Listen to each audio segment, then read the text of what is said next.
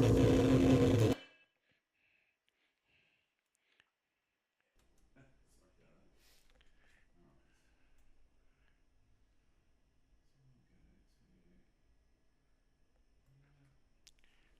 and gentlemen, welcome to day 2 of the 2023 New South Wales Primary Schools Swimming Championships.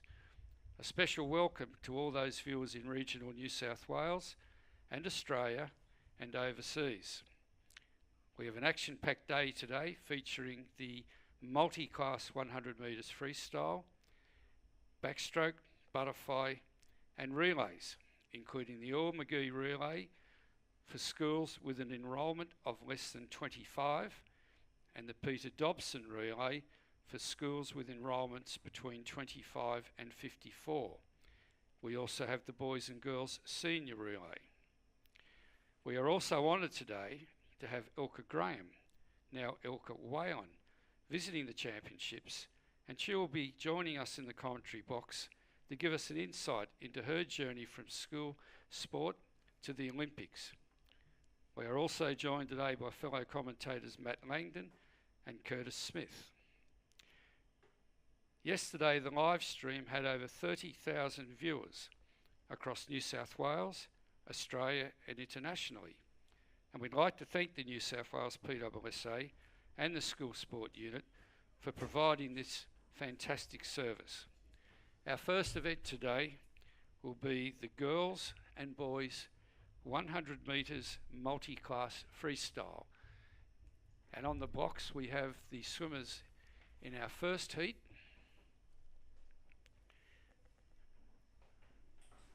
And they are in lane 3, Mace Wilson from Gunning. In lane 4, Dakota Doust from Dapto. Lane 5, Mackenzie Miller from St Mary's Orange. And Margaret Jordan from Kensington.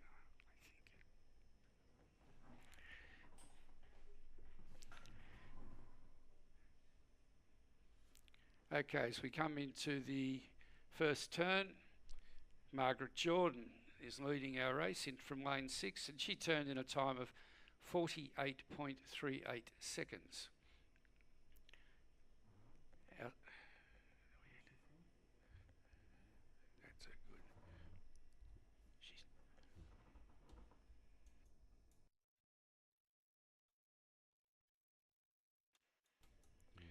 Now in the multi-class events, the placings are only provisional, and the final determination of placings is done on the time the swimmer has swum, the classification of the swimmer, and that comparison, after it's calculated, is compared to the world record, and that determines the winner of the event. So provisionally it will be Margaret Jordan in a time of 1:44.31, finishing this race in first place. And our other two swimmers, this is going to be a great race, will good finish in second.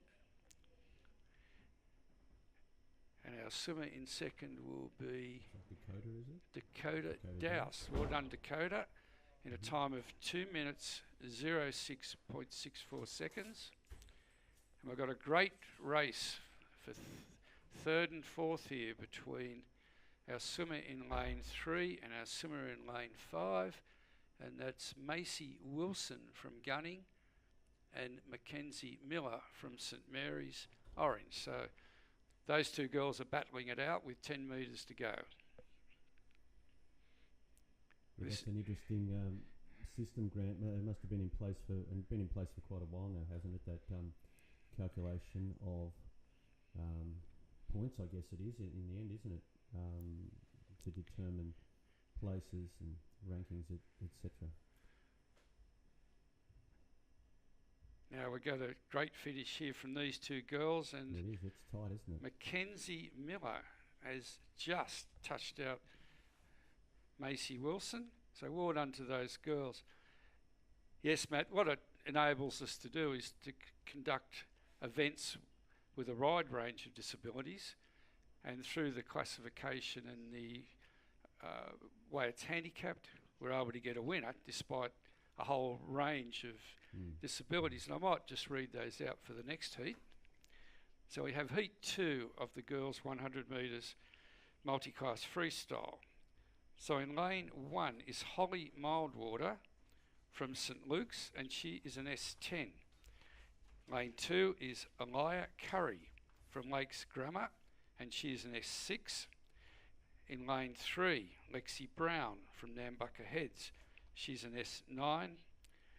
Lane 4, Mia Hogan from St Patrick's Albury, S13. Lane 5, Sienna Compton from St Aloysius Chisholm, she's an S15. Lane 6, Alina Busa from Chisholm Malay Park, and she's an S9. In lane 7, Sora Wong from Putney Public, and she's an S13. And in lane 8, Emily Evans from Emmanuel, part of CIS, and she is an S9.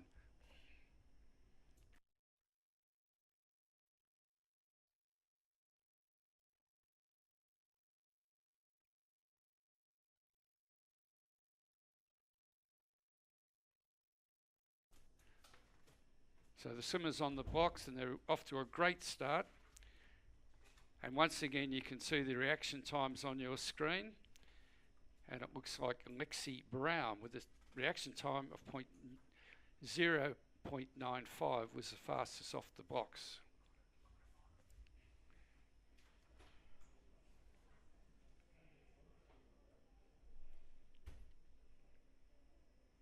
Got a great start to the day with swimming getting underway again after a great first day yesterday. Finished with some individual medleys yesterday afternoon, Grant, that were very well contested. Heats, swimmers, kids must have been pretty tired at the end of the first day, and a lot of those swimmers will be back again today. Those finals are today, and then we've got some other great swimming ahead of us as well. Yeah, today, Matt, we've got the breaststroke and the...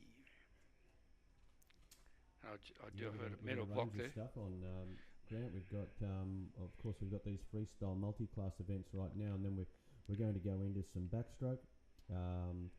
We've also got some more multi-class. We've got multi-class backstroke a little later on today. Some butterfly as well. Some heats in the morning. We've got some small school relay events as well. They're always great. People look forward to those. And in the afternoon, of course, we've got quite a few finals, so plenty to look forward to today. We've got some results there. Okay, so on your screen, ladies and gentlemen, is Mia Hogan. Great swimming lane 4 to finish first in a time of 1:19.06. Second was Sienna Compton in a time of 1:22.36. And third, Lexi Brown in a time of 1:30.58. And just bearing in mind they are provisional results, and we still have our swimmer in lane 1 coming, and she's doing a great job as she approaches the finish. And well done to nice swim, Holly Mildwater. They are provisional results. The final results will once again be a determination of the swimmer's time, the classification, and that comparison to the world record. So moving on now to the boys 100 metres freestyle multi-class. In lane 0, Jake Price from Kalala, and Jake is an S5. Lane 1, Lentil Hunter from Penshurst. Lane 2, Leo Payne from Engadine, and Leo is an S14. Lane 3, Robin Pass from Lawson Public School, and Robin is an S6. In lane 4, Peter Bromham from Burla, and Peter is an S19. And in lane 5 is Samuel Rugendijk from Woy Woy, and Samuel is an S9. So just awaiting the starters' instructions. The swimmers have an option of starting on the blocks, starting on the pool deck, or starting in the water. So one boy's taken the option of starting on pool deck. And that we're off. It's a good start to those swimmers. And we've got our lane 0 competitor starting in the water. So we've got the full range of starts that are available being used in this event. The Eddie Clare used the start in the water.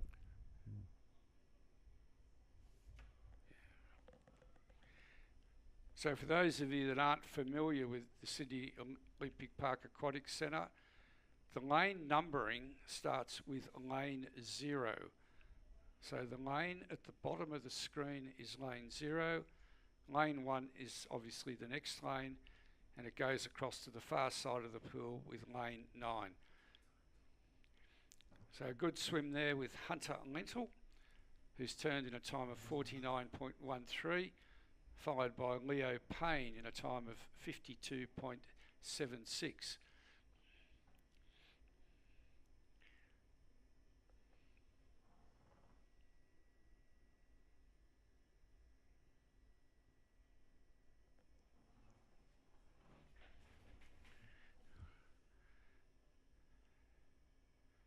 Good performance going in here from all of the swimmers. Nice start to the second day with some multi-class 100 metres freestyle. So coming up to the 10 metre mark, Hunter has established a good lead over our second place swimmer, Leo Payne. So well done to Hunter. He'll come in first place.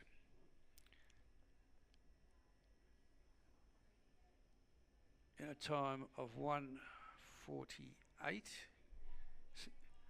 Second will be Leo Payne.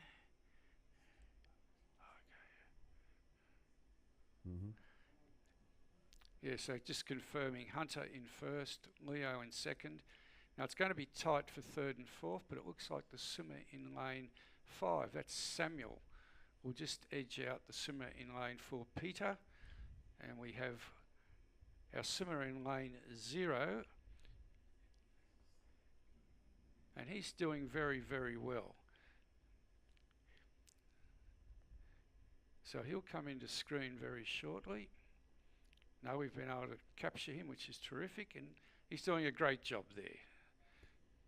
That'd be Jake Price, swimming in lane 0, I think, Grant, that we were chatting about before. I think I gave the wrong name there earlier, but it'd be Jake Price. Yeah, so Jake's doing very well. And we've got lane 9. We've got our swimmer in lane 9 as well.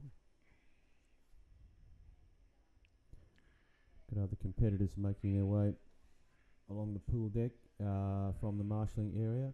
I'd assume they're heading up for a little backstroke action this morning.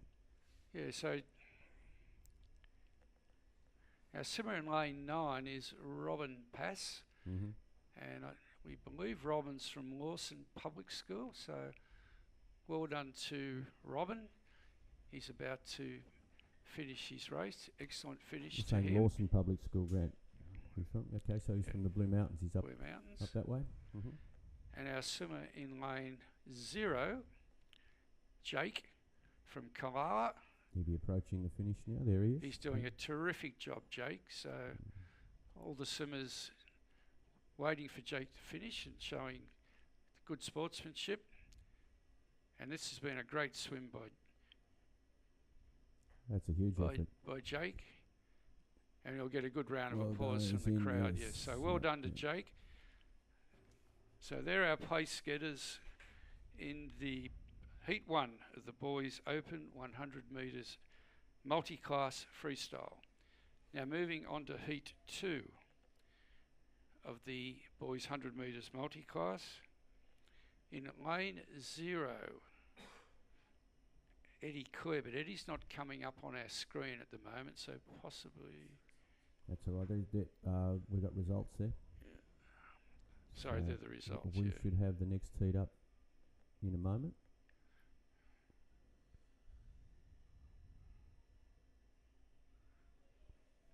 good swim from all those guys, wasn't it? Yes, starting their day. and even though those boys that didn't finish in the top part of the race, they still could be a chance based on the multi-class classification system. So we have the start list now for Heat 2. In lane 0, Eddie Clare from Holy Cross, Helensburgh. Eddie is an S7.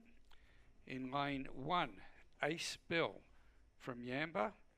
Ace is an S15. Lane 2, James Morley from Lakes Grammar. James is an S7. Lane 3, Michael Williams from John Purchase. Michael is an S14. Lane 4, Joseph Novici from Palmer's Island. Joseph is an S19.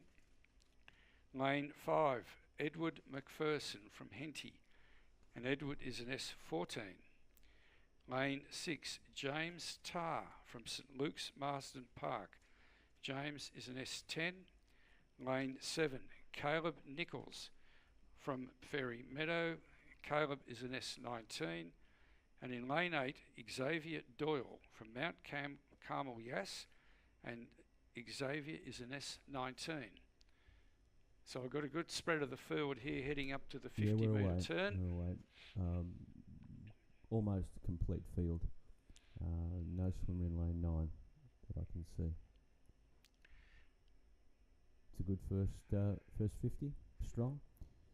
So Joseph in a time of 39.72 will turn in first. James in second in 40.39 and Edward 41.58. So there are our top 3 swimmers heading back to the finish. We've got a bit of a challenge happening from the swimmer in lane 3, and that'll be Michael Williams from John Purchase. So all the boys doing very well, but our swimmer in lane 4, Joseph Nivicki. Joseph will hit the wall in first place. Well done to Joseph.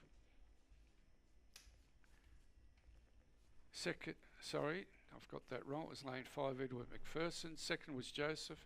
Third was James Tarr.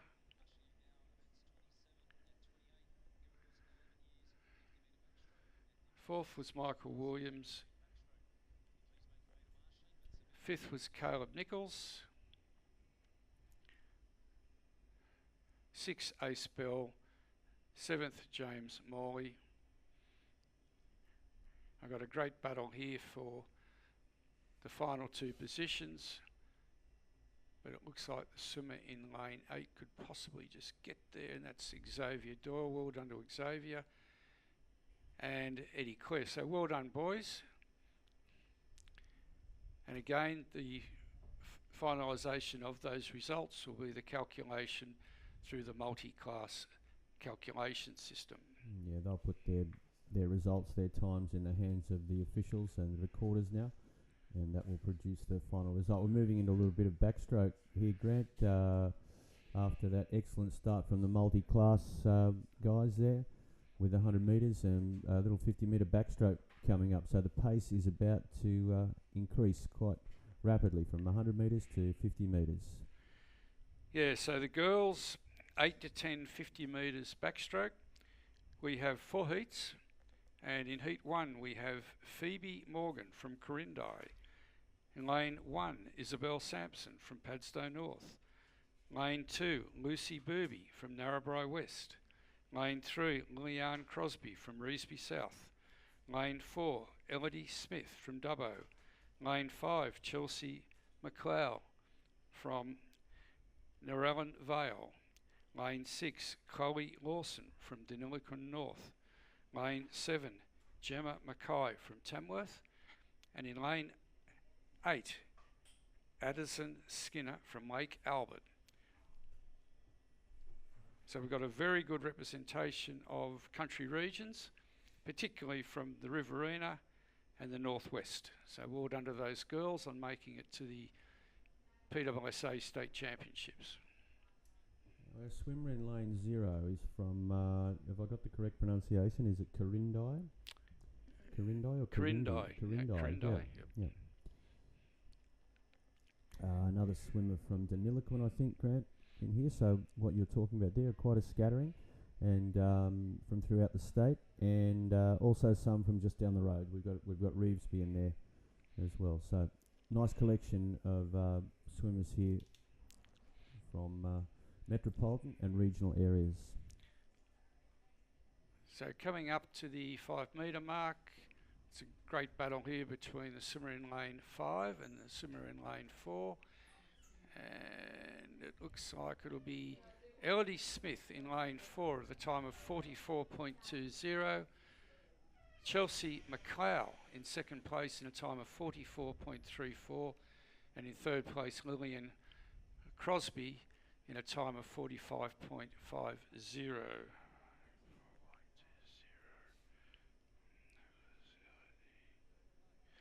Moving on to heat 2 of the girls 50 metres backstroke. In lane 0, Riley Gaffer from Googong. Lane 1, Priscilla Miller from St Mary's, Rydalmere. Lane 2, Indra Stevens from Sutherland North. Lane 3, Bianca Shute from Coolcool North. Lane 4, Sophia Rag Leighton from St Thomas More, Roos. Lane 5, Kayleen Park from Northome. Lane 6, Eva Salulis from Lambton. Lane 7, Julia Zhu from Balmain. Lane 8, Ava Kent from St Joseph's, Merriweather. And in Lane 9, Amelia Borden from Eglinton. So we have a swimmer here from Googong, regional town in New South Wales. My Google information tells me it takes about 3 hours to drive out to Googong, so I'd imagine they may have come down last night. So best of luck to all the girls. The swimmers are in the hands of the starter. And again, the reaction times are there. And we see Julia Zhu with a terrific reaction time of 0.59. So Googong down Canberra ACT way.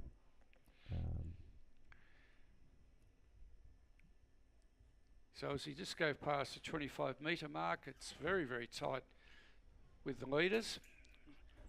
Possibly the swimmer in lane 5 might be just in front. It's a good race.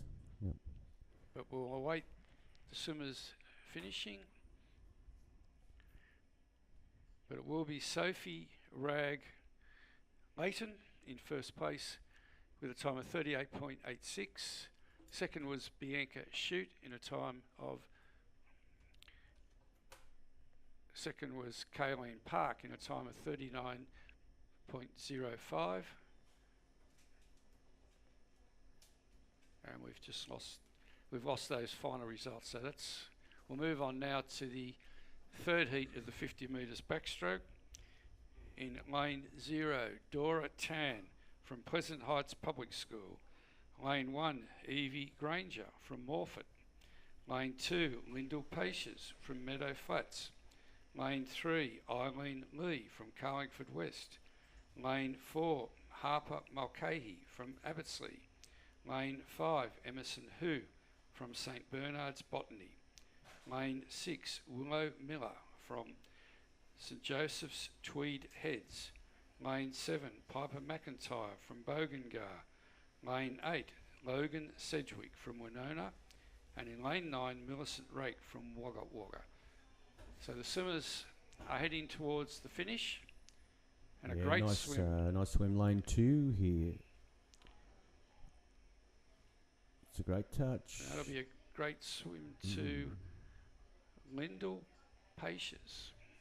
Well done to Lyndall in a time of 38.40.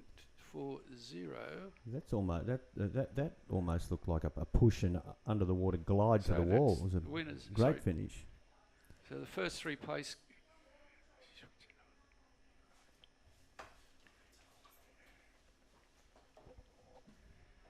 Okay, moving on to heat 4 of the 50 metres backstroke. In lane 0 is Penelope Seckold from Merriweather Heights. In lane 1, Piper Howard from Kingscliff.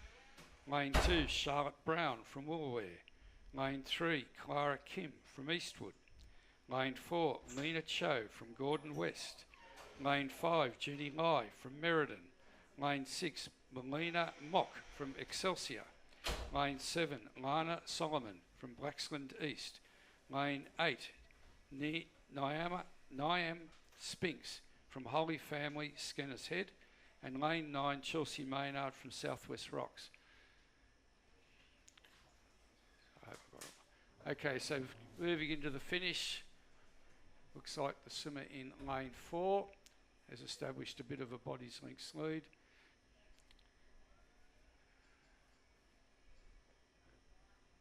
Chatting to one of the officials yesterday, Grant, the changing of the rules. So there's a continual almost changing of the rules, but one of the ones they were talking about was a relaxing of one of the rules, and that is from that 5 metre flag into the backstroke. You're allowed to submerge yourself to some extent and glide, I believe, but is there a glide and kick there? Yep. Okay, we now move on to the first heat of the boys 50 metres backstroke. In lane 0, Cameron Sills from Gunnedah South. Lane 1, Fode Kamara from Lake Kajiligo. Lane 2, James Vandendonk from North Wagga. Lane 3, George Kay from Orange. Lane 4, Camden Menny from Gunnedah South. Lane 5, Parker Smith from Olabo. Lane 6, Nicholas Beddes from Moree. Lane 7, Bo Ellis from Humala. Lane 8, Jacob Meredith from Escol Park. Lane 9, Patrick Miller from Wattle Grove. Now I'll hand you over now to Matt, and he can do the commentary for the next couple of races, and he's joined by Curtis, who will give you some expert opinion. Yeah, so like we're just talking before, Grant, in regards to those finishes, the technical side of the backstroke comes down to the start as well, using and generating that power that the boys use, pulling themselves up onto the start block and using that power. As we can see, it looks like lane 7 at the moment, just gliding into the wall. That lasts about 6 or 7 strokes, and as Matt said, that power and that push into the finish line. And it is just that touch. Lane 8, Jacob Meredith, just in front of lane 5, Parker Smith, and lane 7, Bo Ellis, in a time of 42.80 for our first heat of the boys, 8 to 10 years junior backstroke.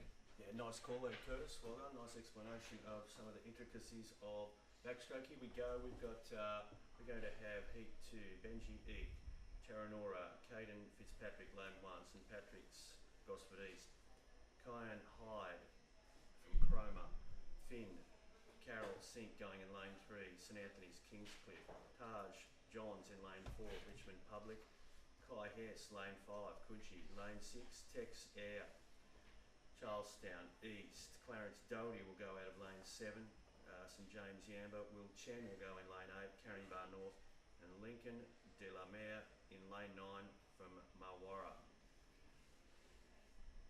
Yeah, just before we jump off, Matt, those last words from either parents or coaches to the boys before they undertake their swimming. It's a very technical stroke. We spoke about it before. Where those where do you really need to take off, Matt, within that 50 metres to know and feel comfortable in that stroke heading into that finish line? So you're saying that there's a strategy there, like in a 50 metre event, similar to like a 400 metre on the track, where you're not going to go flat out all the way. You're going to choose your spot where you're going to have your certain percentages of effort. Is that right? Yeah, that's it. It's just that ability, as we see the boys making their way past that 15 metre mark onto that 25, and they'll know when we see those line ropes either at the 5 metre mark to finish off that race, or the 15 where we have those drop ropes. But it is the student in lane 5 here at the moment, Kyron from Charleston South. Is just the way, look at the way he's gliding into that water. It's usually about that 7 to 8 strokes for our junior students as he glides in and gets a touch there. So it is, I apologise, lane 4, Taj Johns, just in front of lane 3 there, Finn Carroll. But like I said, that last 5 metres is really where they need that technical side. With those strokes, you have those 2 to 7, depending on how that width span into the wall. So there's our finishers for Heat 2 of the junior boys. 37.46, good time. All right, we're going to head into Heat 3, and we've got Mattia Berbotto from Byron Bay in lane 0, Mason Nader, St Monica's, North Parramatta, lane 1, Leo Kim from Excelsior going in lane 2. In lane 3, Lewis Zerska from Castle Hill, Ollie McGee will go in lane 4 from Shaw, Kyron Van Dam in lane 5, Charlestown South, Liam Ann, lane 6, St Michael's Stanmore, Leon Lee, lane 7, Denniston East, Leo Dwyer in lane 8 from Forbes, and Nate Winders, lane 9, Morgan Street. They are away.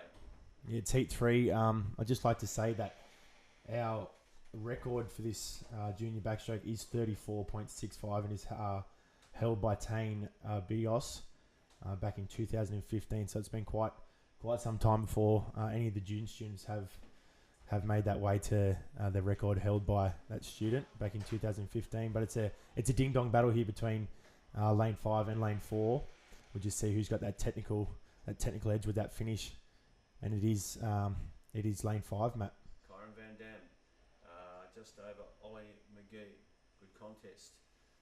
You know, there's got to be a little bit of luck as to what stage of the stroke you're at as well, doesn't there? You know, you're trying to finish, I guess, on a full stroke, but you can't guarantee that. Yeah, back in the swimming days, your coach always used to say, stop turning your head, keep your eyes up to the sky and your hips up, and don't go looking around. You need to involve yourself in your own race in your own space. So it's fantastic to see as we have Heat 4, Matt. Righto, Heat 4, Curtis. We've got Harley Schultz, lane 0, Mount St Thomas, lane 1, Logan Galea, St Anthony's, Picton, Lawson Major, lane 2, Cronulla, Knox Ellis, lane 3, Casino, Daniel Gin, lane 4, Trinity Grammar, in lane 5, Jack Sewell, Lindisfarne, in lane 6, Blake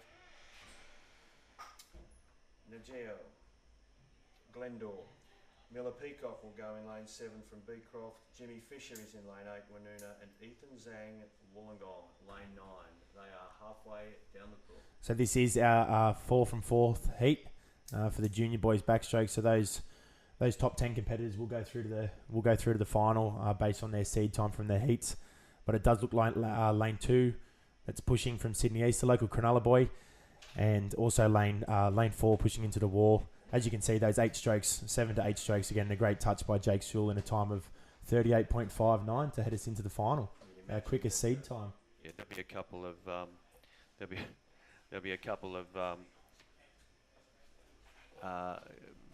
successful candidates there from that 4th heat, because the 4th heat tends to be some of the fastest swimmers.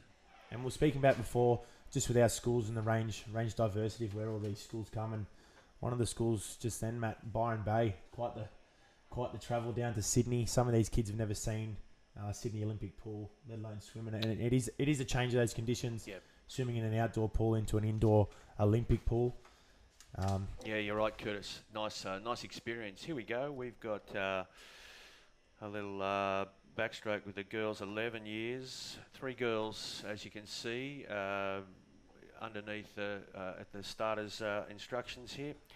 And we've got Sky Knoll, lane 3 from Golgol, lane 4, Hope Smith, Tim Bemburi, Northwest Region, and Celia Gallagher, we were also Northwest Region in lane 5. 3 girls going to try and post a time here, Curtis, that they hope is competitive. Yeah, battling out in the middle of the pool there. Not much in between each of the lanes from 3 to 5.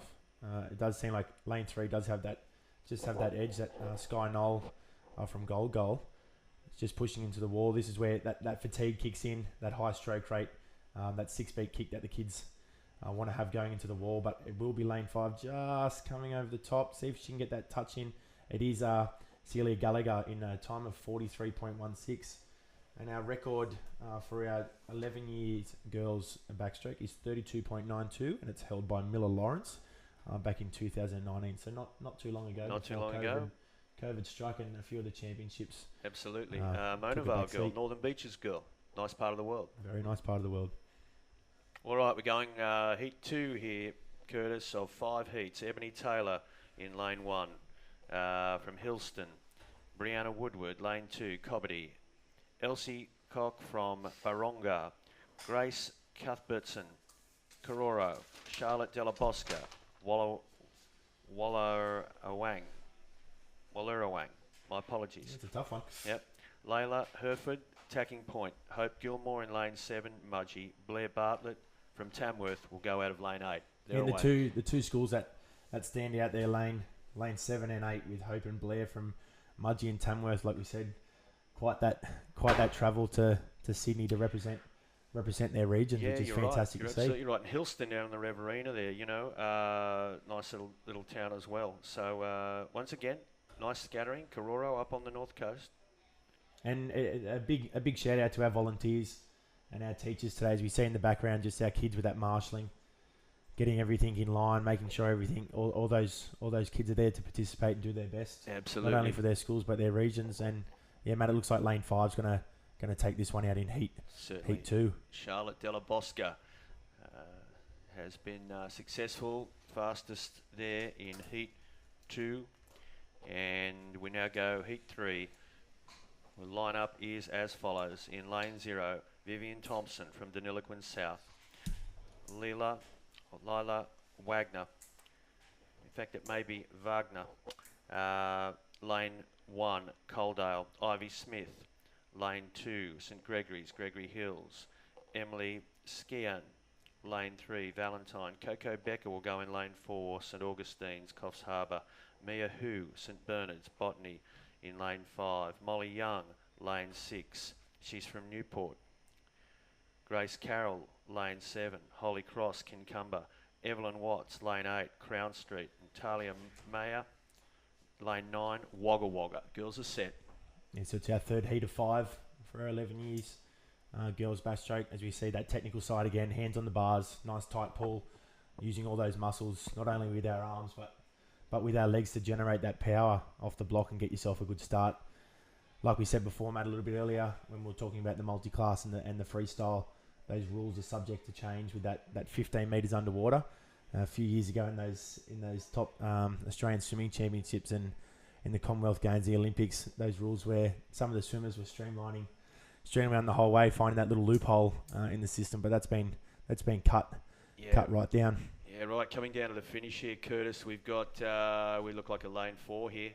And it is Coco Becker who will post the fastest time there, significantly quicker than the previous heat. 35.47. That's a nice swim. It's a great seed time to head into that final, really putting pressure on that record, held at 32.92. So a great swim there by Coco Becker, and not far off the pace there was Molly and Mia, and we see that Mia Hu name come again. Absolutely. All right, we're going into heat 4. Pretty impressive set of heats here. Chloe Higgins will go in lane 0 from Lake Cathy. Olive Neely from Erskineville in lane 1. Vienna O'Connor, Richmond Public. Bethany Klepsig is in lane 3 from Avondale. Ella Clayton, St Teresa's, Mascot in lane 4. Madison Sedgwick, lane 5. Woonona. Lily Andrews, Mimosa in lane 6. Zali Hack, lane 7. Katara South. Hayley Zoo, Connells Point. She will go in lane 8. And in lane 9, Savannah Ovar, Bathurst South. Girls are swimming. Yeah, so getting to that pointy end, heat 4 of 5 for the 11 years girls backstroke, and lane 4's straight out of the gates. You can see that arm speed just ticking over. It's a great technique.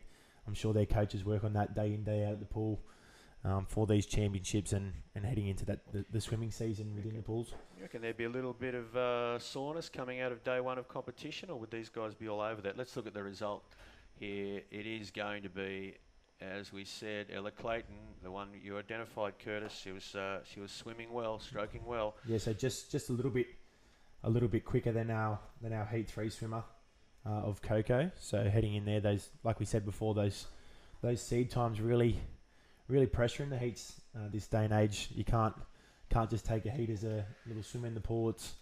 It's everything you've got in the tank to make that big final that everyone's chasing. Try and make those final 10 places for this afternoon. All right, we got final heat coming up here. Jewel Madison Aguilar from Bardia, Sydney Southwest, lane 0. Aurora Lynn, Samuel Gilbert School. She will be in lane 1. Shiori Fujikawa Artaman in lane 3. Ciara Nixon, Corrimal East, is lane 3. My apologies. Molly Ramian, St Xavier's Gunnedah. Elaine Hugh from Ravenswood is in here. Amaya Hill, Penrith. Annabelle Movigliati from Wallsend South. Irene Lee is in lane 8. And Jamie Hugo, lane 9. As the girls just go over that 25 metre mark, I believe it will be the fastest heat with our seed time. So heat 5 of 5 for the 11 years girls backstroke, and putting pressure on the girls from heat 3 and heat 4. And it will be the touch of Molly Ramian in 35.02. So our fastest seed time, just in front of Eleni Hu of 36.02, as we see our final results on the board there. And you just see that PWSA record 32.92 that the girls, no doubt, in the back of their minds will be chasing that. Yeah. And as expected, Curtis, we've got those times coming in as we make our way down through the heats. So we'll see which girls are successful in making their way through to. Sorry, mate. Yeah, as we jump onto heat 1 of 4 for our 11 years boys, we've seen the girls go out and do it, and some fantastic times in that. Now we jump into the boys. All right, we've got Nick Sirik, lane 0, Dalmini, Bailey Crispin, lane 1, Ross Hill, Marcus Skinner, lane 2 from Middleton, Cohen Rathjen from Young, lane 3. In lane 4, Max Polhill, Fig Tree Heights, Milan Raja Jurai in lane 5, Holsworthy, Oliver Krellin, lane 6, Orange, Panayoti Totsis, Cecil Hills, lane 7, Ryan Warnock is in lane 8 from Narrabri West. As we just saw that start, Matt, some of the boys all the way out of the water. So using that strength, we've talked about it previously in our girls' races, using that strength and that power, not only from our arms but our legs.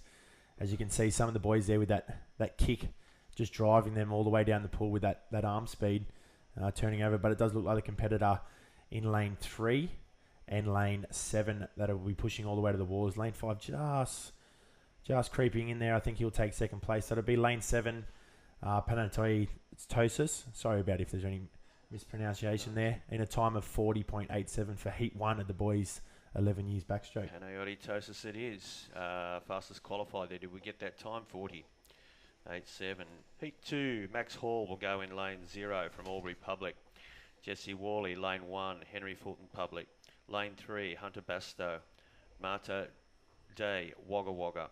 Brendan Makira will go in lane 3 from Kellyville. Zach Brown is in lane 4. Our Lady of Fatima, Carringbar. Callan Atherton, boys are set. Lane 5, Yamina. David Cardi is in lane 6 from Roselle. Joel Pagano, Turramurra, lane 7. Jed Borg is in lane 8 from Caves Beach. And Ryla Hopper Buckland, lane 9. Crescent Head. Here we go. Some lovely beach names. Yeah. Read today. You got your Caves Beach, your Crescent Head. Some nice locations there. Yamina. No, a lot of state championships. Yamina holds those beaches. Yeah, just a fantastic. As the boys, Matt, jump over that 25. Yes, yeah. We'll talk about some surf swimming later, I'm sure, Curtis. And let's concentrate on these guys at the moment because they are coming down to the business end of their heat. And that is tight. We're all in the middle of the pool here. 4, 5. Wow, what a race that was. Zach Brown. A couple of hundredths of seconds in. Yes. In those, splitting those times at 36.09 by Zach Brown and Callan Atherton not far behind him with 36.16. Nice swimming. The times are coming down. Byron Ritchie is in lane 0. There we go. So our top, just jumping back to that second heat, the top 5 swimmers all in that 36-second mark. Very close. All right, Byron Ritchie, lane 0. Ella Dulla in heat 3. Sterling Armstrong, Millthorpe, lane 1. Thomas McCormack, lane 2. St Mary's Casino. Willem Botha from Gymea Bay is in lane 3. Riley Welch, lane 4. Quakers Hill East. Liam Blair, lane 5, Warners Bay. Ryan Keft, Macquarie is in lane 6. William Ryan, St Catharines, Singleton. Clay Nixon is lane 8. And Bo Thompson is Narina Hills. Just with our live stream viewers, if you just saw that start there, the boys do have the option of using two different size bars. So we've got that lower bar and that higher bar, depending on how much they want to prop themselves up. As heat 3 head over the 25 metre mark. It is at lane 4, 5, and 3. Lane 4 definitely making a little bit of a move there, putting in half a body length. as they hit those flags around that 6 or 7 strokes before that lunge to the wall.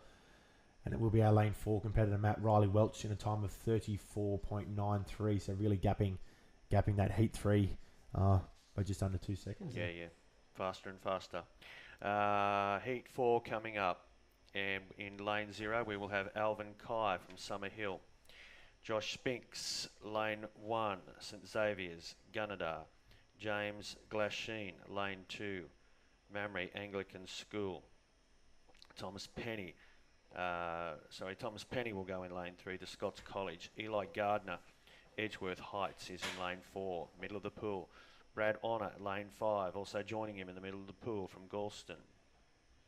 Matthew McDonald, lane 6, St Columbus, Leichhardt North. Tim Dwyer is in lane 7 from Lake Albert. And from Maclean, Oka Stanley's in lane 8, and Ziggy O'Brien, lane 9, Yamba on the far north coast. Here we go. Beautiful part of the world. We see a lot of our competitors here. Heat 4, it will be our fastest heat.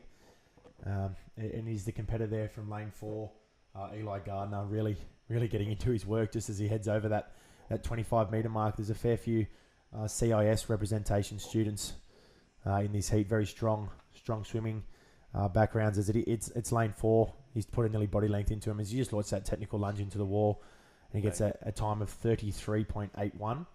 So that'll be our fastest qualifying time. And he brings it under 34. The first swimmer under 34 seconds today. So that's pretty impressive. And that is the conclusion of the 11 years boys backstroke. Yeah, so we send those results off to our recording desk and our results desk, and then they'll be posted for those students to have a look at. We jump into heat 1 of our senior girls backstroke, the 12 to 13 years, Matt. Absolutely, yeah. We got Bonnie Tomeo in lane 0 from Minto, Sophie McMaster, lane 1, North Star, Miriam Clunas from Tamworth, lane 2, Chloe Simmons, lane 3, Wagga Wagga, Maya Easterman, Bel Air, lane 4, Ashley Mitchum, lane 5, Nambucca Heads, Isabel Lavery in lane 6, Moree, Abby Tay, Newbridge Heights, lane 7, Hayley Lorimer, Holsworthy, and Ruby Harris, lane 9, School of the Air. School of the Air? It's got a nice name to it. Yeah. Out in lane 9, Ruby Harris. It's a collection of schools that are on online, etc. to do their learning. We spoke about it yesterday in regards to that live stream and giving the opportunity for not only parents, caregivers, you've got your grandparents, aunties and uncles that can all tune in with our New South Wales PWSA live stream as we have heat 1 for the girls. It's a competitor in lane 2, Sophie McMaster from North Star.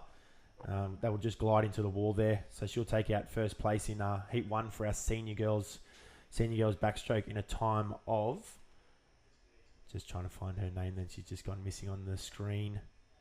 Where is she? There she is, Sophie, 44.46. So from lane 2, as she has a big smile as she looks up to the big board in our swimming. Moving on to heat 2 of the senior girls. Thank you. Yeah.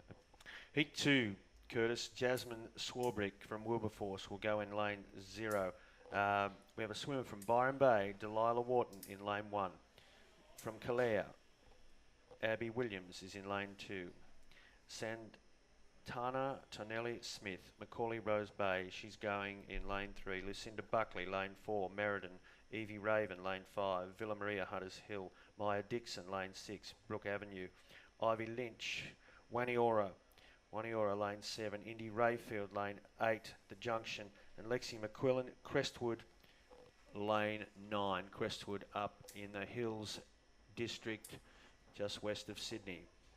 As you saw, a fantastic start. That was all technical there by Lucinda Buckley in lane 4. She stayed down to around that 12.5 mark with that big butterfly kick and that streamlined position, and she's just going to drive through the wall here. So lane 4, there we are, Lucinda Buckley with a time of 33.69. So putting pressure on that record that's held by Jenna Coghill back in 2017 of 32.30. So that's a fantastic swim in a heat that'll get great confidence heading into that final. It's going to be interesting to see these other heats and how and whether they put that record under any threat even in the heats because it's the times are coming in, aren't they?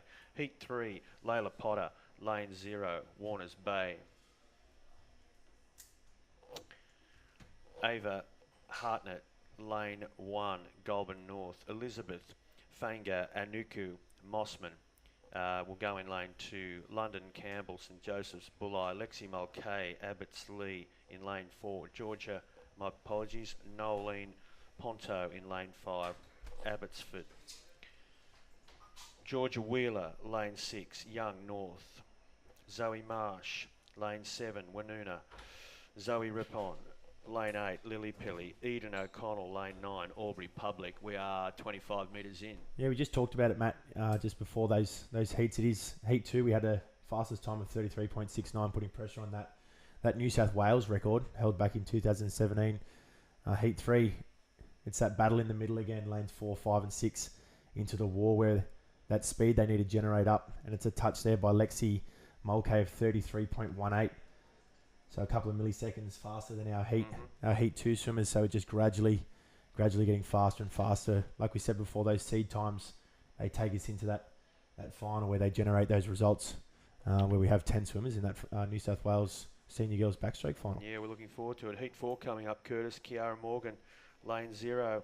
Terranora, North Coast. Ayla Pittock is in lane 1 from Arana Heights. Willow Holm, Gordon West will go in lane 2. In lane 3, Quinn Nayland, St Catherine's, Singleton. Charlotte Lim, PLC, Sydney is in lane 4. Alexis Witten, St Xavier's, Gunnedah.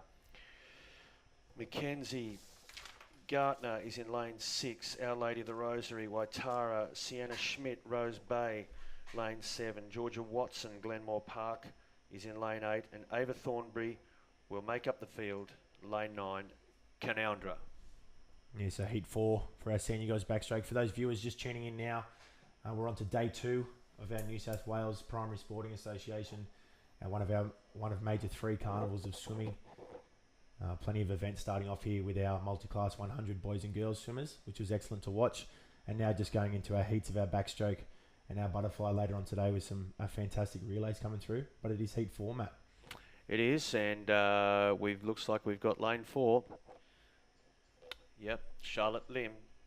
Charlotte Lim from PLC in Sydney. She has posted the fastest time there, 33.45. But it looks like Heat 3, Lexi Mulcahy may have unofficially posted the fastest time in qualifying. We look forward to that final. It should be great to watch. It'll be all 10 swimmers in that final that posted a seed time of 33.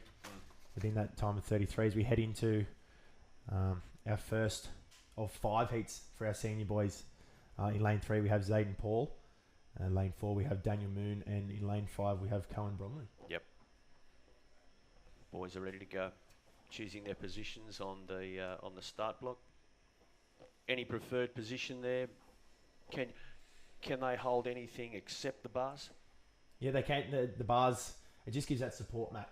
It gets you out of the water, gives you that leverage. Where, like we spoke before, you can use that power generated from your legs and your arms to get you into that preferred streamlined stroke. As we see the competitor in lane 5, Cohen Bromley from Narellan, not too far away, breaking apart our swimmer in lane 4, Daniel Moon, and lane 3, Zayden Paul, as the boys work their way through for heat number 1 in our senior boys 12 and 13 years 50 metre backstroke. If I'm a swimmer, a backstroke swimmer, can I grip any part of that start arrangement, or must I have the bars? You must have those Somewhere bars. on the bars. Yeah, so those hands either on the side, for our viewers that are watching now, hands either on the side, or you have that lower bar or upper bar. Yeah, we don't use that pool deck. Some of our public pools don't have those facilities that are here at Sydney Aquatic Centre. So, like you said, it's trying new things for these kids. They don't quite have those things. Let's have a look at Heat 2 here. Nathan Ross will go in lane 0, Walcher. Riley Garner, lane 1, Baronga. William Merchant, lane 2, Dubbo. Cooper Ward from Glen Innes in lane 3. Reese McKay, lane 4, Tamworth. Luke Busby, Griffith East, is in lane 5. Cameron Green is in lane 6. Blaney, Lachlan Harvey in lane 7, Broken Hill North. And Rowdy Domini Yenda, lane 8, as they make their way down the pool. Yeah, it's lane 6 there. Matt, Luke Busby from Griffith East. So quite the travel down. Yes. it would have been an overnight stay, I'm sure. I imagine so, yeah. Yeah, so it's a good experience, especially when we've got our Easter show kicking off today. There are a lot of people in town, Curtis, in the precinct of Olympic Park. We've got a touch here. Luke Busby it is. In a time of 37.96, and Reece McKay coming in second place there from lane 4 in a time of 40.32. So we've said it time and time again, it's about getting off to that good start, getting into your work and finishing as quickly as you can over those last 15 metres where that fatigue kicks in as we look at Heat 3 of Heat 5. Alrighto, here we go. We've got Edward McGilvray, lane 0, Cudgegong Valley. In lane 1, Nate Mingay, Griffith East. Hamish Carmichael, lane 2, Holy Name, Foster. Adam Dunn is in lane 3, Knox Prep. David Kang, lane 4, Enfield. Benji Linus, Turramurra, lane 5. Max McKellar, Narrawina, is in lane 6. Oliver Havron, Linwood Park, lane 7. Coaloose, lane 8. Lake South, Jude Bateman, lane 9. Coffs Harbour, as they make their way into Heat 3. Yeah, David Kang, that underwater work just showed that skill that their coaches have obviously instilled in them with their swimming. David had a day out at our Sydney East Carnival not too long ago. All right. Breaking plenty of records. And his favourite stroke is backstroke. So it's fantastic to see him, putting in that hard work in the heat, just breaking away there, that half body length from the other competitor in lane 5 of Benji. So David gets that touch there in a time of 33.55, and our record being held by Hayden Huang in 2018 in a time of 31.56. So not too far off of that heat time as we head into heat number 4. Thanks, Curtis. Heat 4, Kai Carmichael, McLean will go in lane 0. Eli Borg, Caves Beach, lane 1. Luke Wilson, lane 2. St Augustine's, Coffs Harbour. Ashton Bone, Our Lady of the Rosary, is in lane 3. Alistair Lowe, St Pius, Enmore, lane 4. Reef Mueller, Green Point, lane 5. Going out of lane 6, Andrew Zhang, Summerhill. Levi Mora, lane 7. From Lucas Heights, Liam Fletcher, lane 8, Forster. And Phoenix Jackson will round out the field of Heat 4. He's from Gledswood Hills, and he will go in lane 9. Yeah, the name that stood out there, Levi Muir from Lucas Heights. I was once a Lucas Heights boy. Okay, all right. Yeah, so it's good to see Lucas Heights still raising the flag at these New South Wales PSSA championships. I know all the hard work that those teachers put in, volunteered their time when we were at school, and now to look back and see that hard work that went in. Yeah, very good, very good. Let's see how he goes. He's got his work cut out here because there's some serious work going on in the middle of the pool. Lane 4 there, Alistair Lowe, a fantastic time of 32.88. I watched Alistair warm up this morning, and he was asking questions in regards to what different blocks and starting positions they can use. So yeah, really thinking about that technical side of his race, and it showed there with a fantastic time of 32.88 as we head into Heat 5, our final heat for his senior boys backstroke. Yeah, we'll round it out here, Curtis, with Heat 5. Callum Ardita from Lindsay Park, lane 0. Jaden Barker, Kellyville, lane 1. Ian Jung, lane 2. Epping West. Jake Schulz, lane 3. Mount St Thomas. Lane 4 will be Carter McGee from Shore. Ethan Saunders, lane 5. Borkham Hills. Alex Villamai, St Joseph's at Bulli. He will go in lane 6. Flynn Trathan from K-Bar, lane 7. Aidan Garai, St Clair's, Narellan Vale in lane 8. Lennox Eek, Terranora. Yeah, so that Carter McGee, that name yesterday got pronounced a lot over our live stream. Just proving he's got that professionalism about his swimming at such a young age. He's been pushed to the limit here by the swimmer in lane 5, Ethan Saunders from Borkham Hills North. Long and strong there from Ethan into the wall at a time of 32.51. Carter McGee coming in second there in a time of 33.68, and Jake Schultz in 35.67. So that'll round out our senior boys backstroke heats. So there we see our results displayed online of 5 of 5. Once again, our record 31.56. So the boys not too far off. No. Just get those technical things right. A bit more power and kick in that swim. I know the biggest one for backstroke is keeping that head positioning. Keeping that head positioning still. We've seen our Olympians, Emily Seabom, over the years, and the fantastic results that she's got So it's such a technical stroke. All swimming's very technical to get as much grip on the water and as much power you can out of those strokes. Thanks, Curtis. We're going into event 51. It is the girls 11 to 13 years, 50 metres backstroke, multi-class. We've got in lane 2, Isabella Wright from Port Macquarie, Makita Starkey, Gosford East in lane 3, Lexi McGovern, Young North in lane 4, Sarah Houston, Wilson Park in lane 5, Mackenzie Miller, lane 6, St Mary's Orange, and Macy Wilson from Gunning. They are our swimmers for Heat 1 of multi-class girls 11 to 13 years backstroke. Here we go. And so like this morning, you spoke to Grant, Matt, just involving that multi-class and how all our results are generated through that percentages in regards to that S14, your S9s, you got your S7s, and you work either physical or intellectual. Yeah, so it's fantastic to see the participation of these students always putting their hand up, giving those chances either in the athletics, the swimming and the cross country. I tell you what, Curtis, it's very much, these events are always also very much appreciated by the spectators. They get right behind these athletes. Must be great motivation for the athletes, but they always get just a great cheer as they head down the pool and particularly on completion of their event. Girls are into it here. Yeah, it's just that rewarding experience. The ability to participate in those events. As we can see, the field is spread out with all our multi-class races. However, the time doesn't define that position that you complete the race in, as it's a swimmer in lane 4, I believe, Sarah Houston from Wilson Park. So Sarah's in that S14 category, and that's a fantastic swim, sub 1 minute. Yep. Is always great over that 50 metres. Yeah, so in a time of 59.03, as we see our other girls trying their hard out and still got that 6-beat kick. Yeah. And that perfect technique all the way into the wall.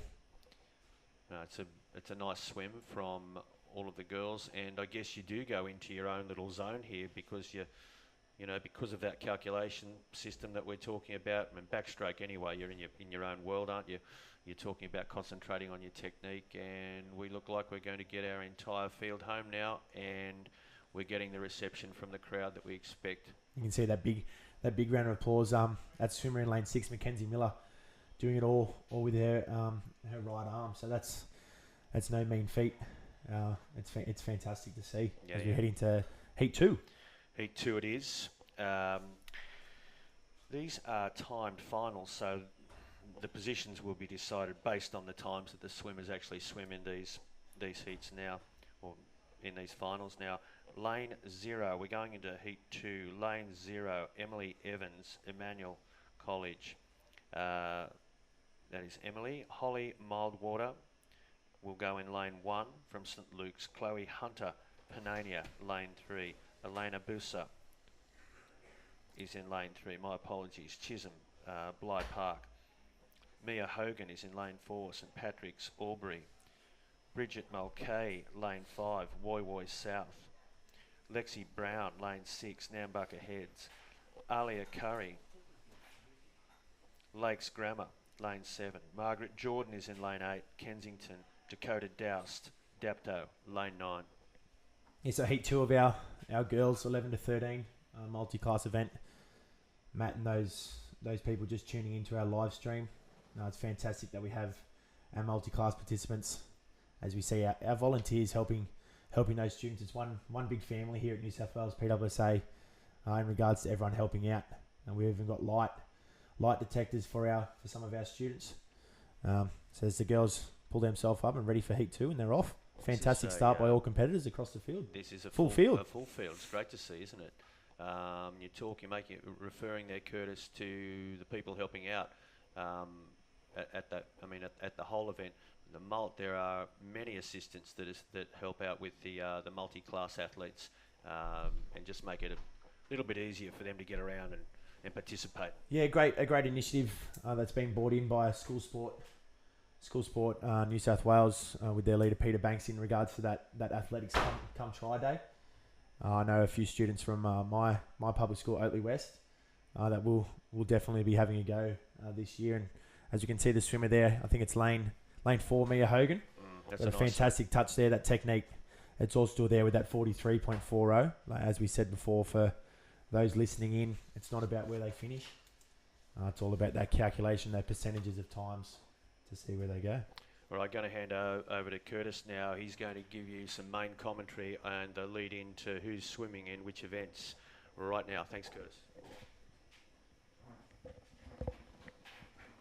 Yeah, so as we just see our results for Heat 2 of our swimming.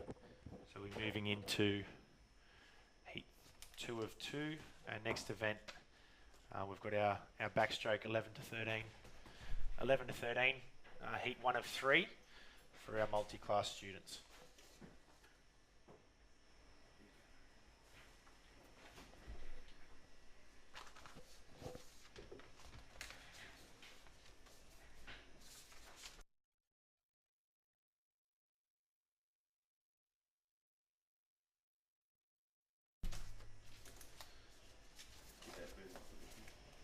Yeah, so our swimmers, as they enter the water, we've got Ace Bell from Yamba, we've got Luca Black in lane 4 from Cora Bell, and Fletcher Ball from Normanhurst Public School. So good luck to the boys. As we welcome Grant back into the commentary box. Grant, do you want to take this race for us, Heat 1?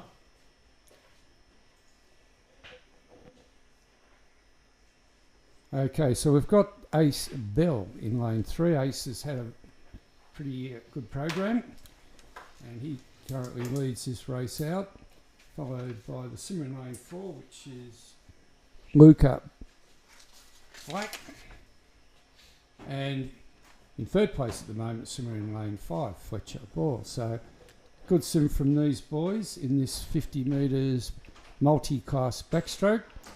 And again, as Curtis indicated, the results for these races are determined by a calculation of the classification, the time the student has swum, and the comparison to the world record. So a good win there to Ace Bell, and Ace is from Yamba on the north coast. Well done, Ace. Beautiful spot, isn't it?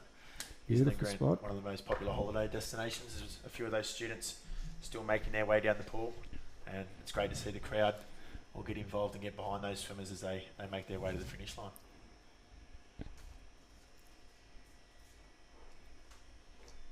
So I've got Luca Black from Cora Bell.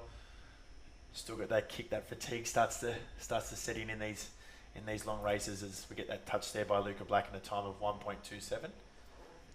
Yeah, for a lot of these students, particularly the country kids, this is a very, very good experience, somewhat intimidating sometimes, but these boys, as the girls have as well, have done very, very well. So well done to Fletcher, and they're our top 3 places, with Ace in first, Luca in second, and Fletcher in third. Well done, boys. Yeah, we head into Heat 2 of 3 for our 11 to 13 years boys multi-class. In lane 1, we have Eddie Clare from Holy Cross, Helensburgh. Lane 2, Liam Domensky from Port Kembla. Lane 3, Jax Taylor from Spring Hill. From St Christopher's, Holsworthy, we have Jacob Ide. Nate Foley, and S14 from Marta D, Camden. Leo Payne, we've seen Leo Payne plenty today in our program. Grant already with that 100 metre freestyle from Engadine. Xavier Wilson from Shell Cove, and in lane 8, Noah Ayres from the Northern Beaches. As we see those, the list of the names for the competitors that will be participating in Heat 2 of 3 for our boys, multi-class 11 to 13 swimmers.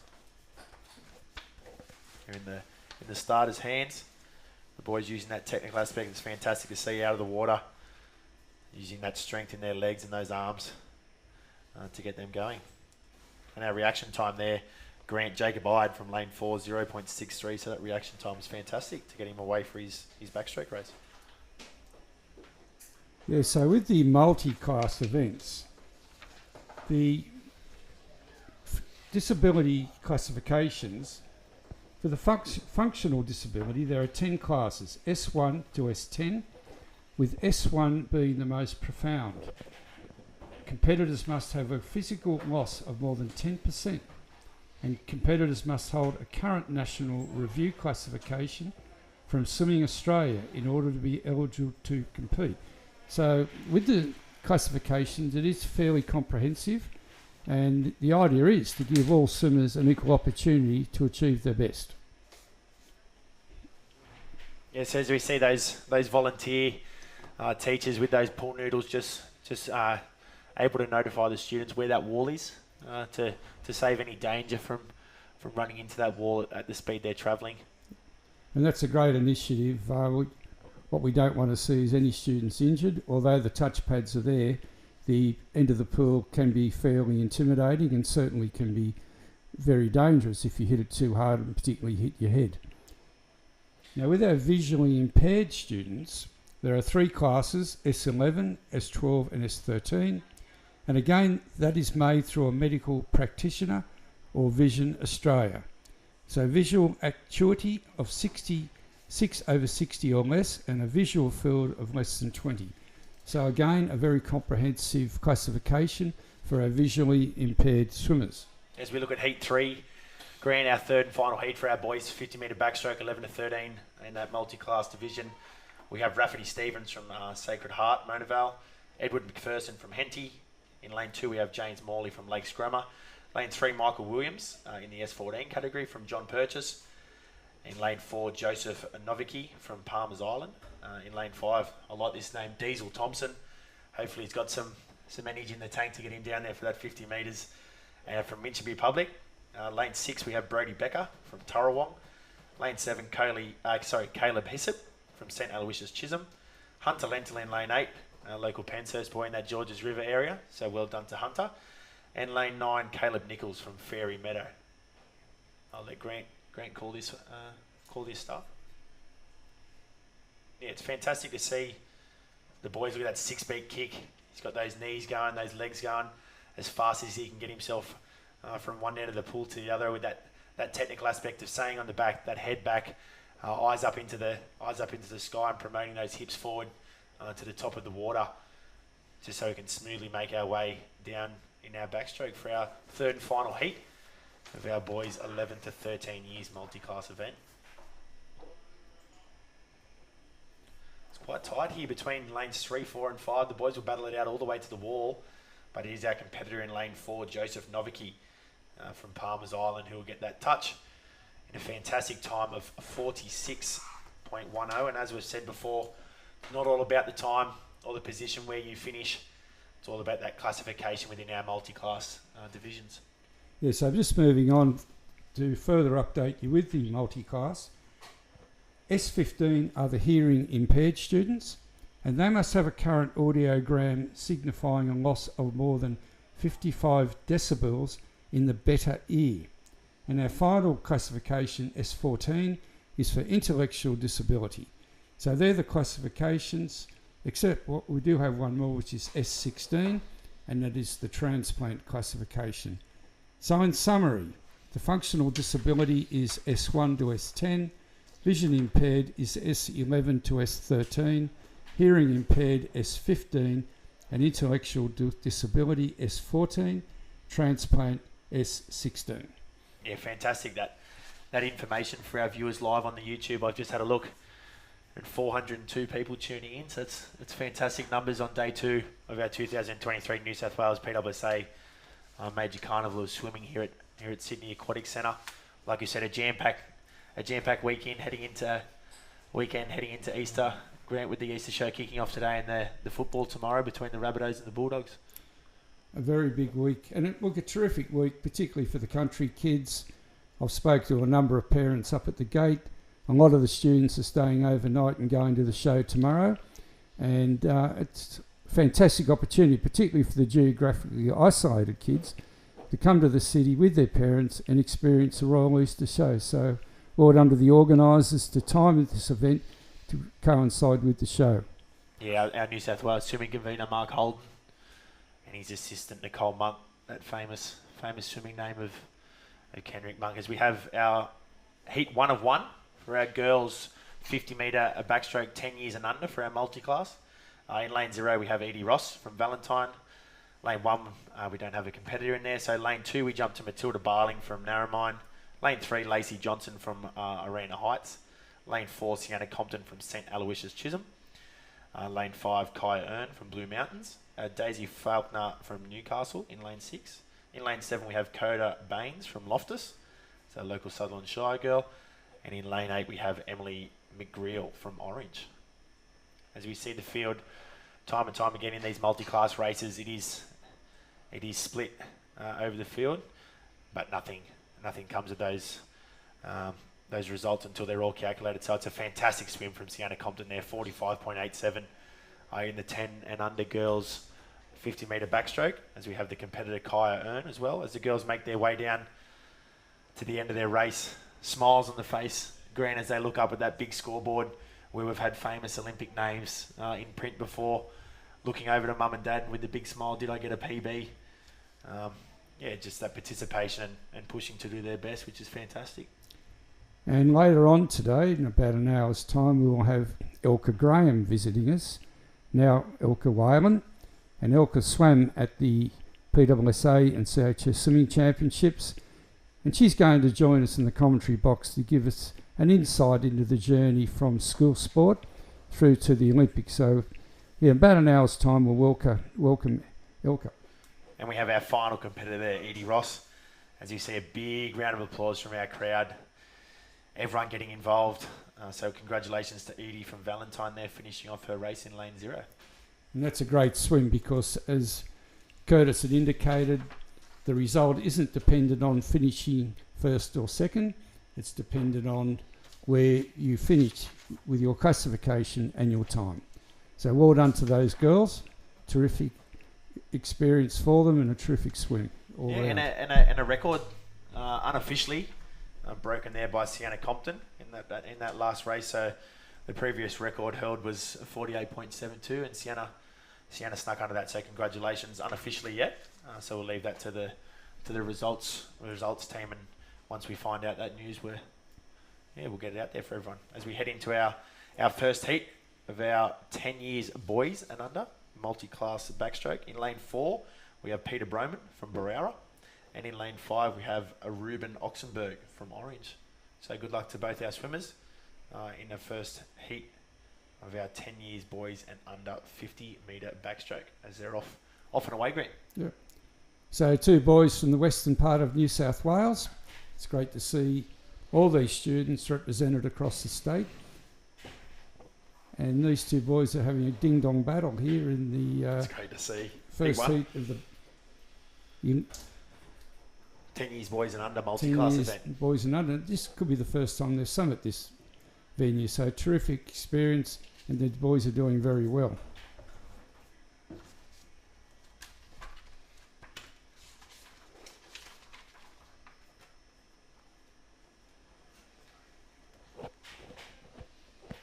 So the boys making their way, heat 1 of 2. We have Peter Broman in lane 4 from Barara and Ruben Oxenberg from Orange.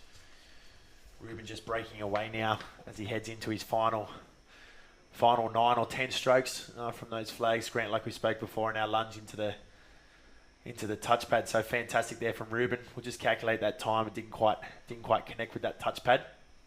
So wait for those times to come through for the boys.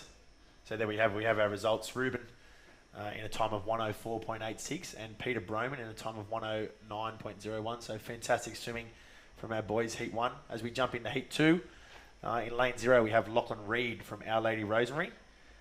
In lane 1 we have Braxton King from Australian CC Marsden Park Catholic College. Hudson Wan from lane 2, Our Lady Mount Carmel and Mount Pritchard. Lane 3, Harrison Shepherd from Foster. Beautiful spot in the world there. Max Drucey in lane 4 from Summerland. Lane 5, Christian Wilson from St Charles Waverley. Lane 6, Riley Johnson from Arena Heights. Lane 7, Samuel Regendijk from Woy Woy. Lane 8, Noah Blackmore from St Christopher's Holdsworthy. And out in lane 9 we have Cooper Ellis, who is our S19 competitor from Wingenbrush. So we've seen a lot of these swimmers compete over the past 2 days. So good luck to them. Probably starting to feel the pinch a little bit now after 2 days of high competition, but they're certainly out there and they're doing their best, which is fantastic.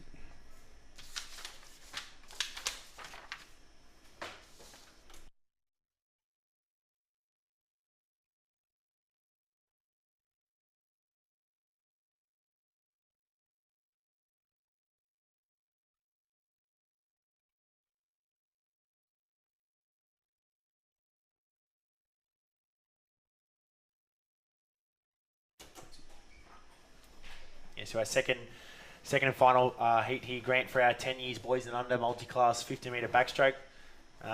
Little Hudson in lane 2 there. I was watching him warm up this morning. A very, very independent boy. It was fantastic to see. Brought a smile to the face. Watching all these students get involved in the warm-up pool, in the big pool as well, and now representing not only themselves and their families, but their schools. And some have travelled quite the distance here to represent there. So it's the boys in lane 4 and 5.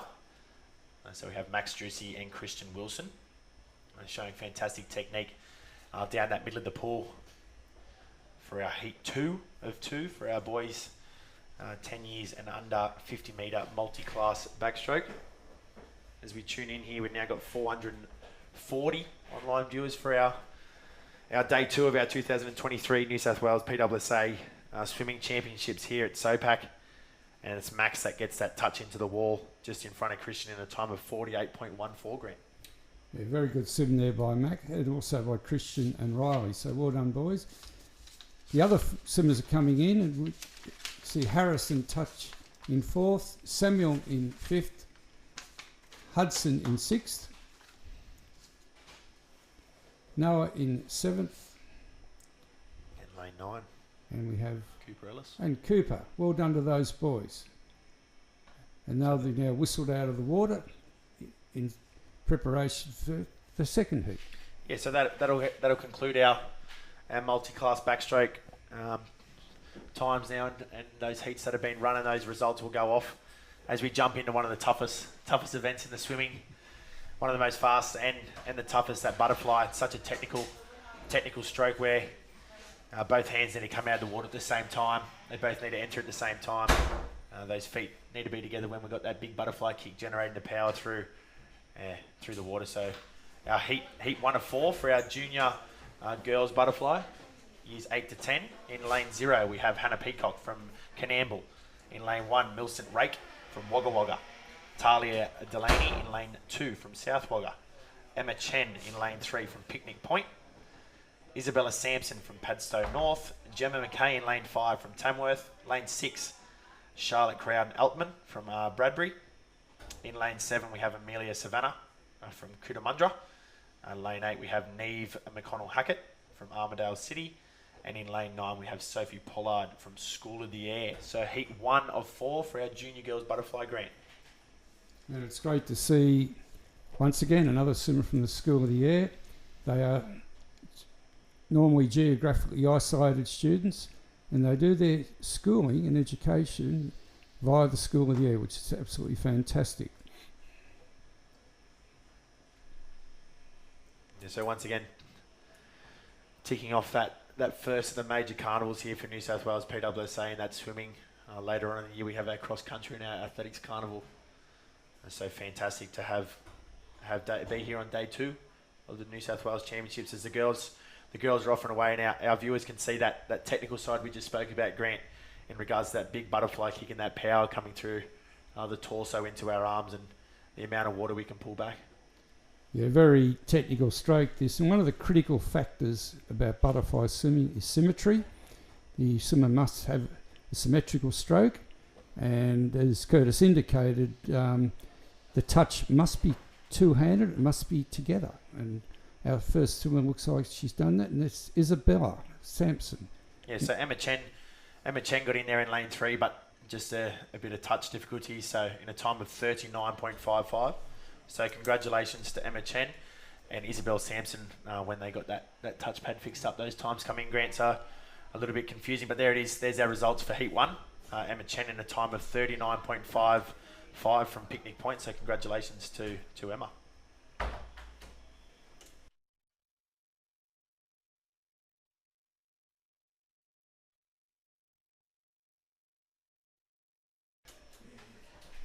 So heat 2 of our girls junior butterflies, so that's the 8 to 10 years old, heat 2. In lane 0, Ella Bryans from Pambula. Lane 1, Ava Milford from St Lawrence. Lane 2, Sophie Ward from Ashtonfield. Lane 3, Ava Donnelly from Our Lady Fatima, Caringbah. Lane 4, Eileen Lee from Carlingford West. Lane 5, Penelope Seckhold from Merriweather Heights. Lane 6, Neve Spinks from Holy Family Skinner's Head. Lane 7, Liliana Macri from Kellyville.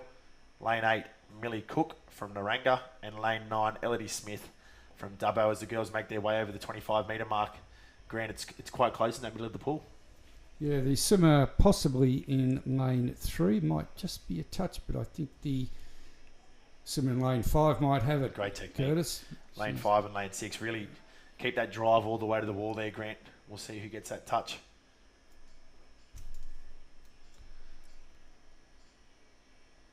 So it's Penelope Seckhold in the time of 36.58. We'll take that.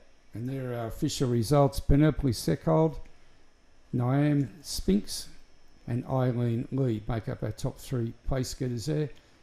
And Penelope's time at the moment with the fastest qualifying time, obviously, going forward towards the finals. So heat 3 of our girls, junior girls butterfly, we have a look at the record there, Grant. 33.28 held by Alexandra Sindonks in 2006.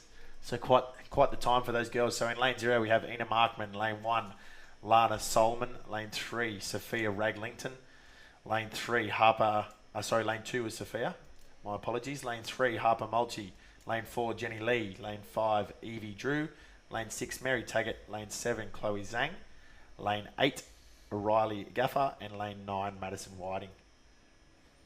So the swimmer in lane 4, Curtis, looks like she's established about half a body's length lead over the swimmers in lane 3 and lane 5. Yeah, so Jenny, Harper and Evie really pushing each other into that wall. Then here's Jenny Lee that gets that touch of 35.47 in heat 3. So we've still got that heat 4 to come, Grant, as we see our results posted there on the live stream on the big board to have a look at. So it's Jenny, Evie and Harper in that top 3. As we head into heat 4 in lane 0, we have Hazel Gadsden from Southwest Rocks, another beautiful place for a holiday up the coast.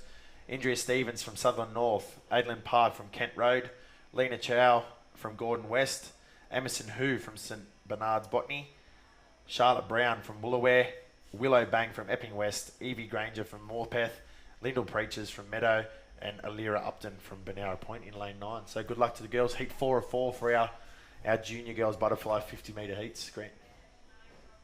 Now keep your eyes on Emerson Hu. Emerson's had a fantastic meet and obviously she'll be out to improve on those results in the girls 50 metres butterfly for 8 to 10 years. As you said, Grant, Emerson Hu, as we look at our start list, only 9 years old. So chasing those 10-year-old girls and just an amazing young athlete at such a young age as we just spoke about. So it is Emerson. It seems in lane 4 there from St Bernard's Botany. That'll get that touch in a time of great into the wall, that power, 34.31. So our fastest qualifying time. Behind her, Charlotte Brown and Lyndall Preachers. So great swimming from the girls. Charlotte Brown, Woolaware Public School. So fantastic. Heat 4 from 4. So those times will now go off to our results desk. They'll be generated for that final of 10 girls coming up later this afternoon in a jam-packed finals package that we have for day 2 of the 2023 New South Wales PSSA swimming. So the girls have done all their hard work. Grant heading into the boys now. Heat number 1 for our junior 8 years to 10 years 50 metre butterfly. In lane 0, we have Jacob Meredith from Eskill Park. In lane 1, we have Jack Duncan from Griffith North. Lane 3, we have Nicholas Bedos from Moree. Lane 3, Cameron Sills from Gunnedah South. My apologies, Cameron. Lane 4, Lincoln Delamere from Mawara. Lane 5, Jacob Single from St Helens Park. Lane 6, Parker Smith from Illabo. Lane 7, Jed Fitzmaurice from Dequilin South.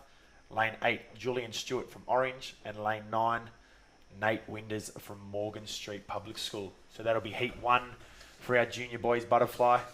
As we can see there on the live streaming, the PSSA record in that top right-hand corner, 32.14, set by Lewis Jewell in 2022. So last year, I wonder if the boys will be out and about to try and break that record, taking poor Lewis only holding it for that 1 year from Scots College in a time of 32.14.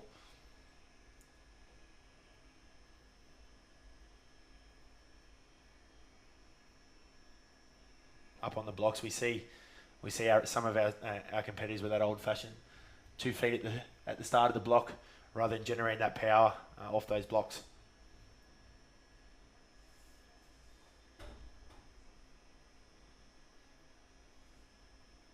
So it's a great start from the competitor there in lane 3, Nicholas Bedos from Moree, and great underwater technique.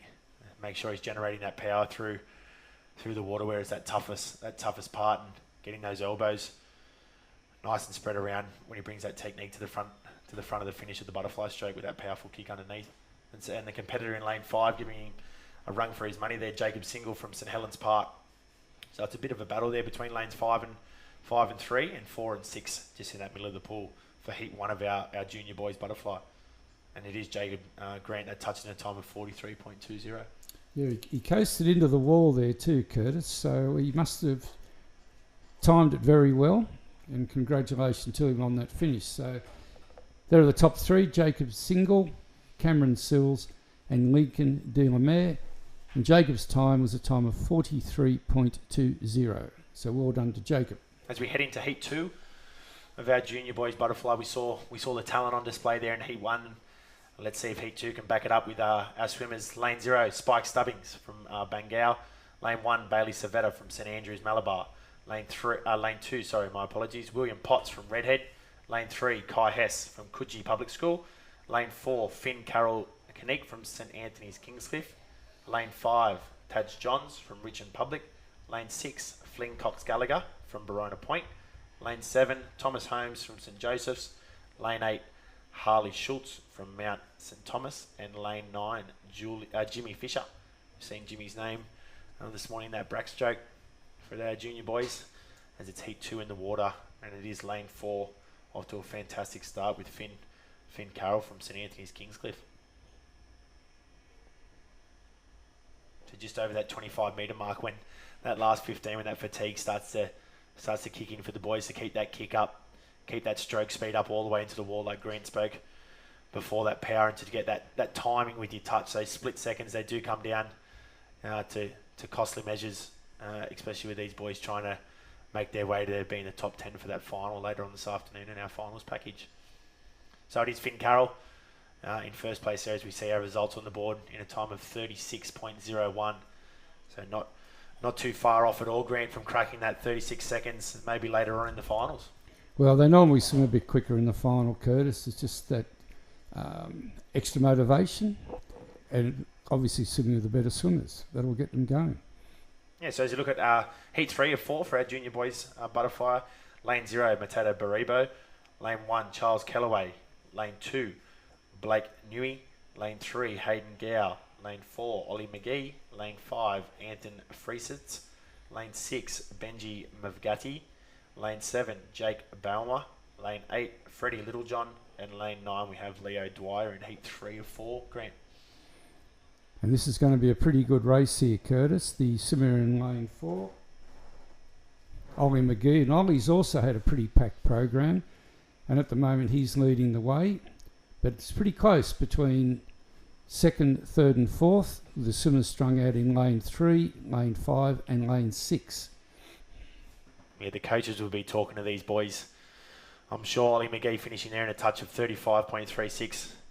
But Grant, what I was going to say is that focus on yourself in these circumstances, these races, the costly timing of looking side to side, as we see our results come up there for heat 3 of our junior boys butterfly, 50 metres. So Ollie McGee, and congratulations taking out that one in heat 3 of 35.36. As we head into our 4th and final heat, this is where our boys with those seed times, the fastest seed times. In lane 0, we have Harrison Hazard. In lane 1, we have Caden Fitzpatrick from St Patrick's, Gosford East. Lane 2, we have Bo Linus from Turramurra. Lane 3, Lewis from Castle Hill. Lane 4, Leo Kim. Lane 5, Daniel Jin from Trinity Grammar School. Lane 6, Bo Cedars from St Monica's, Richmond. Lane 7, Titnus Teo from Artarmon. Lane 8, Knox Ellis from Casino. And lane 9, Camden Many from Gunnedah South Green in heat 4 of our junior boys 50 metre butterfly. And it's a good start from all swimmers there, Curtis. The swimmer in lane 4 is just leading. That's Leo Kim. And Leo is from Excelsior Public School. Excelsior Public School, yes.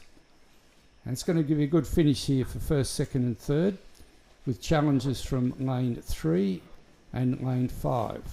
So our fastest time there, Grant, of our four heats of 35.06 from Leo Kim. Like we said, it is that age groups from the boys 8 to 10s. We have a few nine-year-olds in there. So it's fantastic results there for our boys as we head over to our girls 11s butterfly. And I'd like to invite Matt back into the commentary chain to accompany Grant.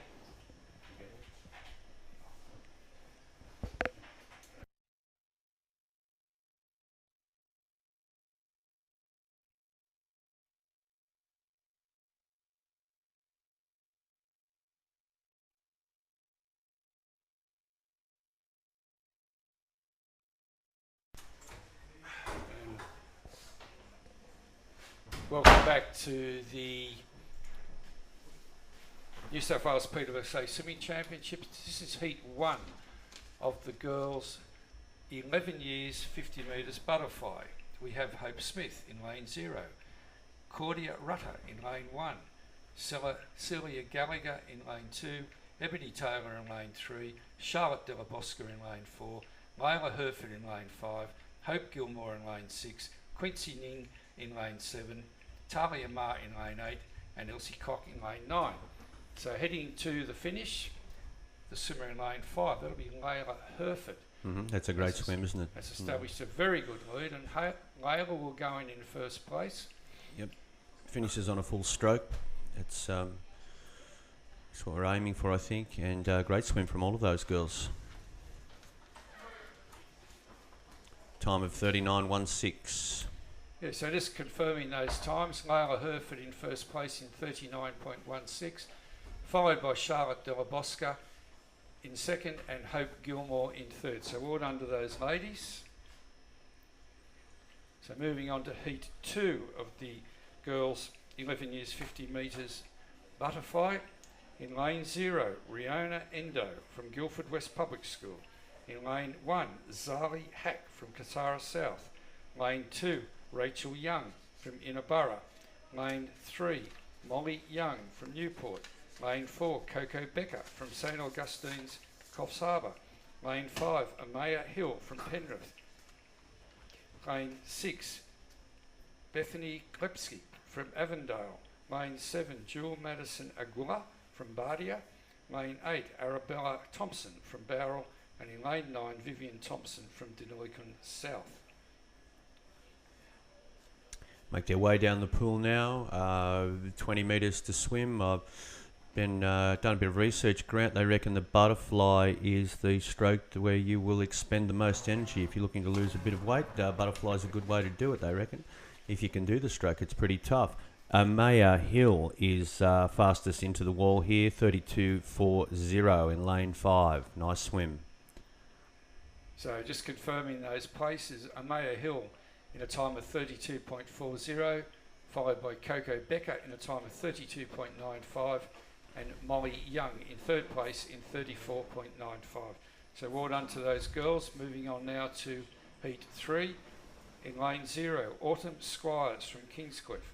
Lane 1, Sienna Chung from Lidcombe. Lane 2, Madison Sedgwick from Winona. Lane 3, Ivy Smith from St Gregory's, Gregory Hills. Lane 4, Ella Clayton from St Teresa's Mascot. Lane 5, Chloe Joe from Denniston East. Lane 6, Clara Dixon from Corrimal East. Lane 7, Lily Ricketts from Sans Souci. Lane 8, Annabelle Movi Galati from Wallsend South. And in lane 9, Jamie Hugo from Holsworthy. Here we are, Grant, halfway into it in Heat 3 for the 11 years girls, and pretty even contest in the middle of the pool here. Lanes 4, 5, 6. In fact, lane 3, 4, 5, 6, all in the mix here. This is going to be close. Ciara Nixon, 33.39. Lane 6. She had good company. Girls scattered around her there in very close proximity. Ciara, I think, Nixon. Can you think Kiara? Yeah.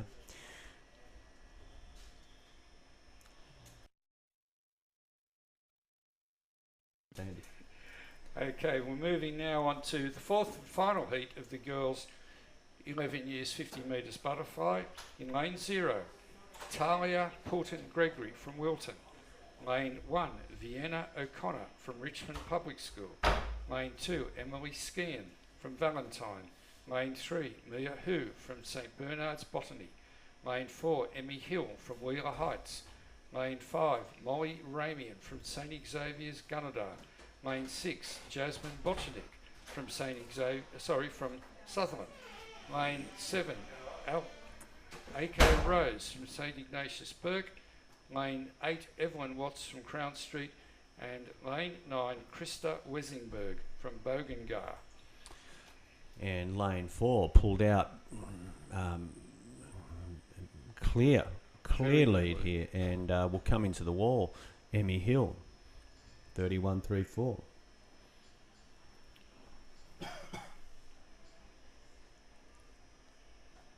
So confirming those paces and times, Emmy Hill in a time of 31.34 is our winner.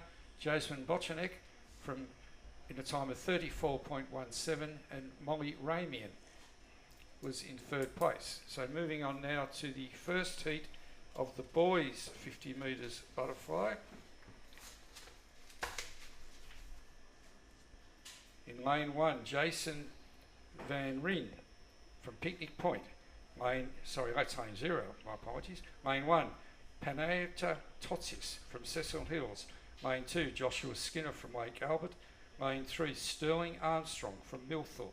Lane 4, Bailey Crispin from Ross Hill. Lane 5, Mac Oxley from Armidale City. Lane 6, Max Poynton from Forbes. Lane 7, Cohen Rathjen from Young. And in lane 8, Milan Raja Durai from Holsworthy. All right, well, it's with lanes 5, 6 and 4 here at the moment, and lane 2 going very well as well. So going to be a good contest coming down to touch. Lane 2's in it, and We have the simmer in lane. yeah, it's going to be lane 5. Yep, finished on the stroke. Mac Oxley is our man there, 39.55. Josh Skinner, Max Poynton. And there are our official places. Mac Oxley, Joshua Skinner and Max Poynton. And Mac's time was a time of 39.55. Moving on to heat 2 of the 50 metres butterfly for boys. In lane 0, Lockie Helms from Ulladulla. Lane 1, Oka Stanley from McLean. Lane 2, Davin Carty from Roselle. Lane 3, Thomas Penny from the Scots College. Lane 4, Eli Gardner from Edgeworth Heights. Lane 5, Zach Brown from Our Lady of Fatima Caringbah. Lane 6, Thomas McCormack from St Mary's Casino. Lane 7, Joel Pagano from Turramurra. Lane 8, Brendan McIra from Kellyville. And in lane 9, Cruz Kendall from Lake Kajeligo. Lane 4 cleared out here, Grant. No surprise in the middle of the pool, according to the seedings. And that'll be Eli Gardner from Edgeworth Heights. So he's doing it nicely. He's established 3/4 to a body length here. it's going to be very tight for the minor placing. So Yeah, I agree. Yep. He's in, Eli Gardner, in 32.63. Strong time. Remember, competitors attempting to qualify for finals this afternoon. So the official results are Eli Gardner at a time of 32.63, Thomas Penny in second place, and Thomas McCormack in third place. So well done to those boys. Moving on now to heat 3 of the 50 metres butterfly. In lane 0, Ziggy O'Brien from Yamba. Lane 1, Jack Nigel from Lewisham. Lane 2, Alexi Terif from Gladesville. Lane 3, Liam Blair from Warners Bay. Lane 4, Lewis Jewell from the Scots College. Lane 5, Verdant Carr from John Palmer. Lane 6, Bradley Honour from Galston. Lane 7, Caleb Gann from St Brendan's Armidale. Lane 8, Bo Thompson from Hills, and in lane 9, Clay Nixon from Benvenue. Boys are into their work here once again. Clear lead has been established in the first 30 metres. And that'll be Lewis Jewell from the Scots College. And Lewis has had a great meet. Oh, he's going to glide in there. That's nice. He's done a good finish there. Again, the minor placings are very, very tight. Well done to all those boys. So confirming the top 3 place getters will be Lewis Jewell in a time of 31.58. Second place, Bradley Honour. And in third place, Vedant Carr. So well done to those boys. Moving on to heat 4 of the boys 50 metres butterfly. Lane 0, Timothy Dwyer from Lake Albert. Lane 1, Willem Botha from Gymea Bay. Lane 2, Thomas McDougall from St Nicholas Tamworth. Lane 3, Josh Spinks from St Xavier's Gunnedah. Lane 4, Aris Farizas from Trinity Grammar. Lane 5, Riley Welch from Quakers Hill East. Lane 6, Matthew McDonald from Columbus Leichhardt North. Lane 7, William Kembry from Hamilton. Lane 8, Ryla Hopper Buckland from Crescent Head. And in lane 9, Byron Ritchie from Armadale. All right, well, this is going to, Grant, this will be rounding out the heats for the 11 years boys in the 50 metres butterfly. Lane 4, Aris Farisis, 33.06, strong time. And these have all been very, very close finishes.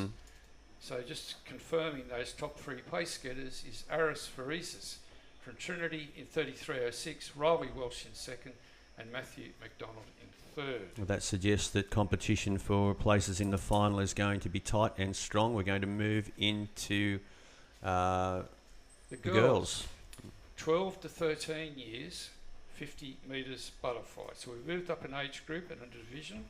In lane 0, Miriam Clunas from Tamworth. Lane 1, Addison Barnes from Picton. Lane 2, Grace McDonald from Deniliquin North. Lane 3, Ruby Harris from School of the Air. Lane 4, Jasmine Schwabik from Wilberforce. Lane 5, Georgia Watson from Glenmore Park. Lane 6, Ella Senior from Moree. Lane 7, Kaya Fellows from Camden South. Lane 8, Kelly Briggs from Gunnedah South. And in lane 9, Abby Freeman from Wattle Grove. Very nice. We've got a record set here in 2015 by Lydia Murray of 29.47 for this age group. So the girls are heading towards the finish, and it looks like the swimmer in lane 5, and that would be Georgia Watson. There's a little bit of something to say here in lane 2 as well.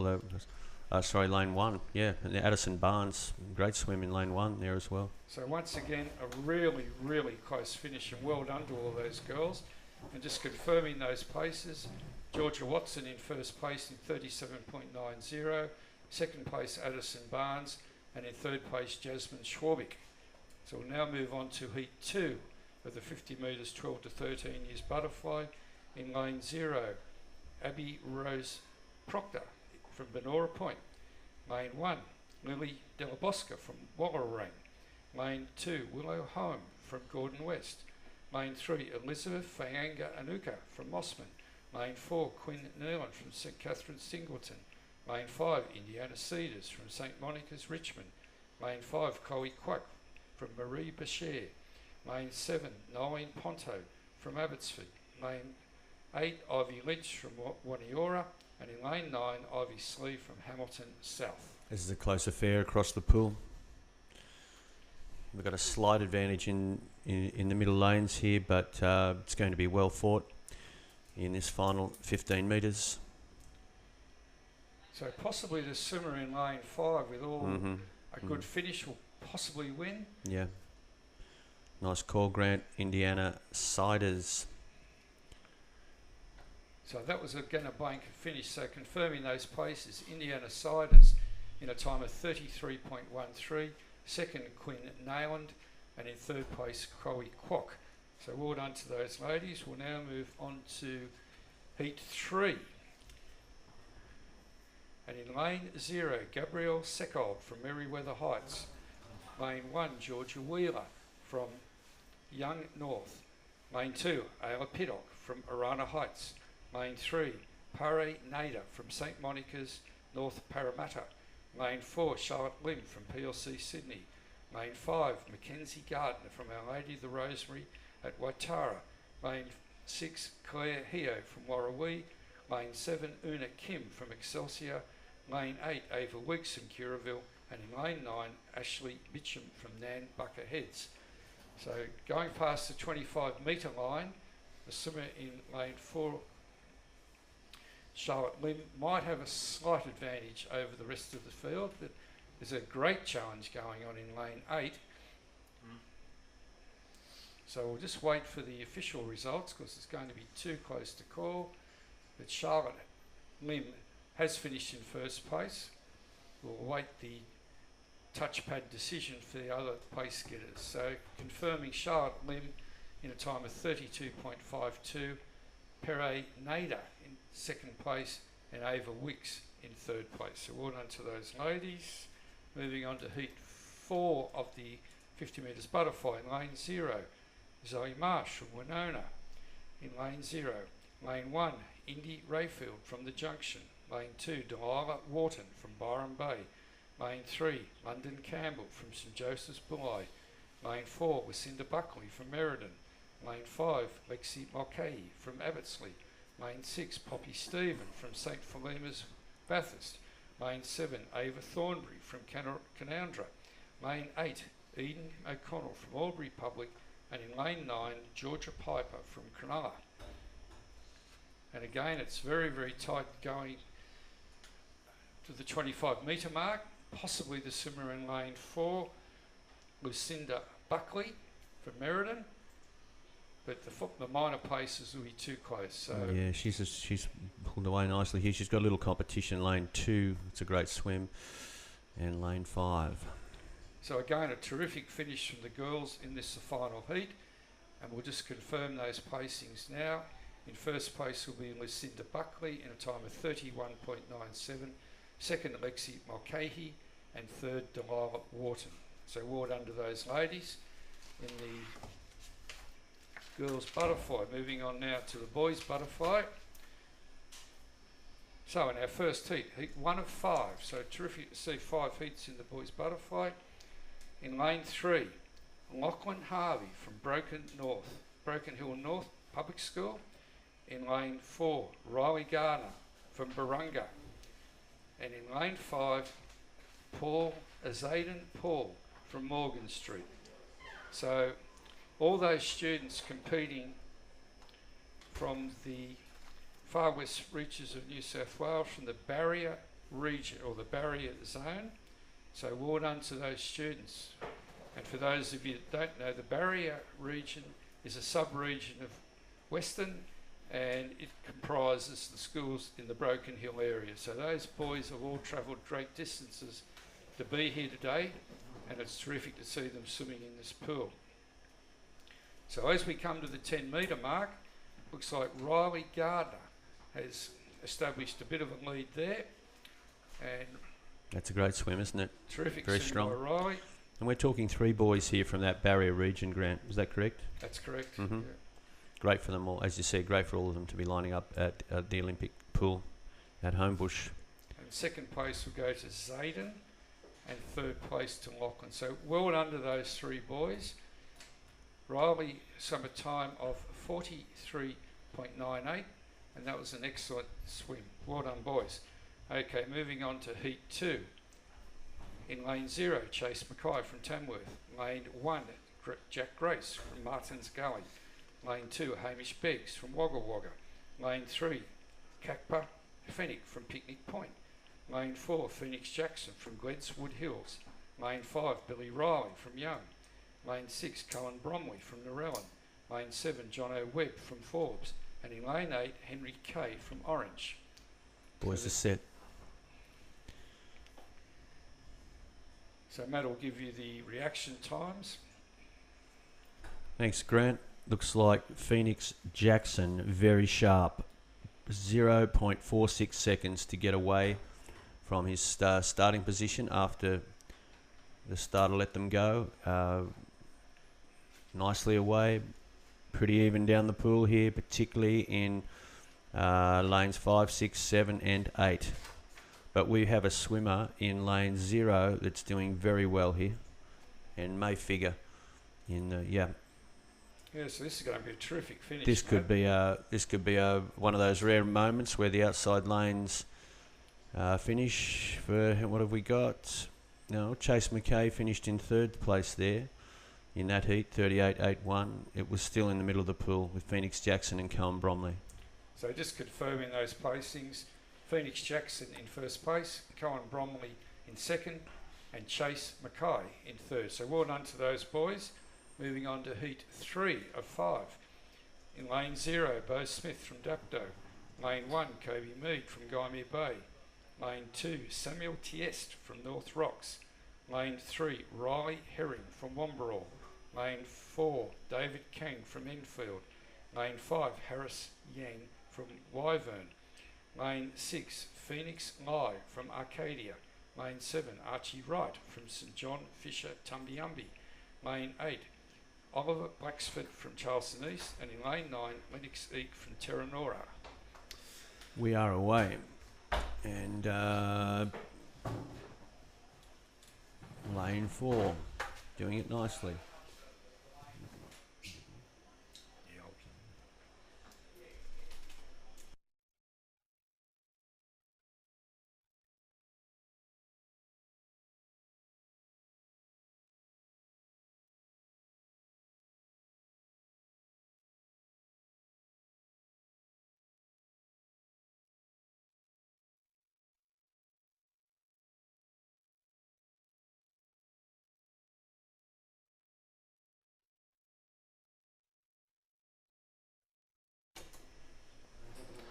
Moving into heat 3 of our senior boys butterfly. Heat 3, in lane 0 we have Bo Smith from Dapto. Lane 1, Kobe Mead from Gymea Bay. I'm sure his uncle Steve Mead's tuning in. We might be looking at a heat 4 here, Curtis. I apologise. Yeah, that's my fault. So let's get on with heat 4. We'll jump into heat 4. Yeah. Lane 0, Jude Bateman. Lane 1, Liam Fletcher. Lane 2, Callum Ardia. Lane 3, Alistair Lowe from St Piers. Lane 4, Jacob Deere from St Graham's. Lane 5, Ethan Saunders from Borkham Hills North. Lane 6, Alex Viami from St Joseph's Bulli. Lane 7, Eddie Alowick. Lane 8, Jaden Barker. And Lane 9, Edward McGilvray, as we head into our 4th heat of our senior boys 50-metre butterfly. Yeah, apologies there, viewers. We just had a little glitch with our announcing. We're back on track, and we are with heat 4 here. The senior boys butterfly, nice swim, middle Jacob of the pool, Deere, bang, straight over the top. Yep. 31.42. Be our fastest qualifying time I'd imagine thus so. far, heading into our Yep. 5th and final heat. So congratulations to Jacob, and in 2nd place and 3rd place, Ethan Saunders and Alistair Lowe, as we see our results coming up onto the screen for our viewers that are tuning in on our New South Wales PSSA sporting YouTube. And it's fantastic that we can give these live images and videos to all the spectators that can't make it here today. It is good, Curtis. You'll notice there are a few photographers around, official photographers as well, and those photographs will be available on the official website a little later today. I was having a chat with some of them earlier, doing some great work. Here we go, heat 5. Yeah, heat 5. In lane 0 we have Kai Markle. Lane 1, Sebastian Chalub. Lane 2, Jake Schultz. Lane 3, Noah Dickin. Lane 4, that name keeps popping up, Carter McGee. Here he is. Yep. Lane 5, Benji Linus. Lane 6, Levi Muir, or Levi, I apologise. Lane 7, Ashton Bone. Lane 8, Nate Mingay. And Lane 9, Reece McKay. 5th and final heat of our senior boys 50-metre butterfly heats. Yeah, you're right. And you'd imagine that you're just talking about Carter McGee, but he's probably got a few of the guys that he's used to swimming alongside around him as well that are going to make his life or make him work a little harder. So let's see how he goes here. And it is Carter McGee, lane 4, 30 seconds, 0.98, solid time. So it is our fastest time for our senior boys butterfly heading into that final. And only got that second to go to crack that record of 29.92 as we see Could there be on under the board. threat in Imagine this afternoon. All right, we're going to, well, that completes the heats for the senior boys. Butterfly, it's relay time, Matt. This is Most- an exciting time, most exciting time. for all championships. Doesn't matter if it's swimming or athletics or anything. Small schools relays, the Earl McGee Small Schools Relay, and also the Peter Dobson Small Schools Relay.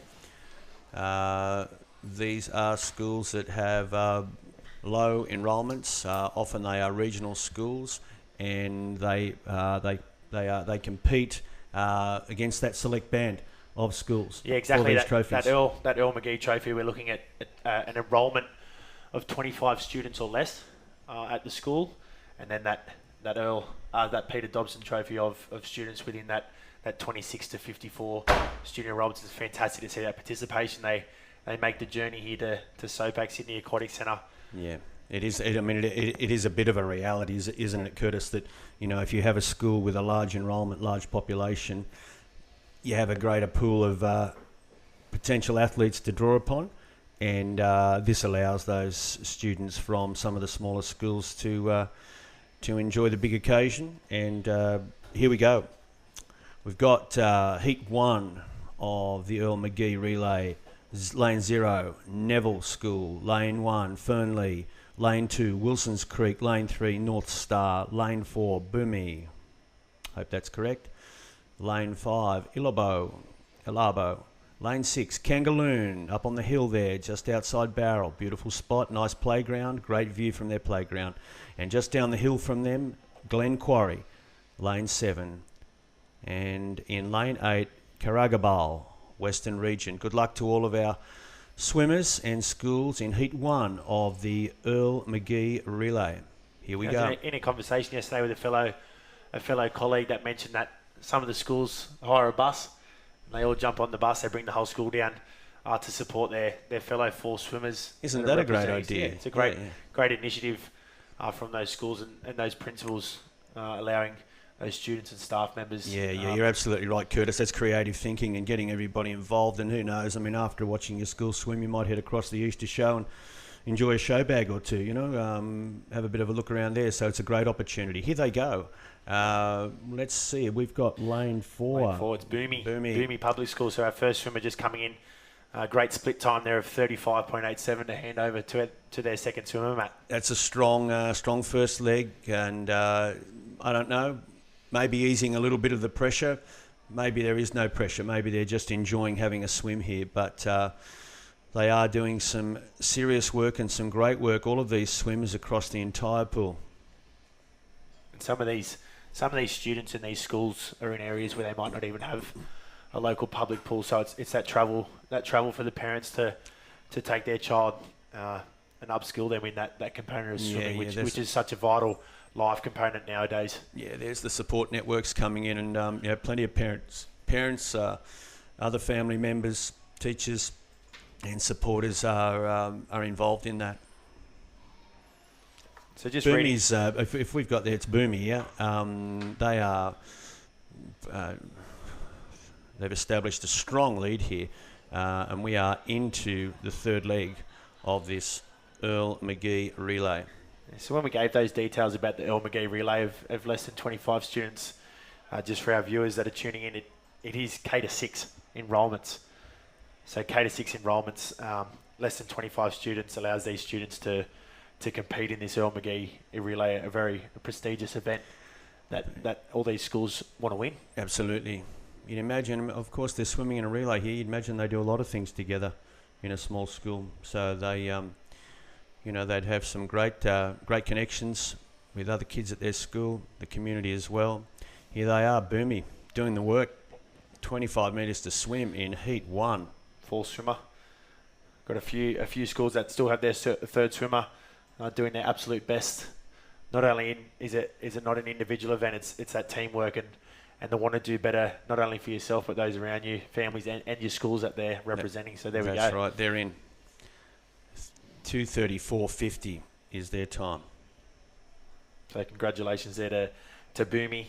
And in lane 3, we have North Star. So they're our top two, and our third finisher there in lane 5, Illabo. So they're our top 3 teams and place getters for Heat 1 of our Earl McGee Trophy. Now, this is interesting. I mean, of course, these are, Curtis, these are heats. and they're going to swim the finals just after lunch. So in our afternoon session, we'll be watching the finals of these relays. So it's going to be great to watch. Yeah, like we said earlier, we have that finals package coming up. It's going to be jam-packed.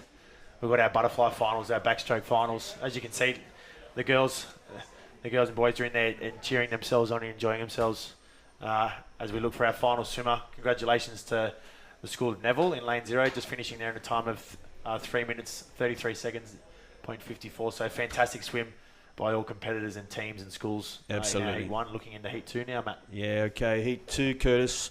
Here we go. We've got in lane 0, Elliston from the Hunter region, St Joseph's. In lane 1, Eugowra.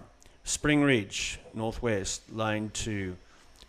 Quandiala from Western Region, lane 3. Blighty from the Riverina, lane 4. Binyar, Riverina, lane 5. St Columbus, Yeoval in lane 6. Herons Creek in lane 7. Hannam Vale from the Hunter in lane 8. And Mount George, also Hunter Region, lane 9. We are away in Heat 2 of the Earl McGee Relay. So like we said before, Matt, just such a prestigious event for these little schools and communities to get behind each other and make their way to Sydney Aquatic Centre to represent, dating back to 1993 when Greenthorpe Public School was the winner, and our champions last year, North Star Public School, in a time of 2 minutes 35. So fantastic to see the representation of North Star here today. Yeah. Coming second in that previous heat. They are the defending champions. Maybe they'll have something to say about that if they can make the final. Yeah. Back to back would be fantastic.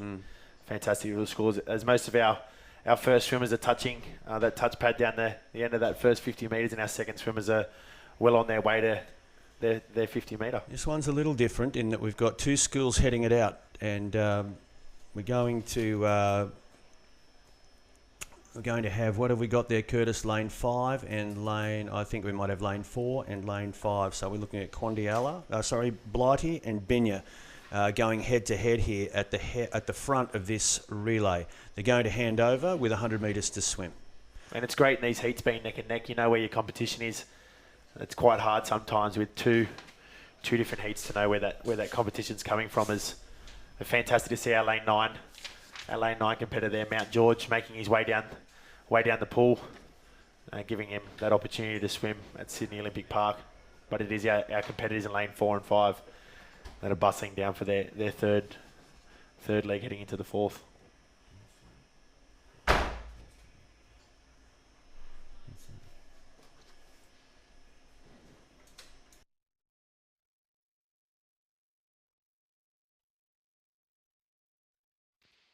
Here we go, 50 metres to swim. They've opened it out, and lane 4 away. So it's Blighty that have established the lead here. You notice we've got some of these schools mixed. We've got girls and guys in the same teams. Yeah, it's fantastic to see that teamwork that we spoke before in Heat 1, where the students all come together, and that branches off to the parents and the communities and the principals in those surrounding areas, and getting them to where they need to be today is fantastic. This is interesting, Curtis. We've got lane 5 making a strong effort to try and peg and bag Binya, but it is going to be Blighty. In a time of 2 minutes 14 seconds, .40. So that was about roughly 15 seconds quicker than our first heat. So like we said, we're running our heats today for our Earl McGee Trophy, 2 heats. We'll take the top 9 schools for that final just after lunch before we head into our finals package. After lunch, I imagine those swimmers won't be having too many meat pies, sausage rolls, etc. from the cafeterias at the moment. Just before their finals. The lines are a bit long, actually. So, you do have to do battle if you're a little peckish this morning. They do, don't they?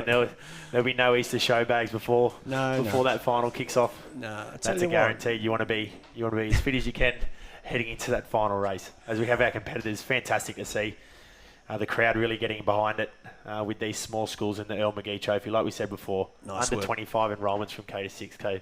Congratulations to all swimmers, as we have lane 0 just coming in now. So fantastic from all swimmers, and congratulations to those that swam here today and those that will make the final that's coming up. Yeah, a lot of those schools have travelled great distances to get here, so well done for making it, and I hope you enjoyed the journey down and your experience here at the Olympic Centre, but not all the work is done. Some of those students are going to be required, as we said, just after lunch. Did you ever get a nice show bag, Curtis, at the Easter show? Have you had the pleasure of going to a show? My only memory from the Easter show was I think I went once where Mum and Dad said, I think it's time for Nana Pop to step in for the day and take him out and try and wear him out. So not too many memories of the Easter show there, Matt. All right, yeah, okay. All right, well, we're going to head into the Peter Dobson Trophy. Curtis is going to tell you about that. So the Peter Dobson Trophy is the small schools 4x50 relay. So moving on from the Earl McGee of under 25, we now look at enrolment numbers of 25 to 54 for our K-6 enrolments. So Peter Dobson had a great deal to do with New South Wales Primary School Sports Association and in particular the sport of swimming. As we look for our schools, in lane 3 we have Taralga, in lane 4 we have Collector, and in lane 5 we have Mount Hunter. So good luck to those swimmers representing. A couple of schools kind of just down the road from each other on the Hume Highway south of Sydney, Mount Hunter, Sydney southwest. But you've got Collector there and Taralga, and they are probably a little past Goulburn for Taralga and a little inland there. Nice little regional town. Got a great general store, sell great pies, etc. And of course, Taralga, home of the Taralga Tigers Rugby Union Club. They have their apparel available at the general store if anyone is interested. Or last time I was there, similar colours to the West Tigers. Yeah, the beautiful orange, the amber, and black. So Taralga, and then Collector a little further down the highway as well on the way to Canberra. Anyway, here we are, battling it out. Yeah, leg two of our 4x50 metres. We just saw there some competitors diving from the side of the blocks. That is an option whether they want to take that big leak off the top block or just enter from the side of the pool. But it's fantastic to see these kids coming together. As we said before, boys and girls both competing in the relay. They're 4 fastest swimmers from their school.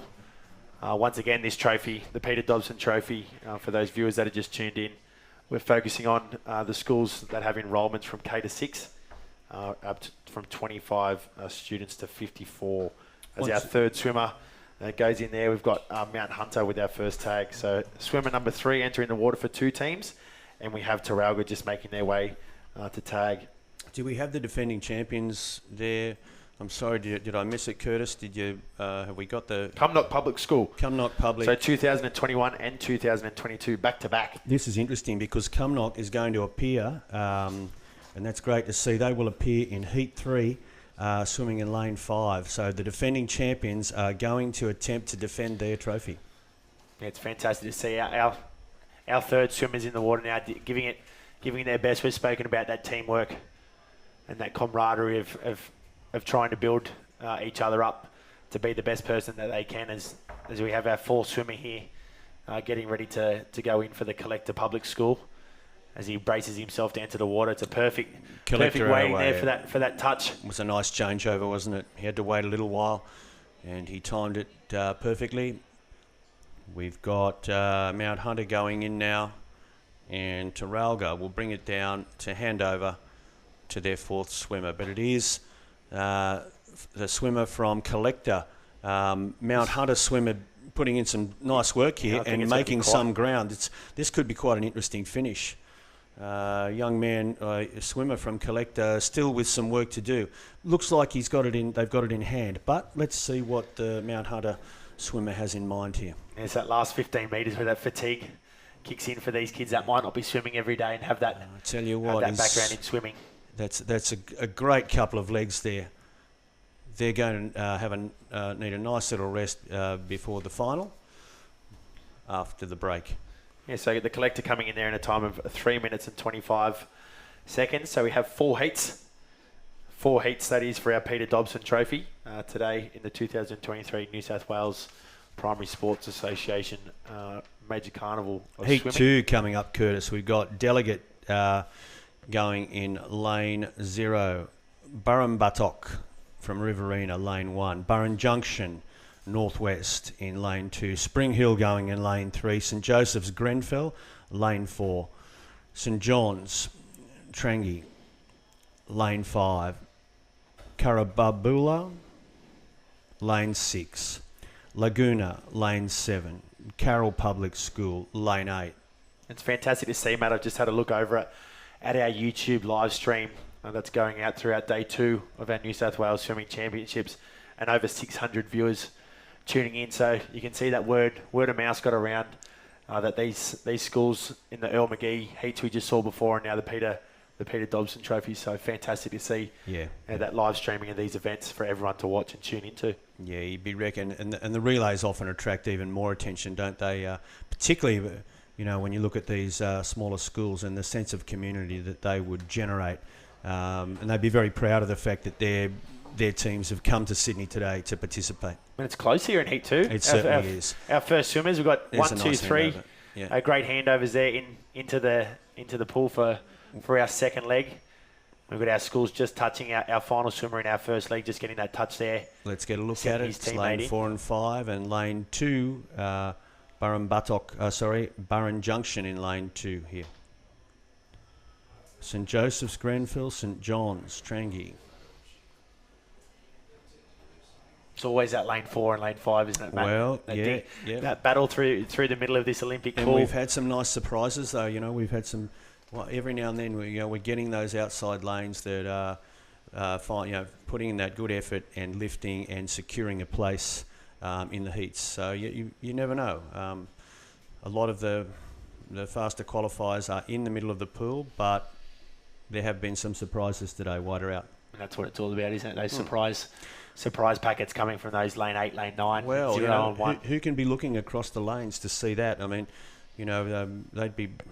I don't know what sort of look you get at lane 9 and lane 0. If you're swimming in lane 4 and you've got your head down and just trying to do your best, it might be a little bit hard to pick up. So maybe an advantage if you've got some speed and you're in an outside lane. As we see these changes here, we've talked about that technical side in all of our 4 swimming strokes, but the relay is really technical in regards to one of your swimmers swimming into that wall, making that touch and no movement on that block. I know our check starters and our carnival referees are very, very vigilant around that in regards to making sure that following those swimming policies of waiting until those tags are made before they jump in. But we've lane got 4 and 5 again. Yeah, we've got a great challenge on here. Look at this. Lane 5 starting to come. It looks like starting to come over the top. St John's. They're going to finish slightly the better here and set the next time. Bang, here it is, 2:37. So 2:37 there, St John's. Serious coming time in there. lane 5. Yeah, lane 4 we have St Joseph's Grenfield in second place. But fantastic swimming there from St George, and they'll have quite the time of 2:37 heading into that final. Just waiting to see heats 3 and 4, the results that come of that to make that Peter Dobson final. That's going to commence straight after lunch. Yeah, they stayed strong there because they swam a lot of that relay in second place and just bided their time, trusted their swimmers and managed to finish over the top. A great swim from every student there, from every school. Let's have a look at Heat 3. And here we have Cumnock, the defending champions. We're going to get a look at them. We're Heat 3, Lane 0, Summersby. Lane 1, Mitchell's Island. Lane 2, St Michael's, Dunedoo. Lane 3, Trinity, Murrumburra. Sacred Heart, Boggabri will swim in lane 4. Here's Cumnock, lane 5, Western Region. Karangi, North Coast, lane 6. Jillaby, lane 7, Sydney North. And Bilpin Public School in lane 8. We are away in Heat 3 with our defending champions here going in lane 5. It's a competitor in lane 6 that's got that early advantage straight off the mark from the school. Karangi. So he's setting his teammates up there. Absolutely, Matt. Yeah. They've picked one of their speed merchants and put them in there early on just to set a standard and get the other guys to chase them. That's an interesting tactic, isn't it? Because you can swim that. I mean, who knows how quick their other guys are, but a lot of the time, schools in a lot of different relays will swim their fastest athlete or run their fastest athlete in the 4th leg. Doesn't have to happen that way. You can arrange your team as you wish. Yeah, here we go. Growing up in those sporting events, it used to be get in front, stay in front mentality from some schools, or or some like to have that handicap where they come over and power over the top and get that crowd involved. But it is the swimmer in lane 4, Matt. That's had a St fantastic Joseph's swim. Grenfell. They've had a big second leg, and they've assumed the lead here for their school going into the third leg. It is St Joseph's Grenfell that will lead us into, Sacred Heart Boggabri. As our champions have got their third swimmer in Cumnock. And Cumnock, their third swimmer is in the water now, putting in a nice leg. I think Cumnock's gone that strategy that we just spoke about. Yeah, this is interesting, isn't it? Yeah, that strategy we spoke about. Is Cumnock's fourth swimmer going to be their fastest? We're about to find out. Here we go. Yeah. It's fantastic to see, like we said, boys versus girls. Absolutely. The community coming together for here these we have schools. the defending champs in the water beside Sacred Heart. This is fantastic. It is. Cumnock have had something to say. They've come here as the defending champions, and let's see if they can post a time that will qualify them for the final. And they do hold that result of 2 minutes 24 last year, back-to-back champions. Can they make it three-peat? The 6-feet kick all the way to the wall. She's gapped that second swimmer from lane 4. It's a lovely swim. I'm sure the Cumnock faithful are enjoying that back in the classroom. If they're watching, I reckon they would be. 20 seconds off last year's time. So they've done some work. Yeah, some swim training going on at Cumnock Public School. But like we said before, it's all about that enrolments for the Peter Dobson Trophy. We move on from the Earl McGee. That's only that 0 to 24 enrolment in K to 6, and that Peter Dobson focus of 25 students to 54, Matt. Yeah, it's a great event, isn't it? We're really looking forward to these finals after the lunch break today. And we've got our final teams coming into the wall. Beautiful. Mitchell's Island. Poor boy's lost his goggles there. It's a long swim. It's got to be an occupational hazard of swimming, isn't it? The goggles. With no goggles. Lane 9 just finishing there. So that's heat 3 of our Peter Dobson Trophy, heading into fourth and final heat with our swimmer in lane 0 just finishing off for her team there. Fantastic. Very nice. Heat 4, Curtis. We're going to have Central Tilba going in lane 0. Fingal Head from the North Coast in lane 1. Broadwater, lane 2. Meadow Flats, I think, Western Region, lane 3. St Peter's, Collyamberley, lane 4. Lane 5, Barrington, Hunter, Gulgowie, Riverina, lane 6. Hillside, lane 7. Murringo, Riverina, lane 8. And Wiseman's Ferry, Sydney West, lane 9. Here we go. Final heat of the Peter Dobson relay. They're standing them down. The nerves sticking in there. That massive whistle from the chief starter to stand down. Some of these students never swam at SOPAC, this Sydney Olympic Park. It's a different ball game. A great occasion, isn't it? So fourth and final heat ready to go. In the starters' hands, and they're off. They're off, Matt.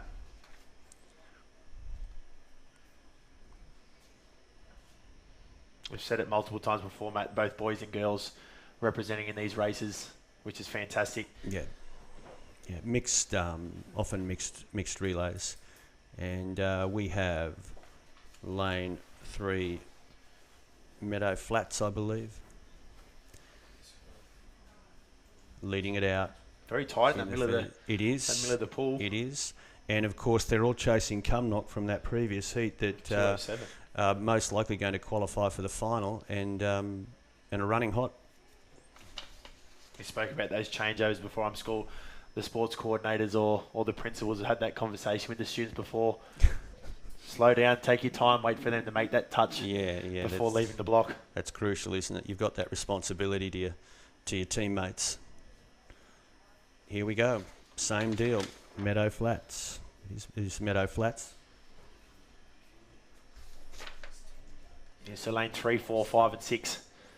We don't know what swimmer's going next, so we don't know what that speed might entail, or if they've got that consistent swimmer. That's exactly right. We've seen teams that have played around with the order of their swimmers, and we have seen teams, even in these heats, come over the top and finish strongly. Yeah, it makes it much more of a spectacle.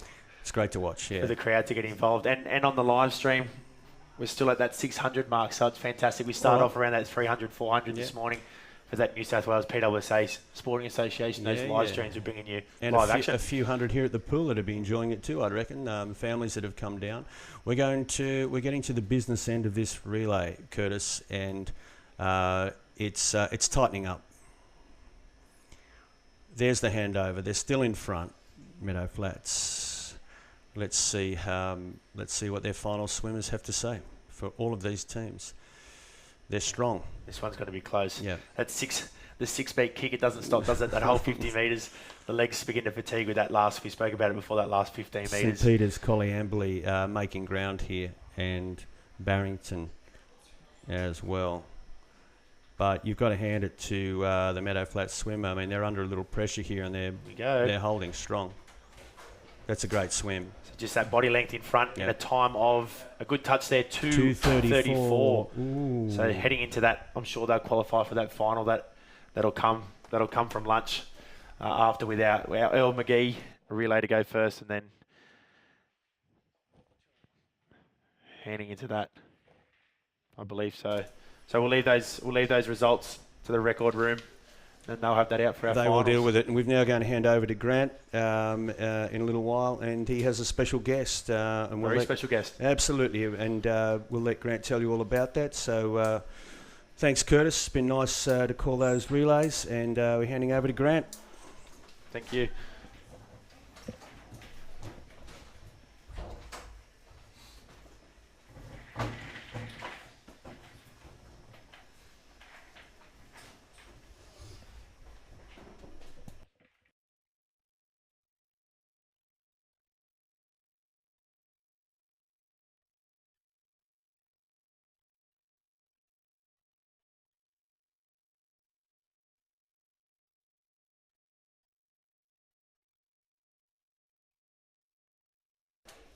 Thanks, Matt and Curtis.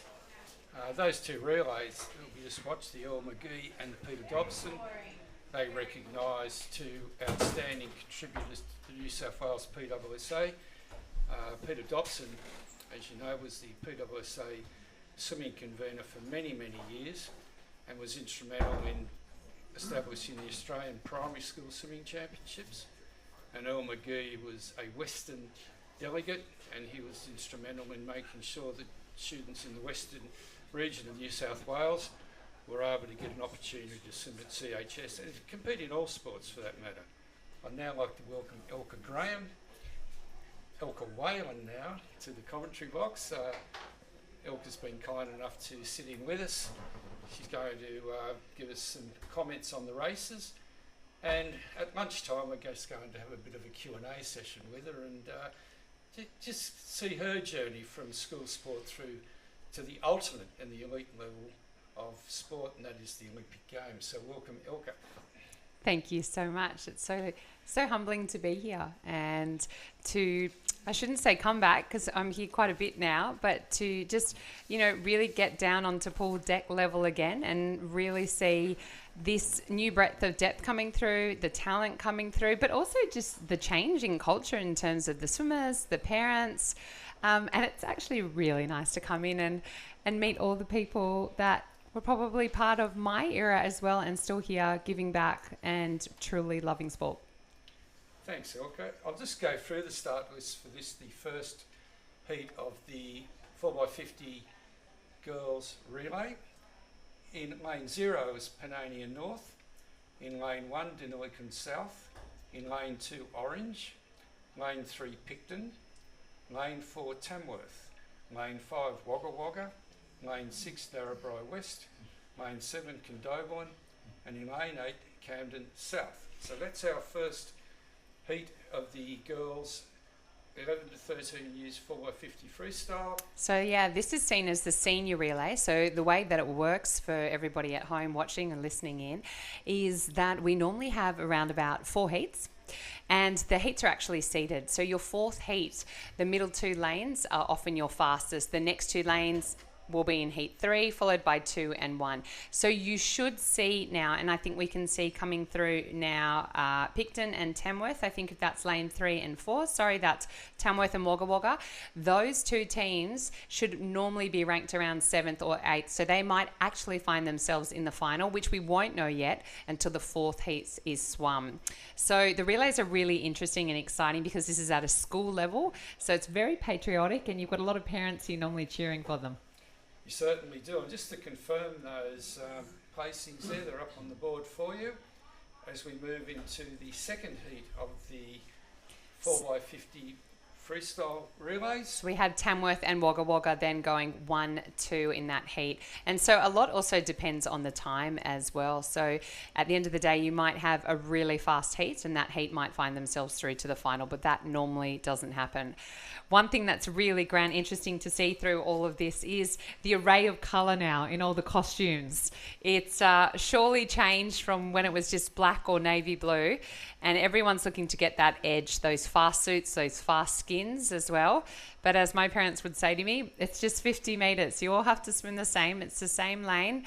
It's the same pool. You just have to put your head down and go long and strong.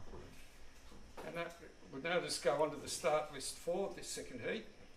And in lane 0 is Shell Harbour, lane 1 Hamilton South, lane 2 St Catherine Singleton, lane 3 St Patrick's Sutherland, lane 4 Ravenswood, lane 5 Newport, lane 6 Byron Bay, lane 7 Wilberforce, lane 8 Gerringong, and in lane 9 Albury Public. So as Elka said, the heats are seeded through the Meet Manager program. And we have the swimmer in lane 4 from Ravenswood, established quite a good lead here as we move into the turn at the 100 metre mark.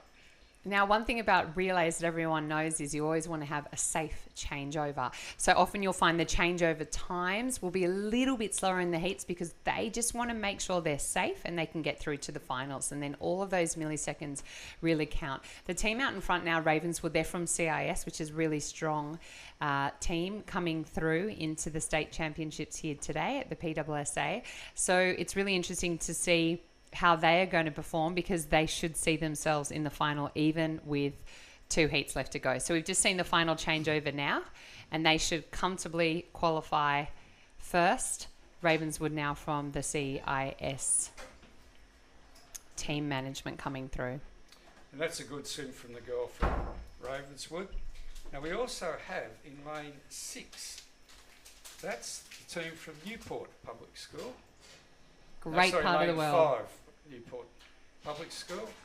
And Elka was a Northern Beaches girl. She's now moved to the eastern suburbs. But still very much so Northern Beaches at heart. Always. Born and bred in Manly and love it. So well done then. That's on to lane 4 and 5 that have come through. That Ravenswood going in at 2:07.10 and Newport Public. Well done to them.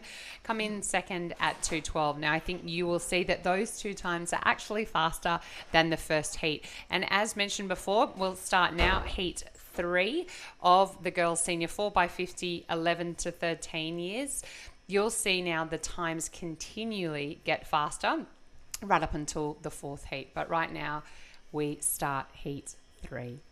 And just confirming, third place in that previous heat was Byron Bay. Ooh. So well done to the swimmers from Byron Bay. So moving on to heat 3 in lane 0, Samuel Gilbert. Lane 1, Valentine. Lane 2, Lily Pilly. Lane 3, St Augustine's, Coffs Harbour. Lane 4, Pymble Ladies College. Lane 5, St Joseph's Bulli. Lane 6, Lindfield. Lane 7, Waniora. Lane 8, Gymea Bay. And Lane 9, Corindi. So PLC, I think, is one to look out for here. Often you might find that, as I said, they will reserve some energy in the heats, knowing that they know that they can comfortably get through to the finals with their times as well. Often you find as well, a lot of these girls might have individual swims coming up as well. So we know after this, we break for lunch and then they fire up for the backstroke and butterfly individual. With the relays kicking off first. So there's not much turnaround time from heats to finals for these relay swimmers. Yeah, and over the last 2 days, a lot of these swimmers have had multiple events. So swimming in the relay adds to that. But I think that's the highlight of the carnival. The kids love the relays, and it certainly gets the crowd going in the stands. Absolutely, and the parents as well. And, you know, this is where it's really patriotic because you're racing here for your school as well. So it's a big thing for these young girls and young boys to come back to their school and say, hey, our team came home with a medal, or we made the final. So it's really big. And for a lot of the parents as well that have driven, just think of Byron Bay where they've come from as well. It's not just a drive around the corner to get here to Homebush. So as we go into the final changeover, it's the team from Pymble Ladies College in first place. St Joseph's Bulli look like they're in second, and in third, St Augustine's Coffs Harbour. So very, very close for second, third and fourth. I think Pymble Ladies College could possibly just edge over the line. And it'll be really interesting to see what time now stops the clock. We know a 2:07 before came in Heat 2. So, you know, they're either just going to scrape in here, or as I said, sometimes that's not the case and they haven't. So 2:09.29 has come in. So this will be really interesting to see this final heat now and what top 10 teams make it through to the final. And as we know in relays, anything can happen. So we'll just confirm those placings. In first place will be Pymble Ladies College. In second place will be St Joseph's Bulli.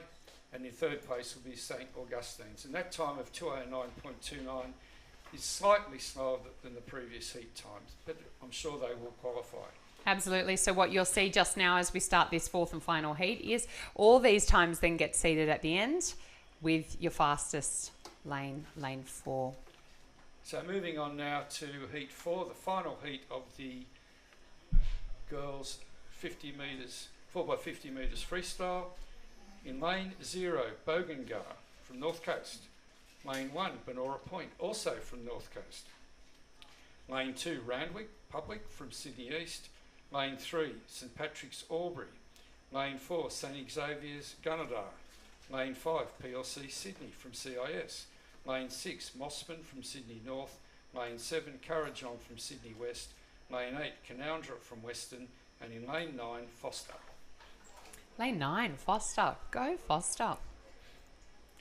You're watching these changeovers now. So the way that these changeover works with the ruling is that they can't move on the blocks. Their feet cannot move until a hand has touched that wall.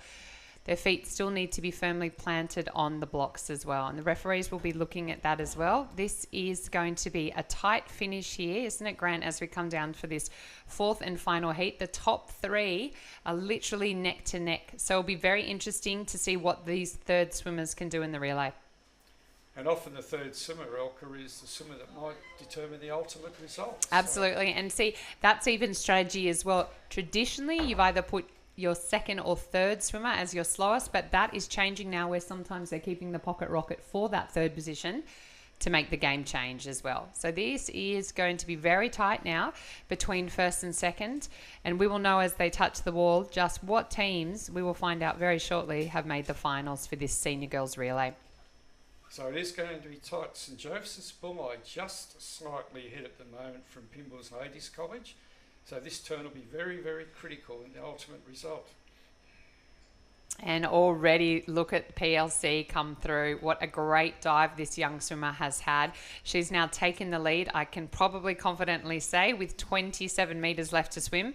PLC will touch first, which has been really interesting. So they've really saved the fourth swimmer here to be their fastest. And it looks like next to them, they might have changed their tactics as well and put their fastest swimmers up the front. Well done to our first place winners here.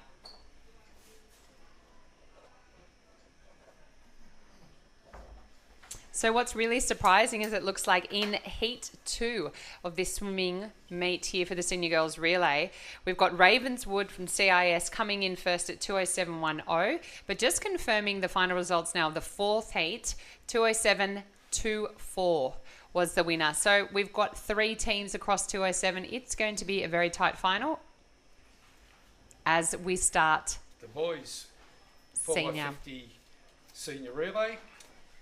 And the start sheet for that is as follows. What will be really interesting as the start sheet now Grant gives off is you'll have 4 girls now across that relay, which will happen in just over an hour, all coming in at a 2:07. It's going to be a thrilling final. So here we take off Heat 1 of the men's 4x50, 11 to 13 years freestyle relay. In lane 0, we have Camden. In lane 1, Walker from the northwest. Lane 2, Picnic Point. Lane 3, Corindai from Western. Lane 5, Lake Albert from Riverina. Lane 6, Dubbo from Western. Lane 7, Young from Riverina. And Lane 8, Cecil Hills from Sydney Southwest. What's really beautiful about all of this is often if you go and speak to some of these relay swimmers here, whether it be boys or girls and their families, particularly in that first heat, this might be the first time they're here ever at Homebush Pool. So it's a big moment for them all, you know, and I was just talking before, what a great double up to do this today, walk across the road and go to the Easter show. They just have to swim a few fast 50s. Well, Elke, you've probably swum in a few aquatic centres in the world. How would you rate Sydney Olympic Park? Oh, there's always a really special feeling when I come in here. I still remember walking down that tunnel, being called for my first Olympics at 18 years of age, slept across the road at the Novotel, and I remember saying to Mum, I was so excited I couldn't sleep all night. I was so excited. So we've got the changeover happening here. I think that's lane 6 that's dived in. And this looks like a pretty fast first relay heat. As we come across, they're going neck to neck there in lane 6 and in lane 4, that is. They're really going for it. It'll be very interesting to see what they've done with their final swimmers across here. Normally, the 4 swimmer, that's where you can see the difference. And normally you can tell that, Grant, by the way they dive in, their streamline, their 6-beat kick. It's also a great indication of how fast and how much effort they're actually putting in. And that might be the tactic. Put your fastest in swimmer number 3 and good changeovers by the looks of it. So this is lane 4 here that is going to take out this first heat. I think their fluoro pink caps there. They're amazing. And you're watching the crowd now as well. Just really get involved as I look up now as well. You know, you've got all the parents there leaning over the edge there watching, because this really determines these next 4 heats. Who stays for the lunch break and who packs up and goes home. So this will be a win to Millthorpe from Western. So well done to those Western swimmers. They've come a long way for these championships and they've done very, very well. A great time of 2:21.67. That's Millthorpe coming in, lane 4, winning that first heat. So that'll be Millthorpe in first place. Dubbo Public School in second place. Well done, Dubbo Public. And Picnic Point in third. So well done to those schools.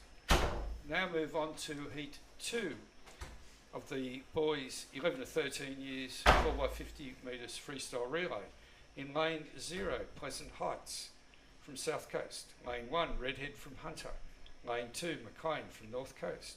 Lane 3, North Rocks from Sydney West. Lane 4, St Aloysius from CIS.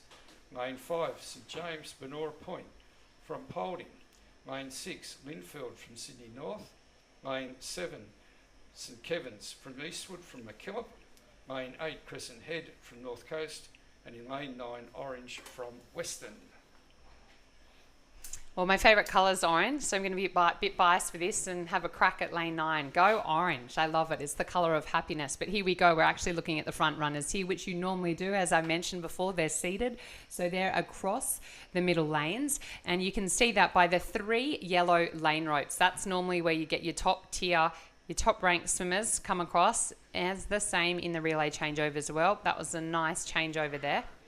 It's very interesting watching these boys and girls dive in as well. From a technical point of view, some of them I'd like to tell them to keep their ankles together when they dive in, and just to remember that your streamline really takes up a solid 7 to 10 metres of a swim, and you will always swim faster underneath the water than you will on top. So in we come, lane 4. St Aloes, I think we've got in the lead right now, and comfortably in the lead as well. Unless something drastic happens, they should win this nice and comfortably. So we might keep our eyes on the second and third, Elke. That looks pretty tight. And look at lane 9. I think that's Orange having a red hot crack as well. For anyone listening to this, yes, I'm being biased. Go Orange, go. I think Elga's got a bit of a vested interest in lane 9. It's a nice strong swim here from the boys. Again, that changeover then really well. Your aim is to come through underneath, past the flags with a streamline, head down, 6-speed kick. Once you start getting really, really technical, particularly for a 50, you're asking yourself, how many breaths do I really need to take in this 50? Do I keep my head down in that last 5 meters? You should not. This is a golden rule for anyone starting out in swimming, whether you're new to it or you're really good at it. You keep your head down underneath those flags. Do not take a breath, and this boy certainly did not. Well done. That's a lovely 204.02, and that is really going to give the front runners a taste of their money. They're currently in the fastest at around 201, and I might know this because my son just might be in that relay team. So this is going to be a really good final. I can feel myself rocking back and forth on the chair, eager to go out and watch, but I'm here watching it from the booth and enjoying it. So they're the top 3 place getters there. Seno Wishes in first place. A great time for them. That would be a huge PB, 204.02. That will definitely find themselves in a middle lane. We now have the third heat coming up. So 2 down and 2 to go. Some great teams in this as well. And Grant, I'll let you run through them. Yeah, so in the main 0, we have Griffith East from Riverina. Lane 1, Kellyville from Sydney West. Lane 2, Allambie Heights from Sydney North. Lane 3, St Mary's, Warners Bay from Paulding. Lane 4, Sydney Grammar St Ives from CIS. Lane 5, St Joseph's Bulli from MacKillop. Lane 6, Gymea Bay from Sydney East. Lane 7, Drummoyne Public School. And I must say, I've got a vested interest here. Woohoo! My 3 boys went to Drummoyne Public. Great school. Lane 8, Cahabar from Hunter. And in Lane 9, Gerringong from South Coast.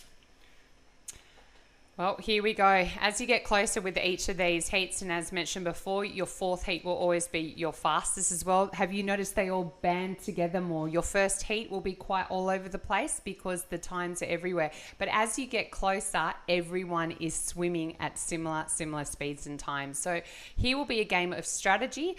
Any of these 6 runners can actually win it. I do hope Drummoyne Public is up there in those 6 there, because a lot now will depend on swimmer number 3 and equally swimmer number 4 as well. We have to remember this is 4 50s, 200 metres, 4 laps. And let's see what happens here. Looks like the swimmer from Sydney Grammar has turned in first place there, and a very strong 3rd swimmer as well. So you're looking at that time of a 1:02.55, putting on my swimming tech head there. That means that both boys would need to come back in a 30 and a 30 to go under the 204 that was set before. So I think we'll be looking around about anywhere from a 203 to a 206 for the winner here.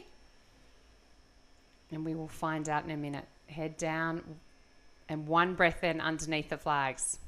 Oh, I wonder if the coach will get angry at that. I know as a parent I would. Keep your head down under the flags. So some good coaching tips there from Elka. Yeah. That's something we all should know. How to streamline well, how to bubble, breathe well, and keep your head down under the flags. Well, look at this. This is a really nice swim. We're going to go just over the 2-minute mark right here. That's well swum, 202. That was a split of probably a 30 and a 30. I'd say this boy that just came in there would have gone a sub 30-second swim then. And remember, all these boys will lift, just like the girls will as well, and they'll find a little bit more. So we've got a 202 and 204 at the moment leading the way. And in come the final heat. You are going to see a few of these boys, hopefully 2 or more, go sub 30 now for this first 50.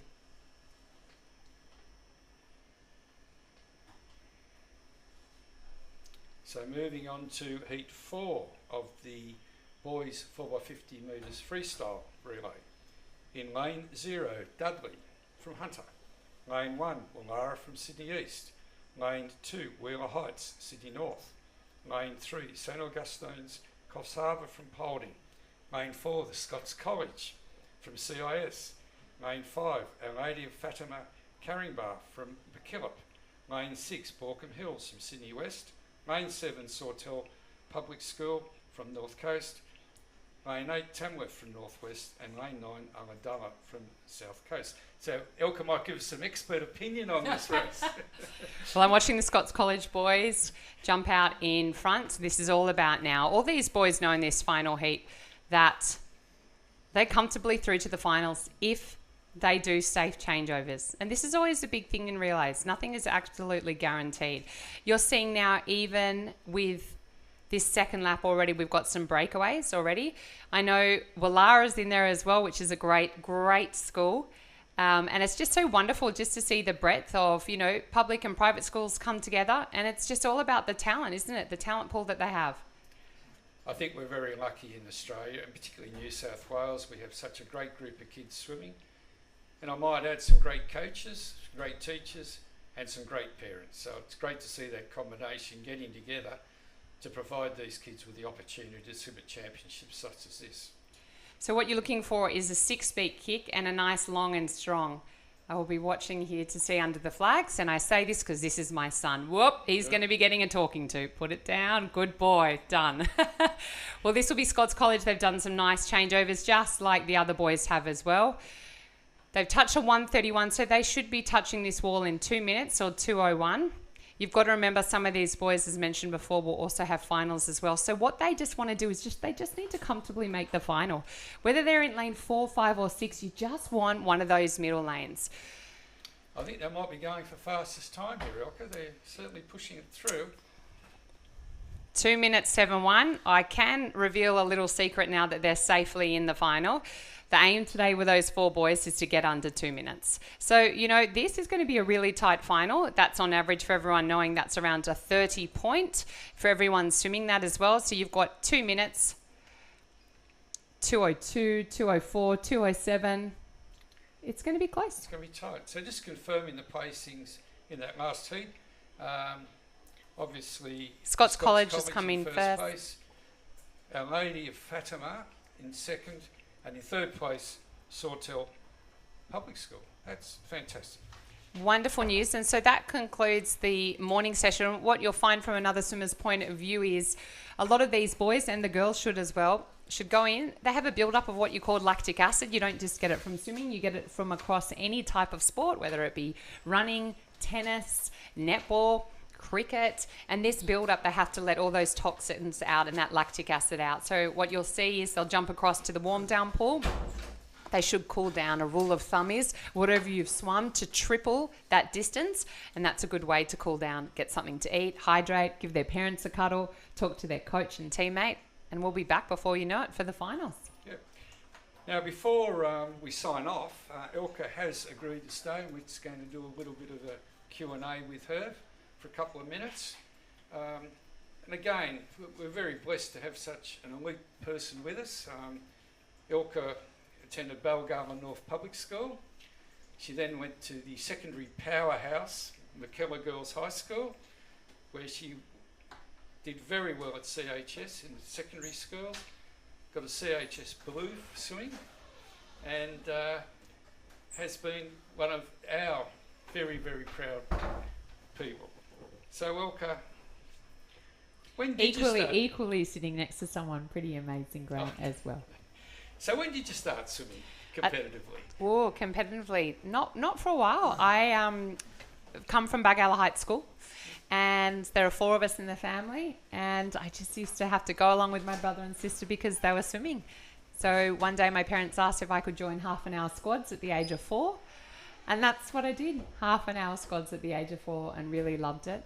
I remember being in year 4 at the age of 9 and getting up and telling everyone at show and tell, which they still do now, that I wanted to be the first person to go to the Olympics for swimming, and then quickly dry my hair off and run across and compete in athletics. Now, whilst that didn't happen, I guess the dream already at the age of 9 was to represent my country at the Olympics.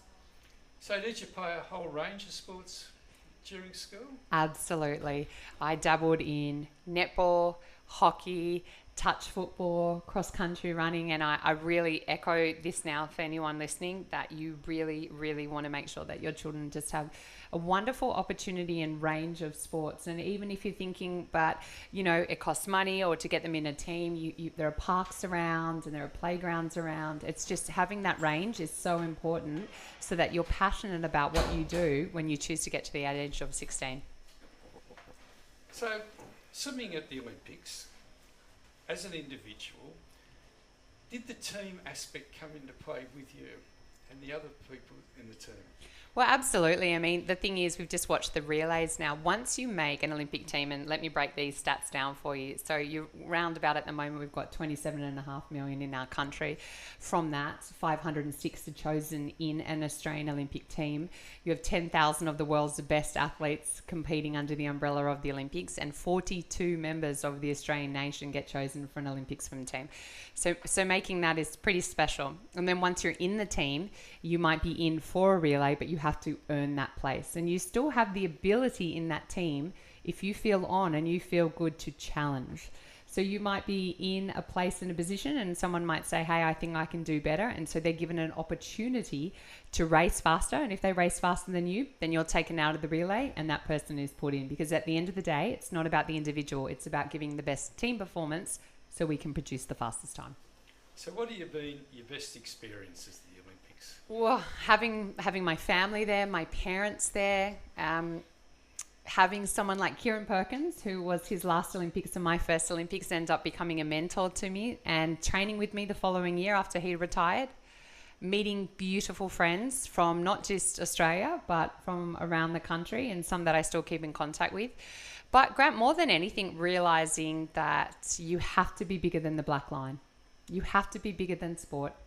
You have to be bigger than the title that you're given. We're all humans, and we all have the ability to love and to encourage. So I feel really blessed that the big man above gave me a talent, and from that, it's been able to put me on a platform in terms of now working in media, and still to this day I swim and I absolutely love it. Yeah, look, I think that your experience as a swimmer has now transcended into your afterlife of swimming. And what have you learnt from that discipline of swimming? Well, discipline in its shortest sentence is the maximum amount of freedom. So if you have discipline in your life in whatever you want to do, then you'll have time to do what is necessarily in your life. I found that through the love of sport, you learn what it's like to lose really well and to win really well, and that to realise that you need to be not only an athlete in the pool or on the court, but also you want to be a great person outside of it as well. So that's where big words like perseverance, determination, resilience comes in. How do you learn all those things? Well, sadly, you have to learn them by sometimes losing or not doing well, and really digging in deep and working out what you want to happen next and how much you care about it. And for parents listening now as well, I really encourage you to teach your children that if they're upset by something, not to quash that, but to really let them sit in the uncomfortable, because if they're upset, it means they care about what they're doing, and let it motivate them next time. But loved all my achievements, feel very, very, very blessed with what was accomplished and achieved. But honestly, now being a wife and a mum to 4, it's like so much better than an Olympic medal. I really love having a family. And I think everyone says that and agrees with you. So what advice would you give to any swimmer that decides to chase the ultimate goal? The ultimate goal. Believe that you can do it. If someone laughs at your dream, remember, they can laugh at your dream, but it's your dream, and they won't understand the motivation you have inside your heart. That 3% of a nation make a national team and 0.09% get up on the dais, and I really love that small, almost unattainable stat. That's what I went after. And to really believe that nothing will get in your way if you don't allow it to. You put your head down. We all have a gift in everything that we do, and just keep going. Play the long game. You do not need to be the fastest now at 9. You do not need to be the fastest now at 12. You want to stay in the game and love the sport and still be here when you're 16. And if you can make it that far, then you can keep going. Now, I was checking the CHS results, Elko, and you didn't feature all that much in the junior years, but at 16 years you started to win events, and at 17 years your events got you into the situation where you won a CHS Blue. So would you call yourself a late developer? Absolutely. And that's something that we're still talking to our children with now. And also, I just love swimming and I just wanted to keep going. And I was, even though it wasn't nice, always getting beaten, sometimes not making finals, but just still turning up to train, turning up to love it. And then, 16 was when things really started to kick in for me, and it went from there. And I really think I'm grateful to say that I've never had an injury in my swimming career, never had shoulder problems. I really give a lot of credit to my coaches who trained me. They never overtrained me. I was only, up until the age of 15, I was only doing between 3 and 5 sessions. And that has changed a lot now for a lot of people. But that's why, again, I go down to, if you're also swimming and doing nippers and surf lifesaving and lots of other sports and trying out triathlons, you will keep fit and then you will work out what's really important to you. Okay, and look, final question. You retired from swimming in 2006 after the Com Games. What's your post-swimming career? Would you like to give us a little bit of insight? Well, currently I'm working in media right now. I'm doing a lot of talks, MCs, hosting. I've done some great commentary gigs as well, radio, really, really enjoying all of that, and about to start performance management in terms of talking to parents, to schools, to teachers, businesses and corporations on getting the best out of yourself and how we do that by not comparing ourselves to anyone else. So it's really exciting. And then I've got my gorgeous husband, who's also a 4-time Olympian. Well, I'm a 2-time, he's a 4-time, so he's super special. And our 4 children. So takes up a lot of time, but it's beautiful mayhem, we call it. Yes, for those that don't know, Thomas Whale and Elka's husband is a 4-time Olympian in water polo and very instrumental in the development of water polo at Sydney University. So, well done. Thank you, Elka. You've been absolutely fantastic. Go and see your son now. I know. Thank you so much for doing that. That was really, really lovely. Yeah, thank you very much. And good luck. Thank you.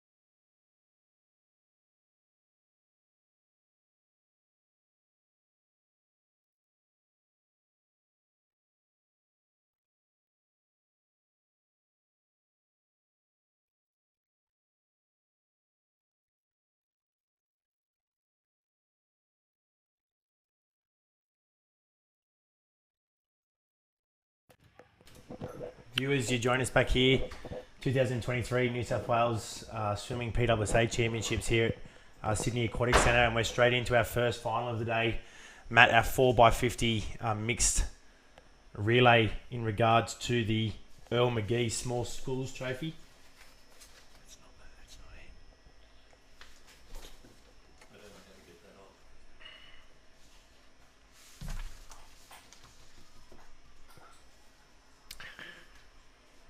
And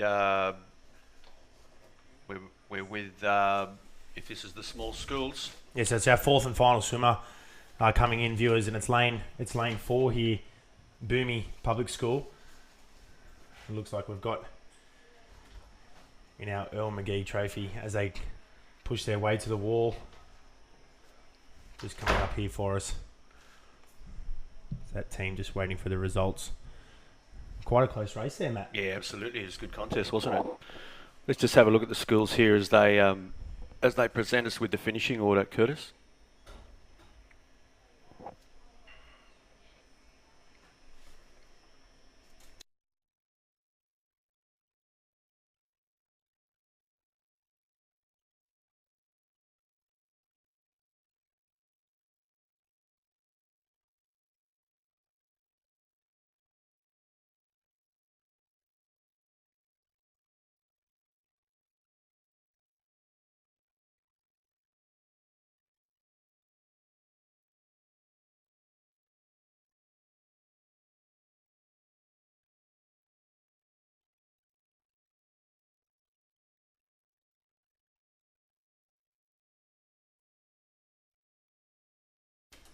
So which end are we racing from?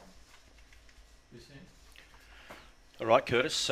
We just come back on the air there, and viewers would have been able to see. We're hoping to get the results posted of that Earl McGee relay. We're sorry we couldn't bring that to you live in commentary, but on the screen we had the Earl McGee relay being played out. We're now going to move into the Peter Dobson relay.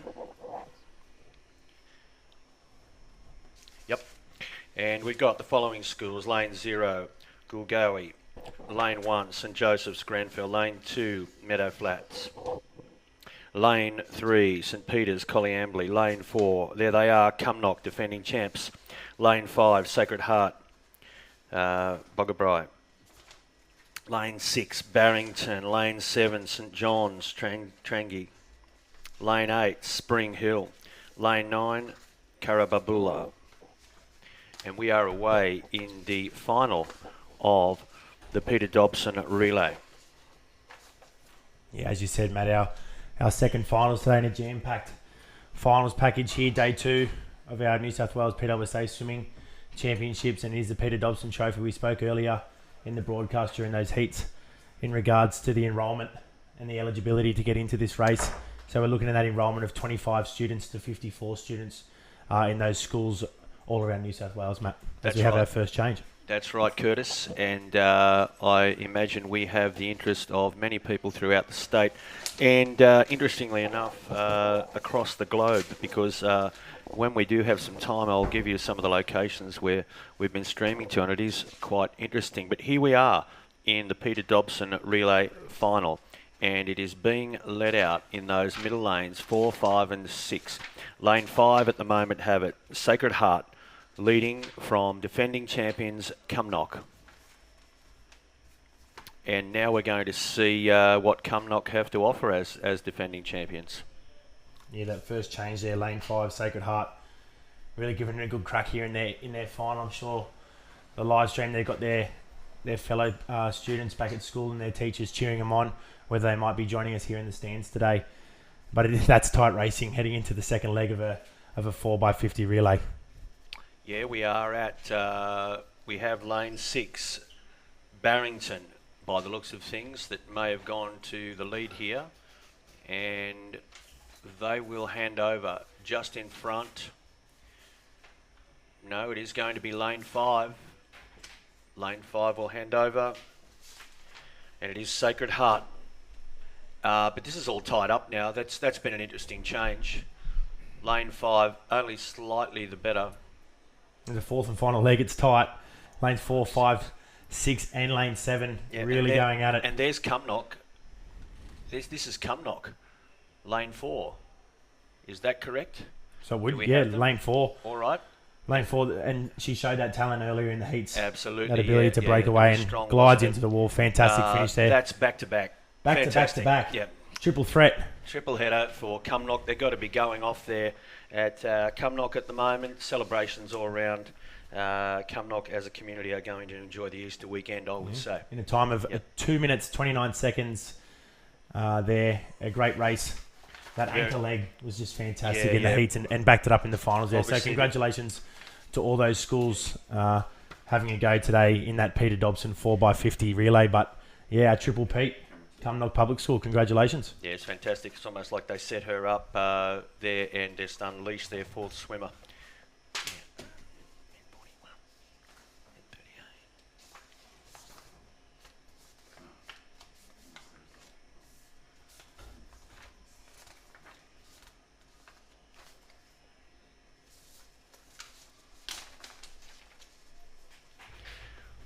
All right, we're going to continue some of the relay action here. 4x50 metres freestyle for the girls, 11 to 13 years. It is a final, and the finalists are there on your screen. We'll be announcing those schools in a moment, and we're heading into this very exciting part of the afternoon and the championships, where we have basically finals throughout the afternoon. Girls 11 to 13 years, freestyle, relay.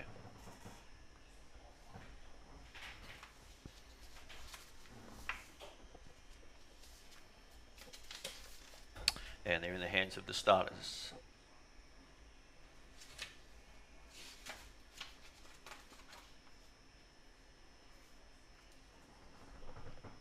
We're away.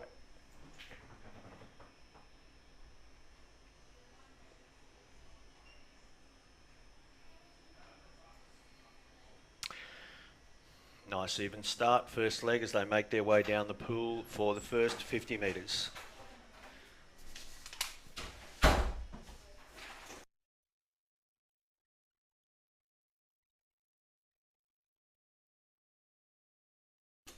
So our first change, that split time, 29.60, absolutely flying out there in lane 6 to give that, the girls will be chasing that to break that 2 minutes. As our former Olympian just said before, fantastic if they can get sub. That's the benchmark, and the guys are going to be looking at that as well, aren't they? They've particularly got their eye on a sub 2 minute in the boys' final. We've got, if we're looking at lane 6 there, Curtis, we're talking the PLC girls, but right around them, just around them, we've got Ravenswood, St Xavier's, and Pymble Ladies College there in lane 3. Yeah. All right, we've our change over here. Ravenswood changing in front. And they've they've taken command of this in the third leg. Let's see what their last two swimmers. And we spoke about it before. We spoke about it before, Matt, in regards to how they're gonna put their fastest swimmers in there, and their swimmers that just hold that anchor, and hope for the best. Fingers crossed that the girls can hold on. But we're in here in the live stream box, and you can hear the crowd getting involved with our senior girls relay. It's fantastic. Absolutely, it's ramping up in the afternoon, isn't it? I mean, it's finals. There's a lot of interest, a lot of excitement, and then the relays just add to that, because obviously there are more people here supporting, and it's that team aspect that we talked about. Here we go. We have lane 4, Ravenswood holding them, and St Xavier's coming at them in this last 25 metres. This is possible. I think St Xavier's is going to get over the top here. That 6-feet kick. Yep. She's got those long arms, and she's straight over the top. So bang. Our first senior girls relay final. There it is, St Xavier's Gunnedah in the team of Molly Ramian. So we've got Molly Ramian in there, Matilda Donovan, Eugene Goddard, and that swim from Alexis Witten there to come home in a time of 2:06.06. So they're our champions, St Xavier's Gunnedah. Fantastic for our senior girls relay. There they are. Hard not to get excited about that kind of stuff. Great to watch on the screen. I imagine it must be good sitting in the stands as well. And now we're going to move into the boys, and this is where we are looking at the possibility we're looking at the possibility of a sub 2 minute relay here. So in lane 0, St Mary's, Warners Bay, North Rocks will go out of lane 1, Gymea Bay, lane 2, St Aloysius from Combined Independent Schools, lane 3, the Scots College, lane 4. They're the guys that have got their eye on a possible sub 2 minute relay, and obviously their friends around them will also, the schools around them will also be very interested in that. Lane 5, Sydney Grammar, St Ives, lane 6, Our Lady of Fatima, Carrying Bar, lane 7, St James, Bernora Point, lane 8, St Joseph's, Bulli, and rounding it out, Linfield in lane 9. Should be good to watch. What just stood out then, Matt, was seeing all those boys waving up to the stands. It's go. They know it's go time now. They're at that age 11, 12 where they mean business, and we're lucky enough to have that professional chat just before in regards to this team in lane 4, the Scots College. Can they go sub 2 minutes? It's a dream, but I'm sure they can turn it into a reality here. We'll find out in hopefully under 2 minutes. Sound like they've got a few fairly good operators, fairly quick swimmers in their ranks, but I'm also sure that all of these other guys are going to be interested in this event as well, and they will have assembled their teams in a very competitive manner. Here they go. They head down the pool for the first time. It's a red hot pace to start off. That it is, and lane 4 and 5 and 5's really giving a run for his money there. Jacob Deere from Sydney Grammar School. We've seen Jacob feature in a fair few events over the past 2 days, but neck and neck here with the first touch. They will go sub 30, so a great start. There it is, 29.60 and 30 solid. On the dot. Solid, yeah. For the Scots College, so let's see if they can turn it around. Yeah, they seem to be going according to plan and according to schedule at the moment, but as Elka Whalen told us, it's a relay. Lots of things happen. Some of the little details and the things that happen in a relay are unpredictable. Yeah, those technicalities, especially with that diving in, as you said, both feet need to remain on the block until that touch is made. So we just watch here, viewers, gliding into the wall and off. A great swim from the Scots College boy. Their number 2 swimmer, Thomas Penny, handing it off to Edison Whalen. So he's away there. So the boys are on record time. They've cleared out. They've established a small break, but we've got the guys from St Aloysius staying with them. So at the moment, it looks like it's between Ravenswood and Scots College, does it not? Or Sydney Grammar, but St Aloysius are there with them. Yeah, they're hanging in there definitely for the top 3. Yep. So it's lanes 3, 4, and 5, and like Elka said, it's those middle lanes where you want to be when it comes to these finals. But the Scots College swimmer just really pulling away, getting into his work now. That 6-beat kick, no breaths. Some of the students can swim that 50 metres at this age with no breath, but it does look like Sydney Grammar's just gonna be held off there. So Scots College, and they will break it. There it is. They have done it. 159.69. So the boys, a big cheer. He's sitting on the that. lane rope, slapping the water. So it's fantastic to see. He's proud of what all his teammates have done, as you see the other competitors finish off their relays, Matt. Yeah. Look, a good relay from all of the teams, and very, very close out the front there. But it has been the boys from Scots College that have managed to secure that victory in the senior relay. All right, we're going to move on, and we're going to have some butterfly multi-class coming up here. Yeah, so our multi-class athletes, we spoke this morning in detail about their classifications and how their heats lead them to making those finals here this afternoon.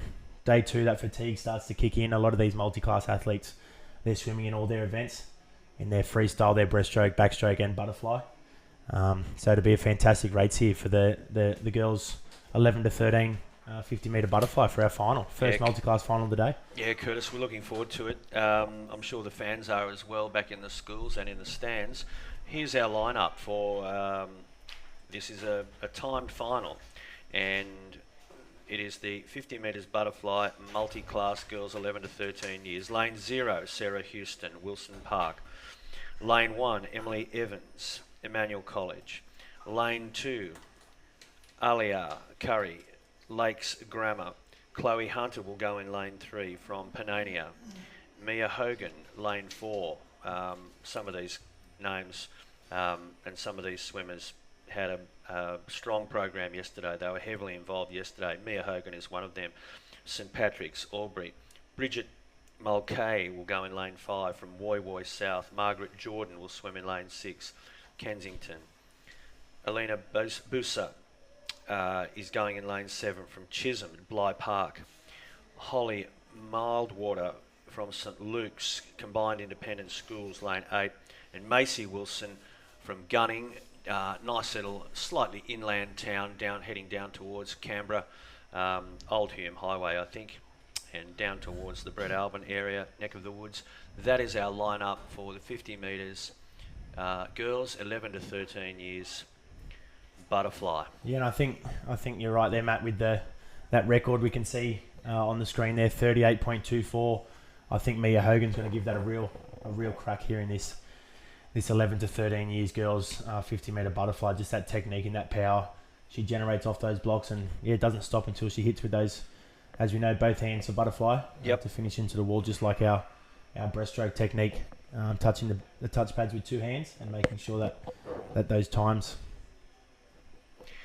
Now in a butterfly swim, Curtis, what are the most important things that a swimmer would be concentrating on? Is it timing? Is it the power, the coordination? What are we talking about there? Is it more? Is the kick? Does it have a strong influence on it? Yeah, most definitely that kick. The kick's the biggest thing because that's where it generates through the feet, and that leg power. We know that our leg power carries the most muscle in our body, and that generates through the hips with that fundamental movement coming through the torso into that arms, where that last bit of power comes from by either side with those arms and then generates back through. And that technique, it's all about that technique. It's almost like a flowing stroke, isn't it? And you can watch somebody. I mean, if you watch me do butterfly, you're going to see a very inefficient stroke. You know, it's almost like I'm doing everything I can not to go forwards. Yeah, exactly. But, and it comes it comes to that with those coaches and those kids getting taught the correct technique. And everyone knows that once you work hard enough at a particular thing, that it's going to come a long way, and we can see that with these girls in the final, and be sure to watch their technique and see where that power is generated from for their races. Yeah, it certainly is a beautiful thing to watch someone that just someone that can swim efficiently, but the butterfly is one of those aesthetically lovely things to watch someone, and it's a combination of power and grace and that flowing action that the athletes seem to be able to generate. And that goes with all our strokes, as the viewers would know. Swimming a very technical sport. Getting those hands entering in the water in the correct spot, that motion of pulling the water. That's one way where you generate yourself forward, and then the big guns on the back with the feet and the big kick. Let's say I was, as I said, a person learning butterfly, and I'm sort of giving you swimming coaches clinic here and your opinion on things. But let's say I was a young swimmer and I turned up to a swim club and I said, well, I don't really like butterfly, and I might give it a miss. Are they going to encourage me to do it? Most club swimmers can perform all of the strokes, can't they? Yeah, I think most commonly, if you're a good butterfly, you're going to be a good freestyler.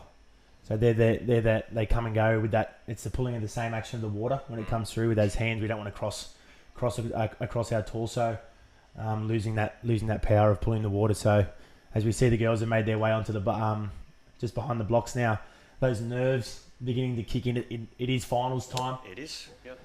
We've got about 10 races left here on the program. So action packed this afternoon. Kicking off with our relays just before with our small schools under 25. With our 2 trophies here at day 2 of our New South Wales PWSA Swimming Championships at Sydney Aquatic Centre. Yeah, absolutely. And I've got a little apology to the Boomeye school, because I think I called them Boomy early on in the day, and we've done our research and our apologies, and I'm sure the kids were letting us know back at the school that we weren't quite on top of that, but Boomeye it is, and they were involved in some of those small school relays. If you're looking at the screen, you can see the swimmers preparing on the pool deck, and if you look above to your right, you can see a nice sort of platform there where spectators are able to move from one side of the pool to the other, etc. And it's near the entrance to the pool. It's a great little viewing platform up there as well. You are elevated above the pool. You get to look down the entire length of the pool, and it's a really great spot to watch the swimming. So, sitting in the stands here is nice. Some other nice vantage points around the pool, and of course, absolute luxury to be sitting at your home or in your classroom watching some swimming as we head towards the holidays, last couple of hours of the school term. I won't say the teachers are letting their kids all wind down yet. They're probably, some of them are probably working very hard, but they might have a little bit of swimming on in the background. Who knows? The girls are about to go here in the multi-class butterfly. And we've got the senior girls. They are on their blocks in the hands of the starter. As you can see, we've spoken about it before, Matt, our volunteers helping some of these students in the multi-class races, just the ability to hear that start gun or see that light and get that little touch to say it's time to get going. Give it your all because it's finals time. And I know I've had a couple of conversations with some of these girls, and they're here to win and do their best, which is fantastic in that active participation, which New South Wales PSSA is very heavily involved in, and just that participation and getting out there and having a go at things that you might not be confident at. You can see some of the assistants there around the blocks helping the competitors. They're away, and we have 50 metres to swim of butterfly in the multi-class. And Holly Mirewater, 0.86 of a reaction time there. So pretty impressive. Yeah, fantastic to get off the blocks. But we spoke about this girl just before, Mia Hogan. She's put the foot down straight away in this multi-class final. And as I said, I think she'll give this record a really good run for its money. Let's see how we go. She's at 23 seconds here, and she's well and truly in the second half of the event. She's looking strong, and the other girls are in hot pursuit of her.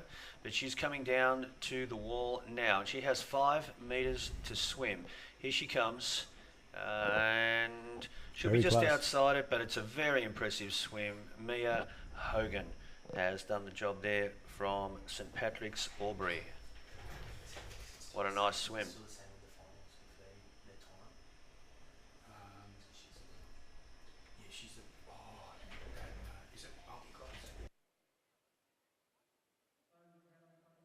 For that, as we said before, Matt, that calculation, we've got competitors in all different varying classes. So get sent off to the result as we have our final finisher there, lane 9. So fantastic. Well done, girls. You should be very proud. Yeah, absolutely. And one more final to come with the backstroke.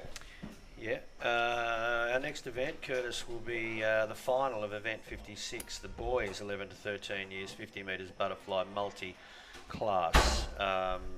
And we've got a record that was set here in terms of points, 263 points set by Declan Budd in 2019, going back to COVID times that many of us can remember. And here we are with the conclusion just now of the girls. And our live stream viewers might not be seeing this on their screens, but out in the centre there, the students are getting announced up to their block, so it gives them that sense of professionalism that they're here to race their final. They're getting known to the crowd. Those on the live screen getting introduced as well. So yeah, a fantastic achievement for all that have not only swam at these championships, and some people have come from a long way away to participate and be involved, but yeah, it does come down to these finals and the crunch time. Yeah, and no better example of crowd involvement than when the multi-class is on. The crowd do like to get behind them and support them. Here we go with the lineup for the boys. James Morley, lane 2, Lakes Grammar. Caleb Nichols from Fairy Meadow on the south coast and one of the Illawarra Wollongong suburbs there. He's in lane 3. Joseph Novicki, Palmer's Island, north coast. Diesel Thompson will go in lane 5. Minchinbury Public School, Sydney West. Brodie Becker will swim in lane 6, Tuggerawong. And Xavier Doyle will swim out of lane 7, Mount Carmel, Yass. And the boys are on their block, just waiting for our chief judge to blow that whistle and hand it over to our starter. Here we are, we've seen that signal. So the boys are ready. Let's see whose reaction time gets out and away his fastest. 0.7. Brody Becker, Brody lane Becker. 6.70, so fantastic. He's our man there. As you can see, the boys, it's nice and tight to start off this 11 to 13 years 50-metre butterfly final. Yep, we've got lane 4 here at the moment. Joseph Novicki, and he is hauling the mail at the moment as he takes them down the pool. He is from Palmer's Island, and he is extending his lead. So he's had a strong first 25. Let's see how Joseph goes dealing with this run into the wall. Yeah, so like we said, that last 15 metres, that technical aspect where you need to be on your game to time that last stroke over to hit that wall with your two hands to Looks save like that he timed it quite disqualification. well. Yeah, so congratulations there to Joseph Novicki from Palmer's Island, a great swim. But like we've said before, it goes to that point system where it gets adjudicated to see where those final results for the boys. So fantastic swimming. Those competitors still making their way down. I just can't say it more and more again. It's just fantastic to see this participation, everyone getting involved in swimming. Yeah, it's a really nice effort, and I can't hear it in here, but I know that the reception of the crowd is always good for these guys in the multi-class. Yeah, that confidence, building that confidence gives them the world of good. I'm sure they look forward to it, and all that fatigue might have dealt with a few of the nerves that were there at the start of the race. So there's there's some more to come as well. Yeah, there's our top three. Joseph, Diesel and Caleb, and Joseph coming in with a time of 47.90 to be Still the winner of to that have race. to be processed by Correct. recording, for the point score system. Here we go. We're going with event 57, mixed 10 years and under 50 metres butterfly multi-class, and it's mixed. So we've got Sienna Compton from St Aloysius, Chisholm, Kaya Earn, Blue Mountains Grammar School, I believe, Lachlan Reed, Our Lady of the Rosary, Waitara, who go in lane 5, Reed Coffrin from Evans River, North Coast, and Peter Bromham from Burrawa.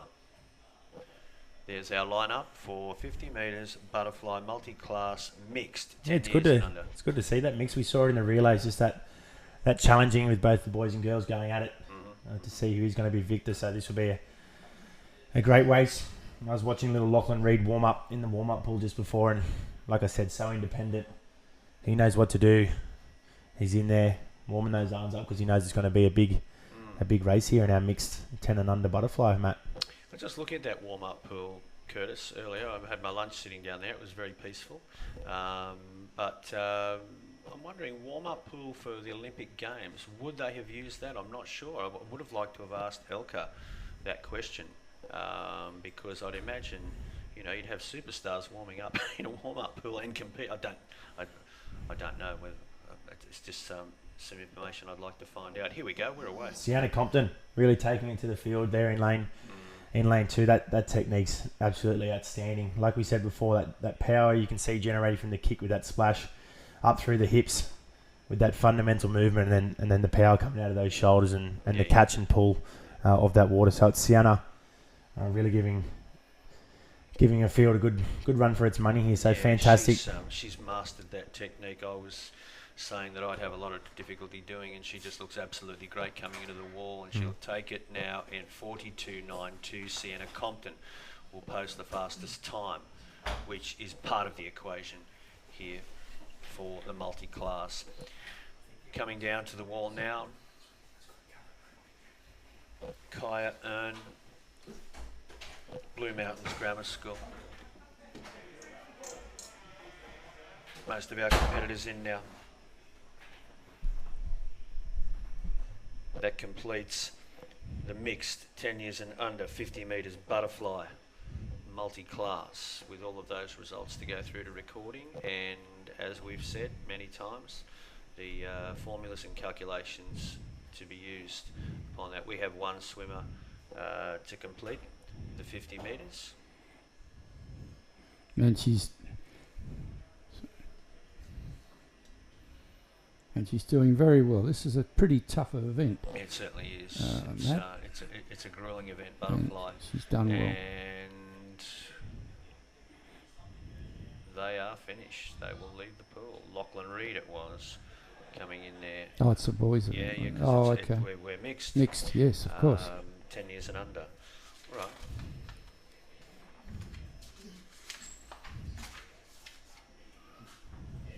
We're going for some individual medley. We saw the qualifiers for this late yesterday afternoon, Grant, and there were some pretty impressive performances in there. We have the lineup here for the 200 metres individual medley, girls 8 to 10 years. It is over 200 metres, as I said. So we've got in lane 0, Indra Stevens, Sutherland North, Eva Siousis, Lambton in the Hunter region. In lane 1, Ava Pettigrew, Queenwood, Eileen Lee. In lane 3, Carlingford West, Emerson Hu, St Bernard's Botany, Harper Mulcahy, Abbots Lee will swim in lane 5. Willow Bang will swim in lane 6, Epping West. Eve Drew, Emmanuel College, Combined Independent Schools, lane 7. Clara Kim is in lane 8, Eastwood. And Chloe Zhang will swim out of lane 9 from Ashbury. Best of luck to all of the girls. And I think we should keep our eyes on Emerson Hu, Matt, who is the fastest qualifier and has certainly swum very, very well at this swim meet. Yeah, Grant, she's the fastest qualifier. She's posted 2 minutes 58.07 in her qualifying heat yesterday. So she will be the girl to chase by the looks of things. But here we are at the end of, towards the end of 2 days of swimming. So who knows, how everybody's feeling at this stage. I'm sure all the girls have the intention of putting in a very good final here. Well, a lot of these girls have had a very hard meet, so anything could happen, Matt. So we'll wait and see what the outcome is. We'll let it unfold. It will be an interesting event. The heats yesterday afternoon were great to watch. I was listening to our special guest, Elka, just before the break, or just during the lunch break, and I heard her speaking about resilience and things like this, and that sport can help develop this in everybody. It doesn't matter whether you're young or a little bit older, and this is, I guess, is where the resilience comes in and the perseverance comes in. It just finalising the organisation here for the girls to swim their 200 metres individual medley. There's John Williams down there, referee from Swimming New South Wales, and he is surrounded by many other officials that volunteer their time and their knowledge and their skills, not across just this carnival, but many school events, and it's expertise that is highly valued by the schools and the organisers. Just great people to be able to work with and have at these championships. Yeah, for those who might or might not know, John Williams is a former school teacher, taught for many years on the South Coast, and since retirement has given his time back to swimming, so well done to John.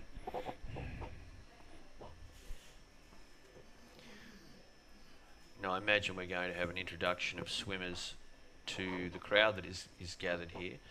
So that allows us a little time to deliberate and consider some of the things that are coming up in these finals, in the finals for this afternoon. So we will have the 200 metres individual medleys. We will also have some 50 metres of butterfly. We will also have backstroke finals. So plenty to keep us entertained this afternoon.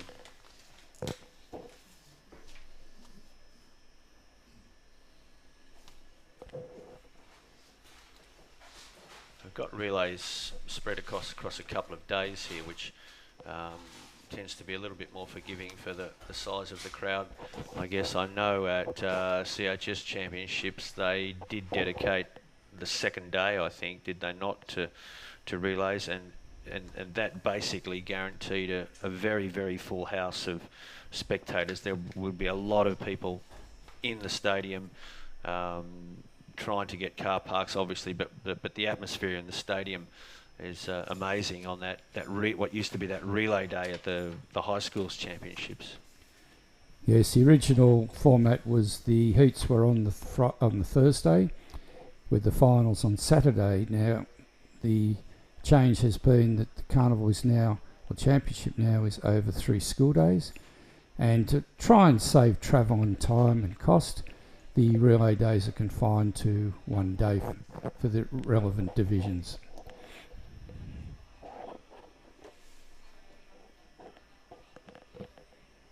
We're just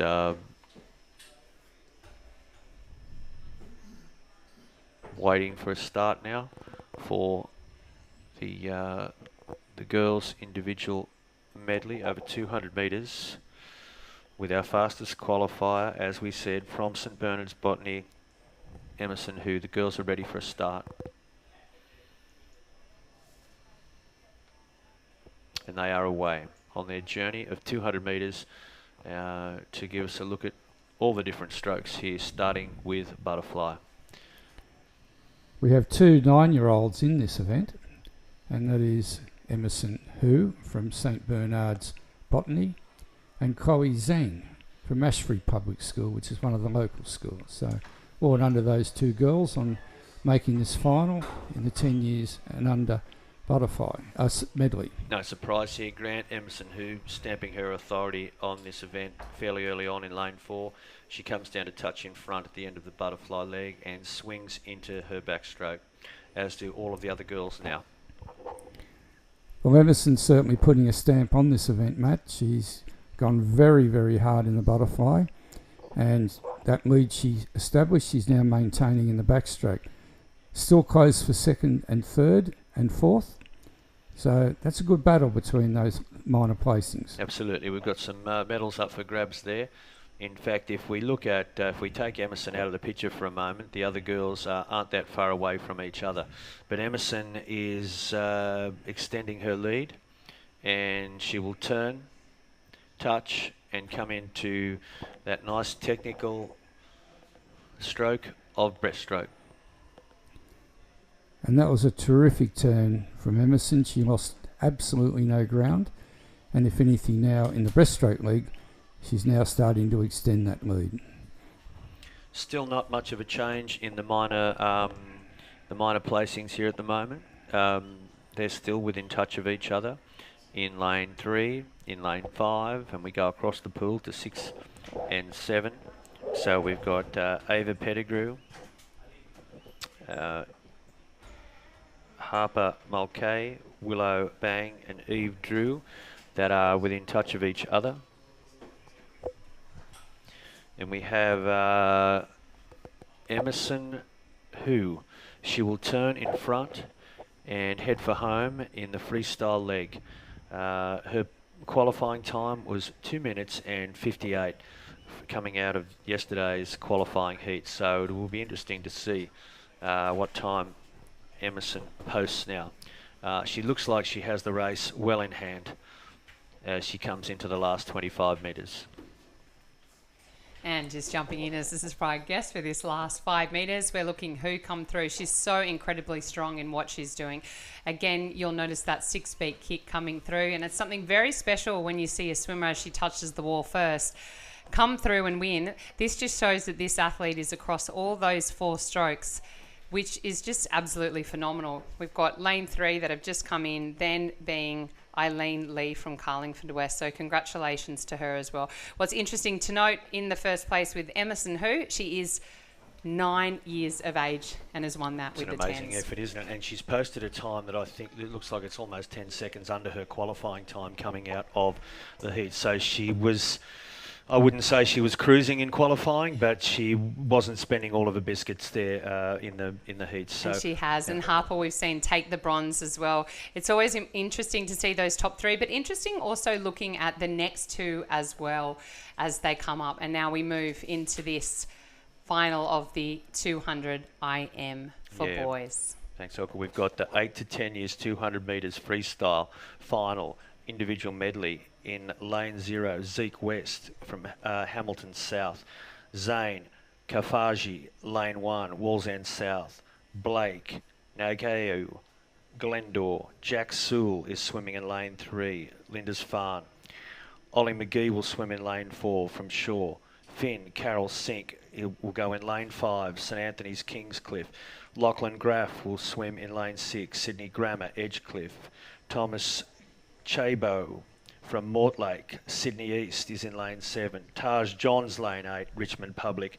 And Leo Kim will go out of lane 9 from Excelsior. Should be a great event. It will. I think the ones to watch here will be your Ollie McGee in lane 4 and Thomas Chabo in lane 7 as well. Now, all these boys are well known to the IM. To do an IM discipline already, you need to know, 1, how to swim, and 2, know exactly what you were saying before, be able to pace yourself. You'll find most of these names, I'm sure you've read out before. They've also been in lots of other heats, finals and relays. So they're strong across all their 4 disciplines as well. So here we go. Ollie McGee steps up. He's the younger brother of Carter McGee. A great swimming family. Got a favourite stroke in the medley, Helka? I love my fly, but Yeah. I really love my free. Okay, yeah.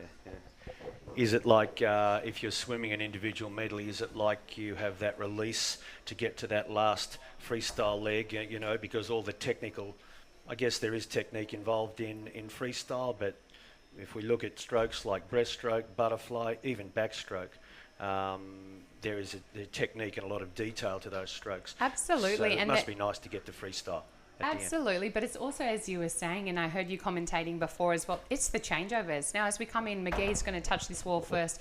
These are the moments where they catch up on time or catch up to their competitors. How fast can they touch that wall with both hands and get back onto their backs as well? The changeover is really big as well. Now, each of these swimmers will be strong across a certain discipline, and you'll find that as well. So coming into that last freestyle leg as well, it's how far have I got to go to catch up? What do I need to do to kick in to touch that wall first as well? And it'll be really interesting. Is there a temptation to throw technique out the window and just go with brute strength at times or not?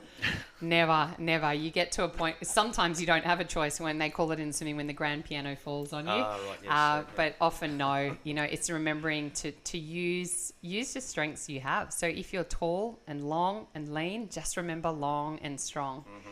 So that was an interesting changeover then, seeing Jack and Ollie then. Jack just did an incredible changeover then, and has just caught some ground speed. An interesting fact leading into this final leg of the IM is you will gain 2 body lengths once you touch that wall first in breaststroke coming into freestyle. So if you're well ahead in the breaststroke, you're going to get even further ahead in the freestyle as well. It's a tough one to catch up on the breaststroke. Because you've got someone finishing, I guess, a slightly slower stroke, and you've got the opportunity to commence that powerful freestyle and get a little bit of a head start. And absolutely, and as we look in now, I think it's clear to say that Ollie McGee is going to touch that word first. The interesting question is going to be the minor medals. The minor places are really up for grabs now and what's going to happen. So watch that changeover. He'll push off, do a great streamline. He just took a big breath then, so getting that oxygen in, the 6-beat kick goes. I mean, this is phenomenal. This is New South Wales PSSA of young children under the age of 12, and just watching them do this discipline already is incredible. I don't even know if I was swimming at 200 IM at this stage, so it's amazing. Yeah, absolutely. And you're right. He does have the luxury there of extending the lead coming into the freestyle leg, and he's doing it nicely. How many breaths for a 50 metres freestyle at the end of an individual medley? A lot more than what you'd take in a 50-metre freestyle. It touches this wall nicely. Here he comes in. I think that will be close to a PB there for Ollie. I mean, under the age of 9. He looks like he's just slapped the water then and he's happy. There's a smile on his face, as is number 3 as well. Let's hope that was a good slap on the water. Ollie McGee, unofficially in first place. Jack Sewell, Finn, Carroll, Sink. Make up the top 3 there. Well, I'm going to put the Master Grant back in the chair. Oh, okay. Well, it's been great having you. Thank you for your expertise and your great comments, and we hope you get to enjoy what's left of the championships now, and hope that you can return another time to give us some of your great knowledge. Thank you. It's very humbling being able to sit next to you as well, so I appreciate it. Cheers. Thank you very much. Happy Easter, everyone. Yeah, thank you.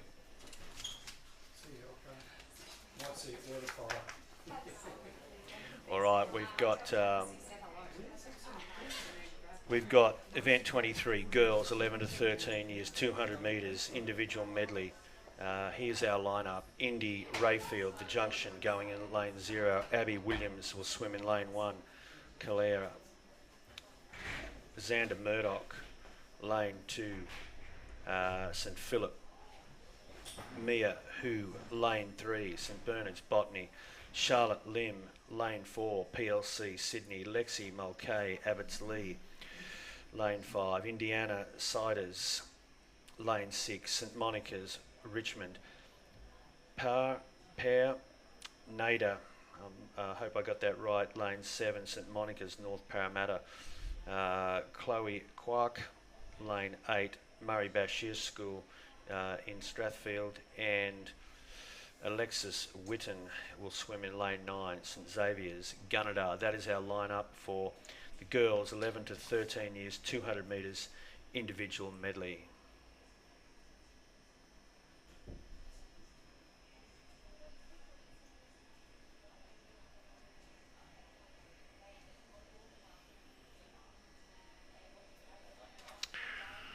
Waiting for a start in that event. They're just organising those girls, tidying up from the previous event. So our fastest qualifier in this final is Charlotte Lim from PLC Sydney, and she's on a time of 2:34.84 in her heat. So we'll keep our eyes on Charlotte. Our next two fastest qualifiers were Lexi Mulcahy from Abbotsleigh in a time of 2:39.98, and Mia Hu from St Bernard's Botany in a time of 2:45.92. So they're the top three qualifiers, and they'll go out of lanes 3, 4 and 5. Yeah, so there we have that seating arrangement, Grant, of the faster qualifying times given the lanes in the centre of the pool. Some advantage there, some believe, to some extent, but I guess you earn that advantage by qualifying quickly. So the middle lanes of 3, 4, 5, probably 6, perceived as a little bit less turbulence coming off the side of the turbulence coming off the side of the pool, the pool walls. But still, we've also seen some big performances from kids swimming in the outside lanes today as well. So once again, who knows? It's a final. Let's see how everybody's feeling when they line up.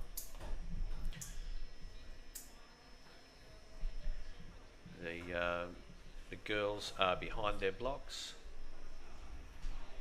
They are being introduced to the public, to the crowd. You see them stepping up.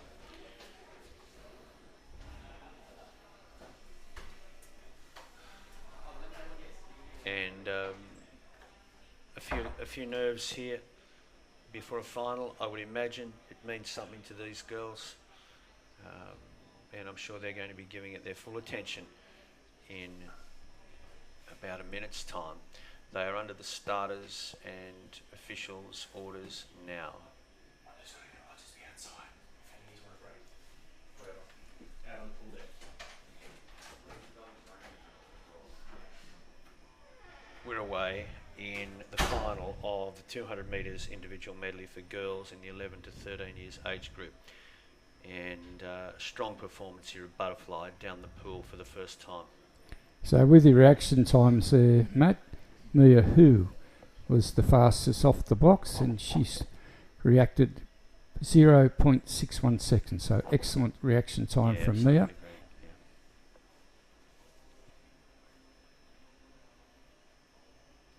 And we're going to come to a change over here where Xander Murdoch changes in front in lane 2. So not one of those middle lanes. A nice strong lead out from the swimmer in lane 2, which is Xander, who is Xander Murdoch. But now we see lanes 4 and 5 pushing to the front. So we have Charlotte Lim and Lexi Mulcahy well and truly in the mix here, and Mia Hu, lane 3, kind of on their shoulder, but we've also got Xander Murdoch maintaining touch here in lane 2. Now there's a big turn. Lexi Mulcahy. That was a great turn of Lexi's, Matt, and she's starting to streamline. However, Mia, Charlotte Lim is certainly fighting back, and from where we're sitting, it looks like Charlotte might have Charlotte's got taken the almost lead. 3/4 of a body length to a body length there, so she's obviously enjoys the breaststroke and she's very good at it. And she is pulling out to a body length there as she heads into the final leg. Elka Whalen did say to us that a lead in at the end of the breaststroke leg is almost like a multiplier effect. If you can start freestyling before your fellow competitor starts freestyling, you can open up a nice lead. But this is interesting because we've got lane 5, Lexi Mulcahy refuses to lie down. Now we've got Charlotte Lim starting to lift again in this second 25, and she may be able to get the job done here. She has a body length, possibly to, as she comes down to the wall. And it is Charlotte Lim, 2:34.17.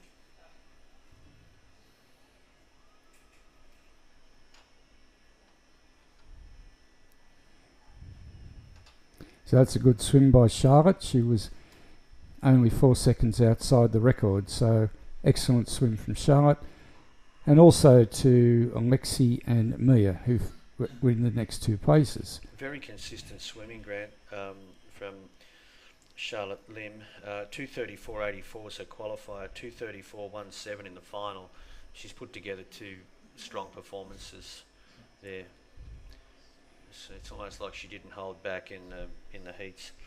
All right, we're going into the final for the 11 to 13 years boys, 200 metres individual medley. And in lane 1 is Benji Linus from Turramurra.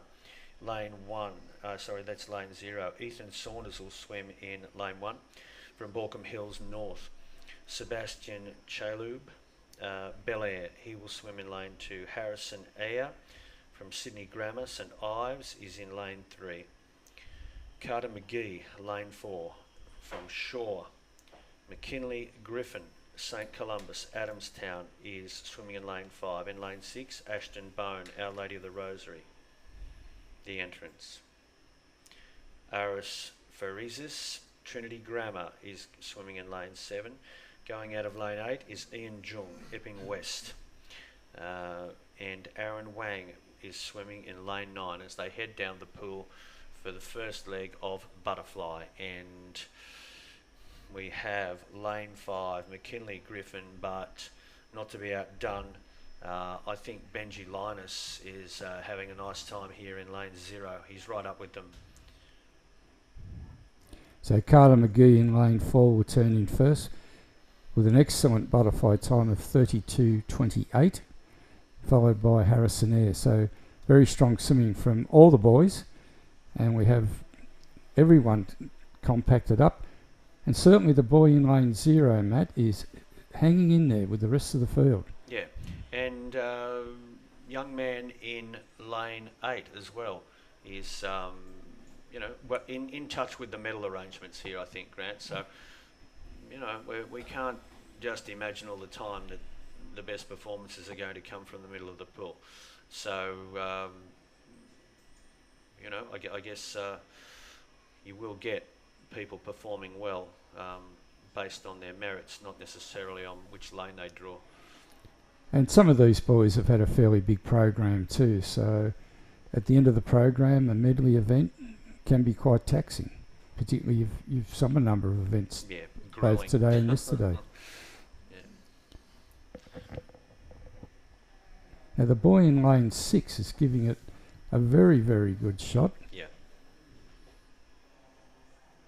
And that is Ashton Bone from Our Lady of the Rosemary at the entrance. He's in touch. And so is the boy in lane 8. Ian Jung. And Ian Jung. So that's a great battle out there in those outside lanes.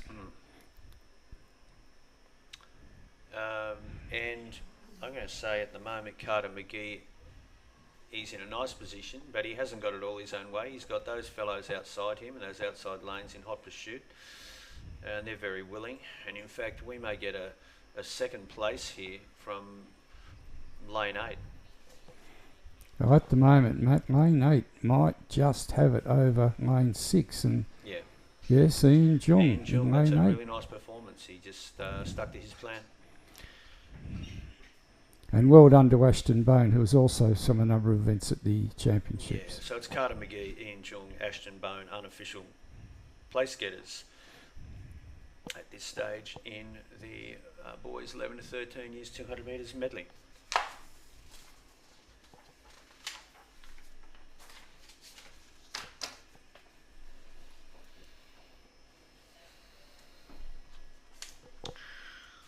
Next event we have will be, according to our program, will be some backstroke.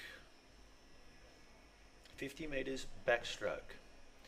And it is the final for the girls, 8 to 10 years, 50 metres backstroke. Our competitors are as follows. Eileen Lee, lane 0 from Carlingford West. Clara Kim, Eastwood. Kayleen Park, Northolm. Harper Mulcahy, Abbotsleigh. Lena Cho, Gordon West. Linda Paches is in lane 5. Meadow Flats, I believe that is. Meadow Flat. Sophia Ragg Leighton, lane 6. St Thomas More. In lane 7, Charlotte Brown, Woolaware. In lane 8, Emerson Hu. She's the only 9-year-old in this event. From St Bernard's, Botany. And Jenny Lee from Meriden is in lane 9. And that makes up our entire field for the final of the girls' backstroke, 8 to 10 years. Chatting to Curtis a little while ago, you know, about this, the whole concept of backstroke, and he was talking about the technique and the detail required there. You know, keeping the head down, keeping the body, you know, allowing the body to float. I guess that's one of the big differences from an amateur trying to learn backstroke for the first time and someone who can perform it a little better, and that is that confidence in being able to actually lay down and let your body float to some extent, as opposed to that little bit of panic that can occasionally occur where you feel like you want to stand up, and as soon as your legs drop, you're going to find it very hard, a lot harder to backstroke. So obviously these girls have got their technique worked out and well practiced, so we should get some very good examples of the backstroke here in the 8 to 10 years girls final.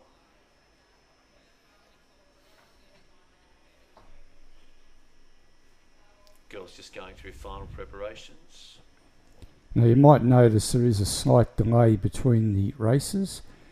The swimmers will be called up onto the box by the public address system at the pool, and that then takes a little while, and that's why we'll just have a slight delay.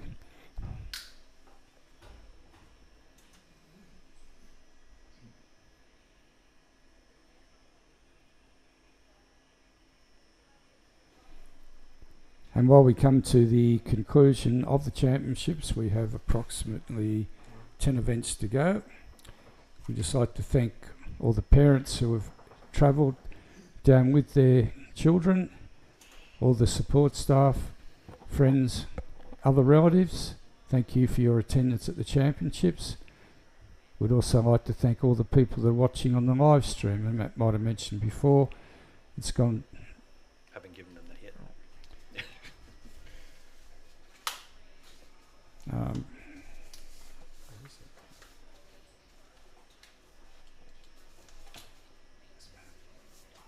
Yeah, So- you're right. I remember, so I did see that list at some point, Grant, and it's quite widespread, not only in Australia but throughout the world. So Yeah, so on the statistics from yesterday, the event obviously has been watched widely in Australia in all the capital cities. It's also gone to the USA, to Indonesia, to Russia, to Colombo, Japan, to just to name a few countries. So thank you for all the international people that are watching. I do apologise if I have missed out on some countries, but the list was extensive and it's terrific to see you watching. So Matt will pick up the start list for this race and obviously take you into the finish as the swimmers hit the 25-metre mark. Yeah, thanks, Grant. So the start lineup is as we announced, and we make our way down the pool in the 50 metres backstroke as we expected. Techniques are well polished, well honed, and we will come down with lanes 4 and 5. It is Lena Cho, Lyndall Paches, Charlotte Brown, our unofficial medalists for the 8 to 10 years girls 50 metres backstroke. Impressive time of 37:44. Next event is the boys 8 to 10 years 50 metres backstroke. We've got Leo Dwyer swimming in lane 0 from Forbes.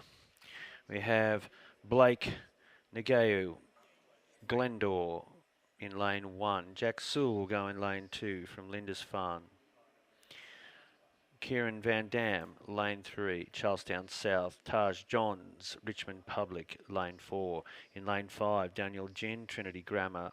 Ollie McGee will swim in lane 6. Lawson Major will swim in lane 7. He's from Cronulla. Finn, Carol Sink in lane 8, St Anthony's Kingscliff. And Leon Lee from Denniston East will swim in lane 9.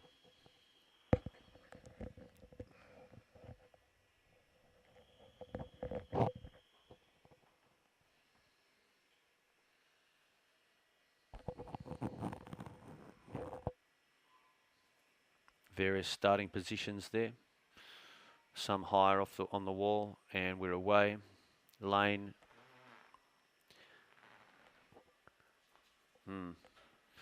Lane. It will be lane 5 that has the lead at this stage at the halfway point. Daniel Ginn.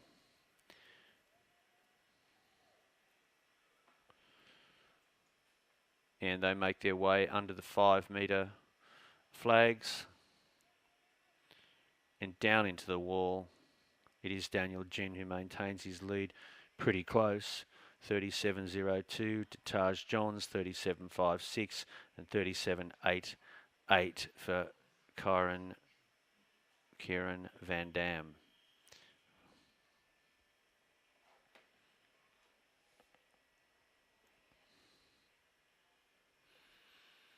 Next event, final girls, 11 years, 50 metres backstroke.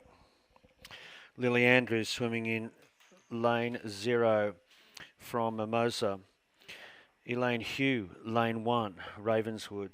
Madison Sedgwick, lane 2, Wanuna. Swimming in lane 3, Coco Becker, St Augustine's, Coffs Harbour. Swimming in lane 4, Molly Ramian, St Xavier's, Gunnedah. Ella Clayton is swimming in lane 5, St Teresa's, Mascot. Molly Young is swimming in lane 6, Newport. Mia Hu is in lane 7, St Bernard's, Botany. Swimming in lane 8, Emily Skihan, Valentine. Amaya Hill is in lane 9, Penrith. Fastest qualifier for the final. Molly Ramian, she will go in lane 4, and her time coming out of qualifying heats is 35.02. Girls are ready.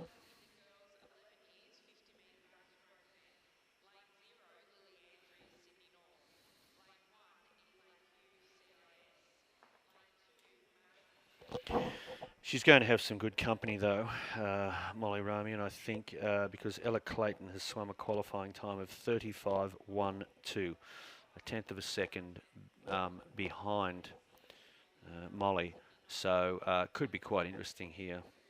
And of course, as usual, I think all the other girls may have something to say about that. They will be showing great interest in trying to chase each other down in our fastest qualifier. They're in the hands of the starter.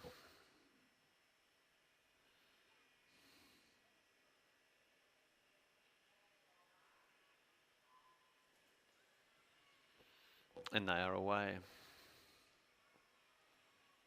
Mia, who is our fastest away, they're only just from Amaya Hill, 0.55 seconds. It is lane 4 and 5, Coco Becker and Molly Ramian, that are heading it out here. As we expected, Ella Clayton, Molly Ramian, not much between them in qualifying. Molly Ramian gets it over Ella Clayton and Mia Hu. And once again, half a second in it between those first two girls. Great swimming. Next event, boys 11 years, 50 metres backstroke. Here are the competitors as follows. David Carty will swim in lane 0 from Roselle. Brendan Makira is swimming in lane 1 from Kellyville. Callan Atherton from Umina in lane 2. In lane 3, Thomas Penny, Scots College. Lane 4, Eli Gardner, Edgeworth Heights. Lane 5, Riley Welsh, Quakers Hill East. Zach Brown is swimming in lane 6, Our Lady of Fatima, Caringbah. Liam Blair is in lane 7, Warners Bay, Hunter Region. William Botha, lane 8, Gymea Bay. And Bradley Honour from Galston, Sydney North. Boys are on the starting blocks.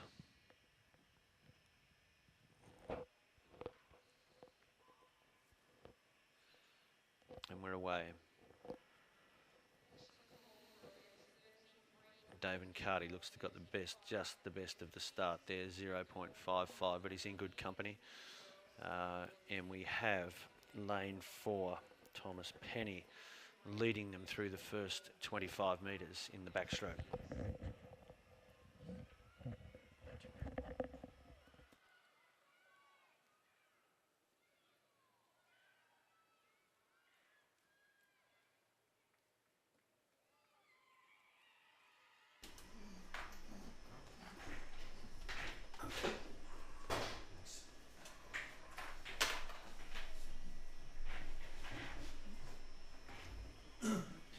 So just confirming the placings in that last event.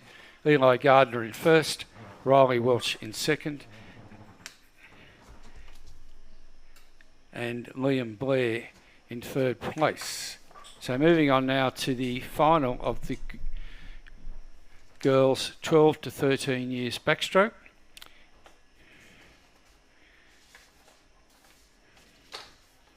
In lane 0, Mackenzie Gardner from Our Lady of Rosemary, Waitara.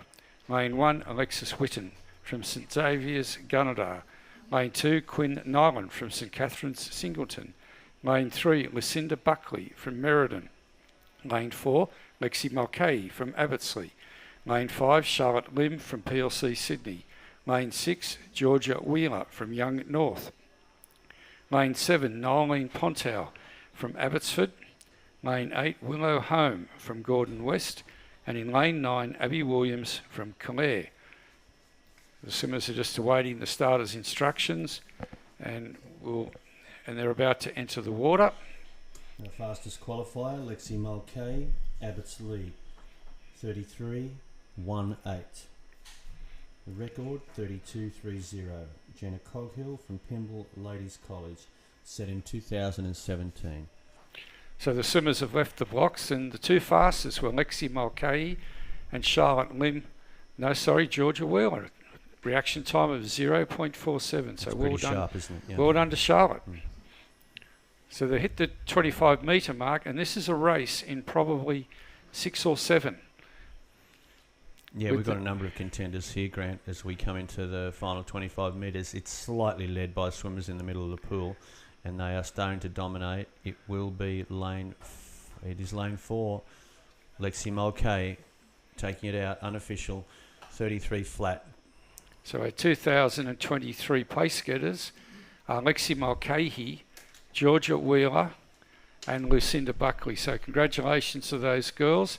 Lexi's time of 33 seconds was just outside the record, which was 32.30. We'll move on now to the 50 metres boys backstroke. In lane 0, Jake Schultz from Mount St Thomas. Lane 1, Ashton Bone, Our Lady of the Rosary, the entrance. Lane 2, Benji Linus, Turramurra. Lane 3, David Kang, Enfield. Lane 4, Ethan Saunders, Balcombe Hills North. Lane 5, Alistair Lowe, St Pius Enmore. Lane 6, Carter McGee, Shaw. Lane 7, Reef Muir, Green Point. Lane 8, Adam Dunn, Knox Prep. And in lane 9, Max McKellar from Narrowena. So again, the swimmers are awaiting the starters' instructions, and very shortly we'll enter the water for the start. We've got a fastest qualifier here in Ethan Saunders. He will go in lane 4, as is often the way, and the record is held by Hayden Huang Trinity. It was set in 2018, 31.56 for the record.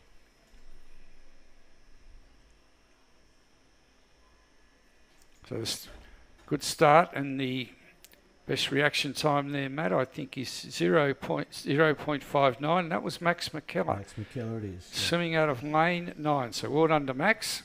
He's only just got it. He's got guys within a hundredth of a second there, but he's our fastest away. And so we are with lane 3 here. David Kang, slight leader. But now we'll lane have lane 5 might have snuck up there. Yeah, Alistair Lowe. It is Alistair Lowe, 32.10. David Kang, Ethan Saunders, the unofficial place getters, medalists, if you like, for the 50 metres backstroke. So just confirming that, Alistair Lowe in first place, David Kang in second, and Ethan Saunders in third. Alistair swam a time of 32.10, just outside the record of 31.56, so well done to him. Moving on now to the girls, 8 to 10 years butterfly, 50 metres. In lane 0, Eileen Lee from Carlingford West. Lane 1, Niam Spinks from Holy Family, Scanners Head. Lane 2, Penelope Seckold from Merriweather Heights. Lane 3, Charlotte Brown from Woolooware. Lane 4, Emerson Hu, St Bernard's Botany. Lane 5, Jenny Lee from Meriden. Lane 6, Lyndall Pacious from Meadow Flats. Lane 7, Eve Drew from Emmanuel CIS. Lane 8, Willow Bang from Epping West. And Lane 9, Harper Mulcahy from Abbotsleigh. So that's the start list for this. The girls, 8 to 10, 50 metres butterfly. Alexandra Sinadinovich from Pleasant Heights holds this record, Grant, and it is a record set back in the day, 2006, a long-standing record of 33.28.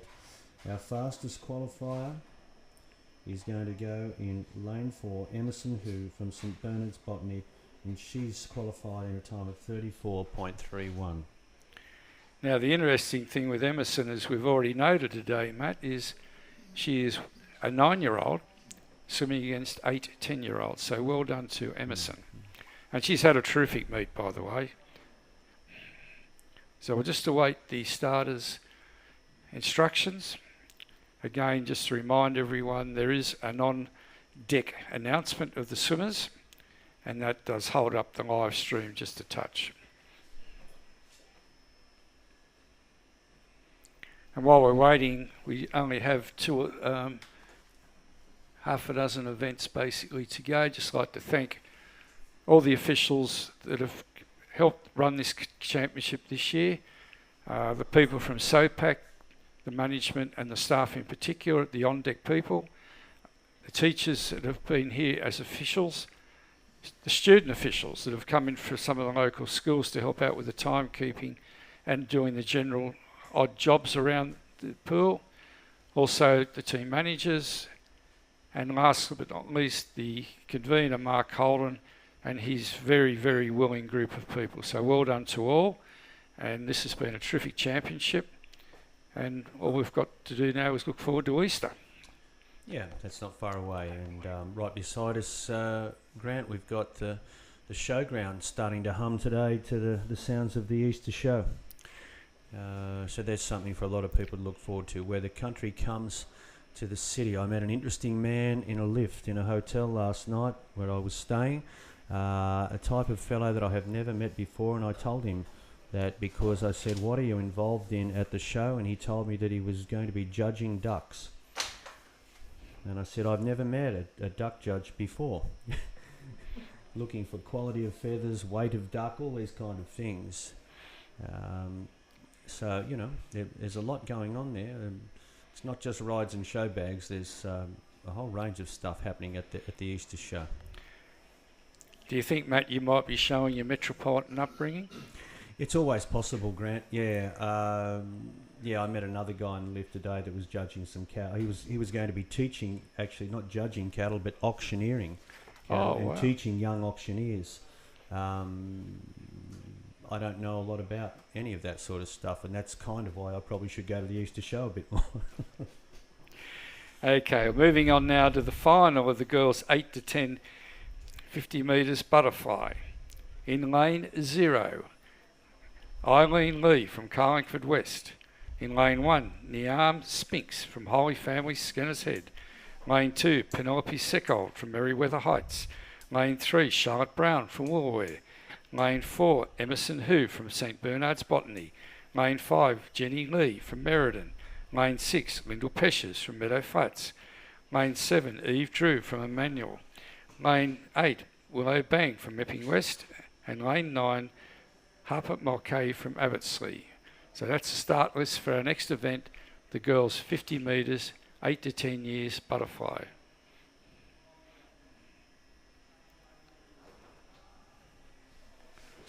So the swimmers are behind their blocks, awaiting the referee's instructions. And once the swimmers are on the blocks, they will then go into the hands of the starter, and the race will commence. Yeah, I think we've got, it's Neve Spinks. Neve Spinks, with that, yeah, lovely spelling of Neve, is it? Okay. I'm not sure, Irish background of that, the origins of that name. But anyway, she's going out of lane 2, I think. Yeah, she's out of lane 1 actually, Matt, because remember the configuration of the lanes here. We start with lane 0, yes, and then we start with lane 1. So a bit of a, for those that don't know Sydney Olympic Park Aquatic Centre, the lane configuration starts with lane 0 and then goes to 1 through to 9 to make up the 10 lanes in the pool. We were discussing the building of the pool in 1994, I think, we're at 1994, and then the building of the Olympic Stadium, because it was built specifically for the Sydney Olympics, and the bid for the Sydney Olympics was secured in 1993, I think, September 1993, and work on the athletic stadium commenced in 1997. So, but the pool was underway, from my knowledge, before the Olympic bid. Anyway, it's got quite a history now. And the pool and the other centres at Sydney Olympic Park have got a very rich history with New South Wales primary schools, which has run hockey finals, basketball finals, netball finals, tennis finals, and obviously the track and field finals are also held on this venue. So it's been a great supporter of school sport in New South Wales, the Sydney Olympic Park. It's been a well-used facility, hasn't it, after the Olympic Games, with what has happened to the village and etc. We've got a race on here, and we're going to have a look at this final. We have got a race on, and possibly Eileen Lee in lane 0 might be a non-starter. So we'll keep our eyes on that as the swimmers head up towards I think you might be right. the 30-metre mark, and that's our swimmer in lane 4. And that's Emerson Hu, who's had a terrific meet. Yeah, she has. And she's still got something in the tank late in the day, day 2. Look at this. And she's powering away to win this event. So that's a win to Emerson Hu.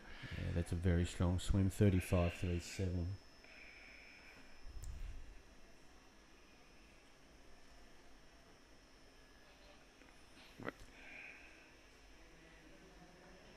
So just confirming, Emerson Hill in first place, Charlotte Brown in second, Jenny Lee in third.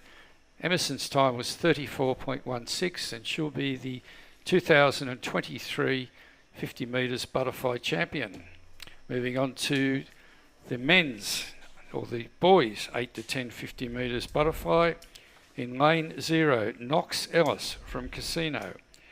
Lane 1, Benji Moggi Gulati from Wallsend South. Lane 2, Lewis Kaziska from Castle Hill. Lane 3, Finn Carroll Sink from St Anthony's Kingscliff. Lane 4, Leo Kim from Excelsior. Lane 5, Ollie McGee from the Shore School. Lane 6, Ethan Farizis from Trinity Grammar. Lane 7, Daniel Jin from Trinity Grammar. Lane 8, Hayden Goo from St Kevin's Eastwood. And in lane 9, Targ Johns from Richmond Public School.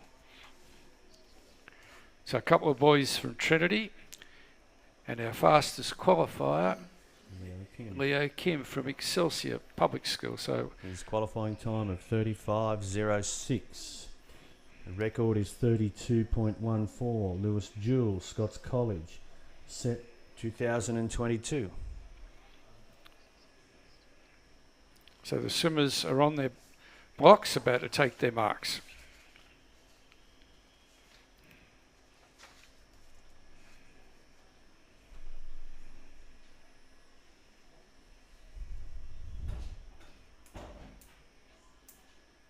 And they're off and racing.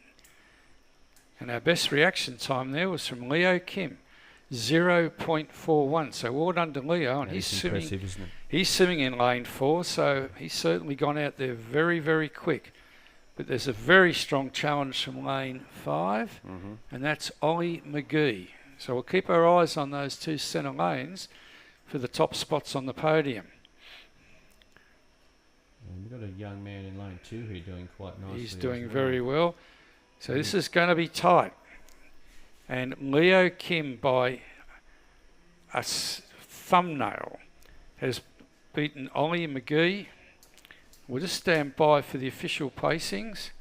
So that's Leo Kim in a time of 34.68 from Ollie McGee and Ethan Farizis. So well done to those three boys in the 2023 50 metres butterfly event.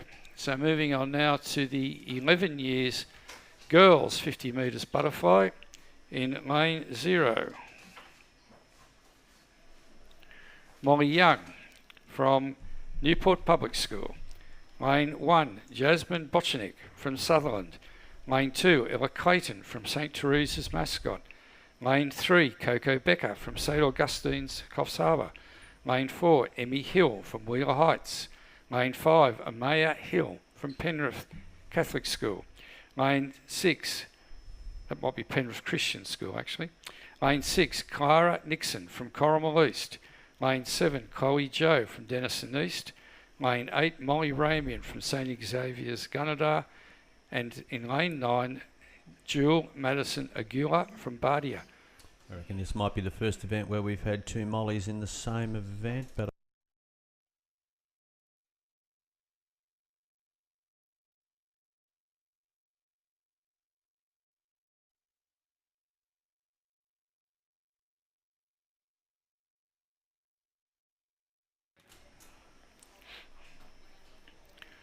So the swimmers are awaiting the starters' instructions.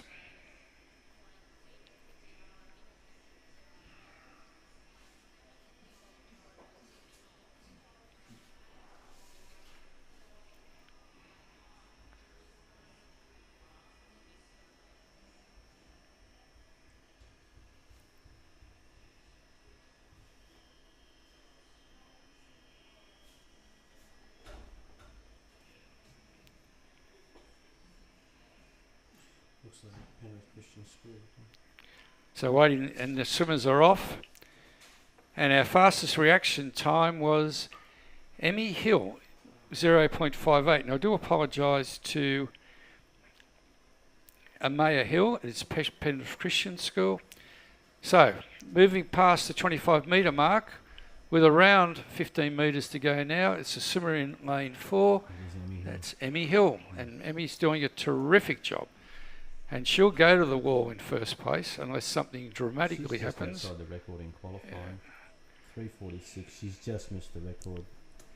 No, a 31:46, and the record is 31:28. So that's a very, very impressive swim. That record was set in 2019 by Miller Lawrence, and she's gone just outside that, 31:40.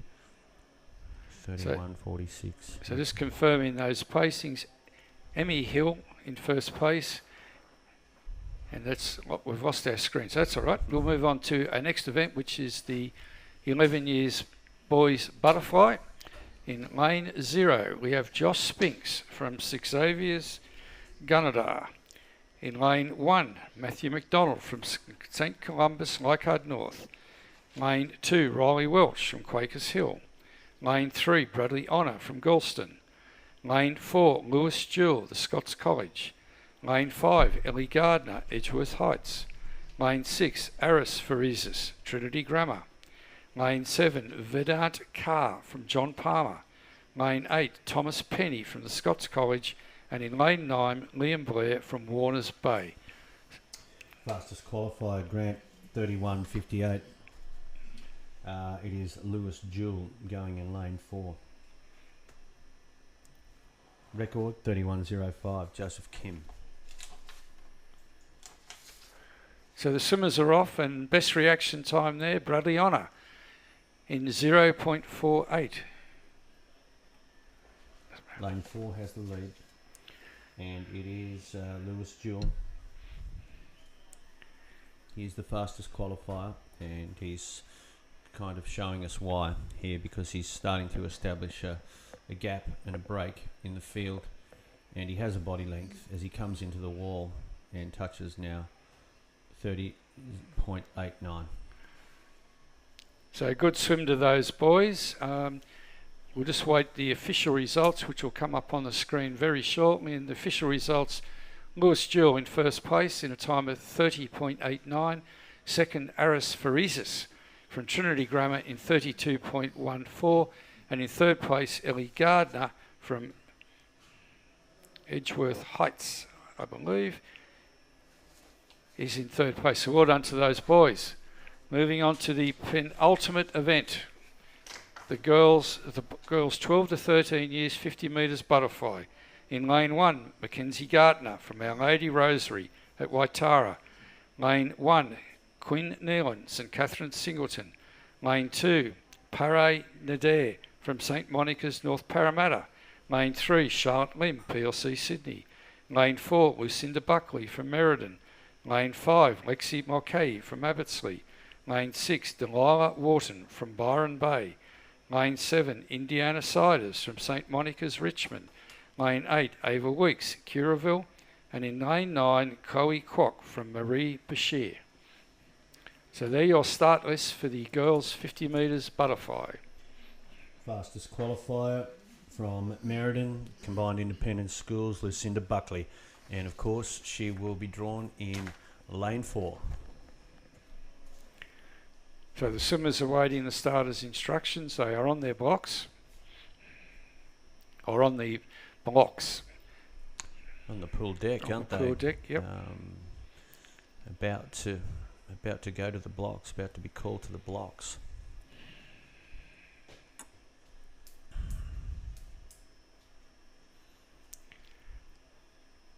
So just repeating once again, just a thank you to all those people that have tuned into the live stream over the last 2 days.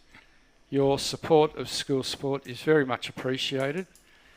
And also thank you to all the people that have been involved in the championships. Thank you also. And to the competitors, thank you for making this such a great event over the last 2 days.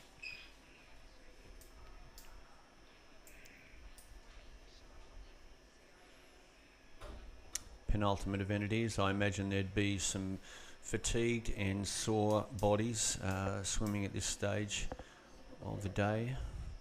I dare say people will sleep easily tonight, possibly parents included, after all the support that they have offered to their children across the 2 days. Yeah, Matt, these are big days. Warm-ups at 8 o'clock, so a lot of these kids will have left home well before 6 o'clock to get here. So we're just awaiting the start. And they're off and swimming. So our best reaction time there was a couple of their .066. So I'll let you and a 6-1 there, Mackenzie Gartner just under them. I so missed her, yes. That's impressive. They make their way down. It is lane 4 at the moment, dominating this. It is Lucinda Buckley. Now there's a very strong challenge from lane 6. She's got company. Yes.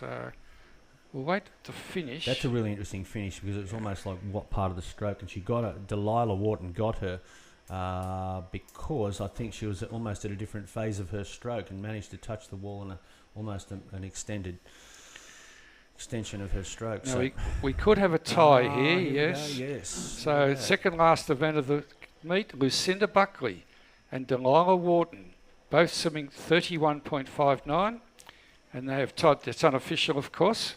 So we'll wait the finalisation of those results once it goes to the relevant people. So final event, ladies and gentlemen, of the 2023 New South Wales Primary School Swimming Championships. Lane 0, Riley Herring from Wamberal. Lane 1, Harris Yang from Wyvern. Lane 2, Ethan Saunders from Borkham Hills North. Lane 3, David Kang from Enfield. Lane 4, Carter McGee from the Shore School. Lane 5, Jacob Deere from Sydney Grammar St Ives. Lane 6, Benji Linus, Turramurra. Lane 7, Alistair Lowe from St Pius Enmore. Lane 8, Noah Dignan from St Christopher's Holsworthy. And in Lane 9, Alex Villiami from St Joseph's Bulli.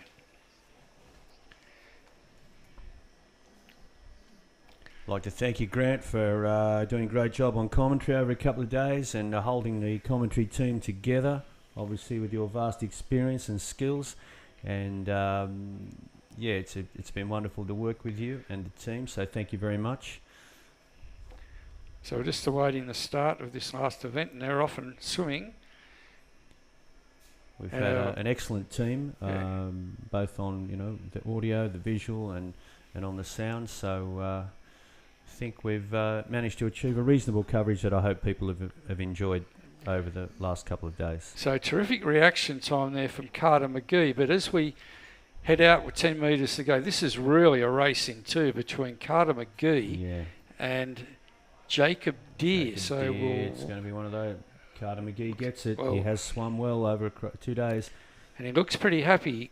Yeah. Carter, he's giving the water a bit of a slap there. It's a bit of an animated, he enjoys a bit of a celebration, I think, Carter.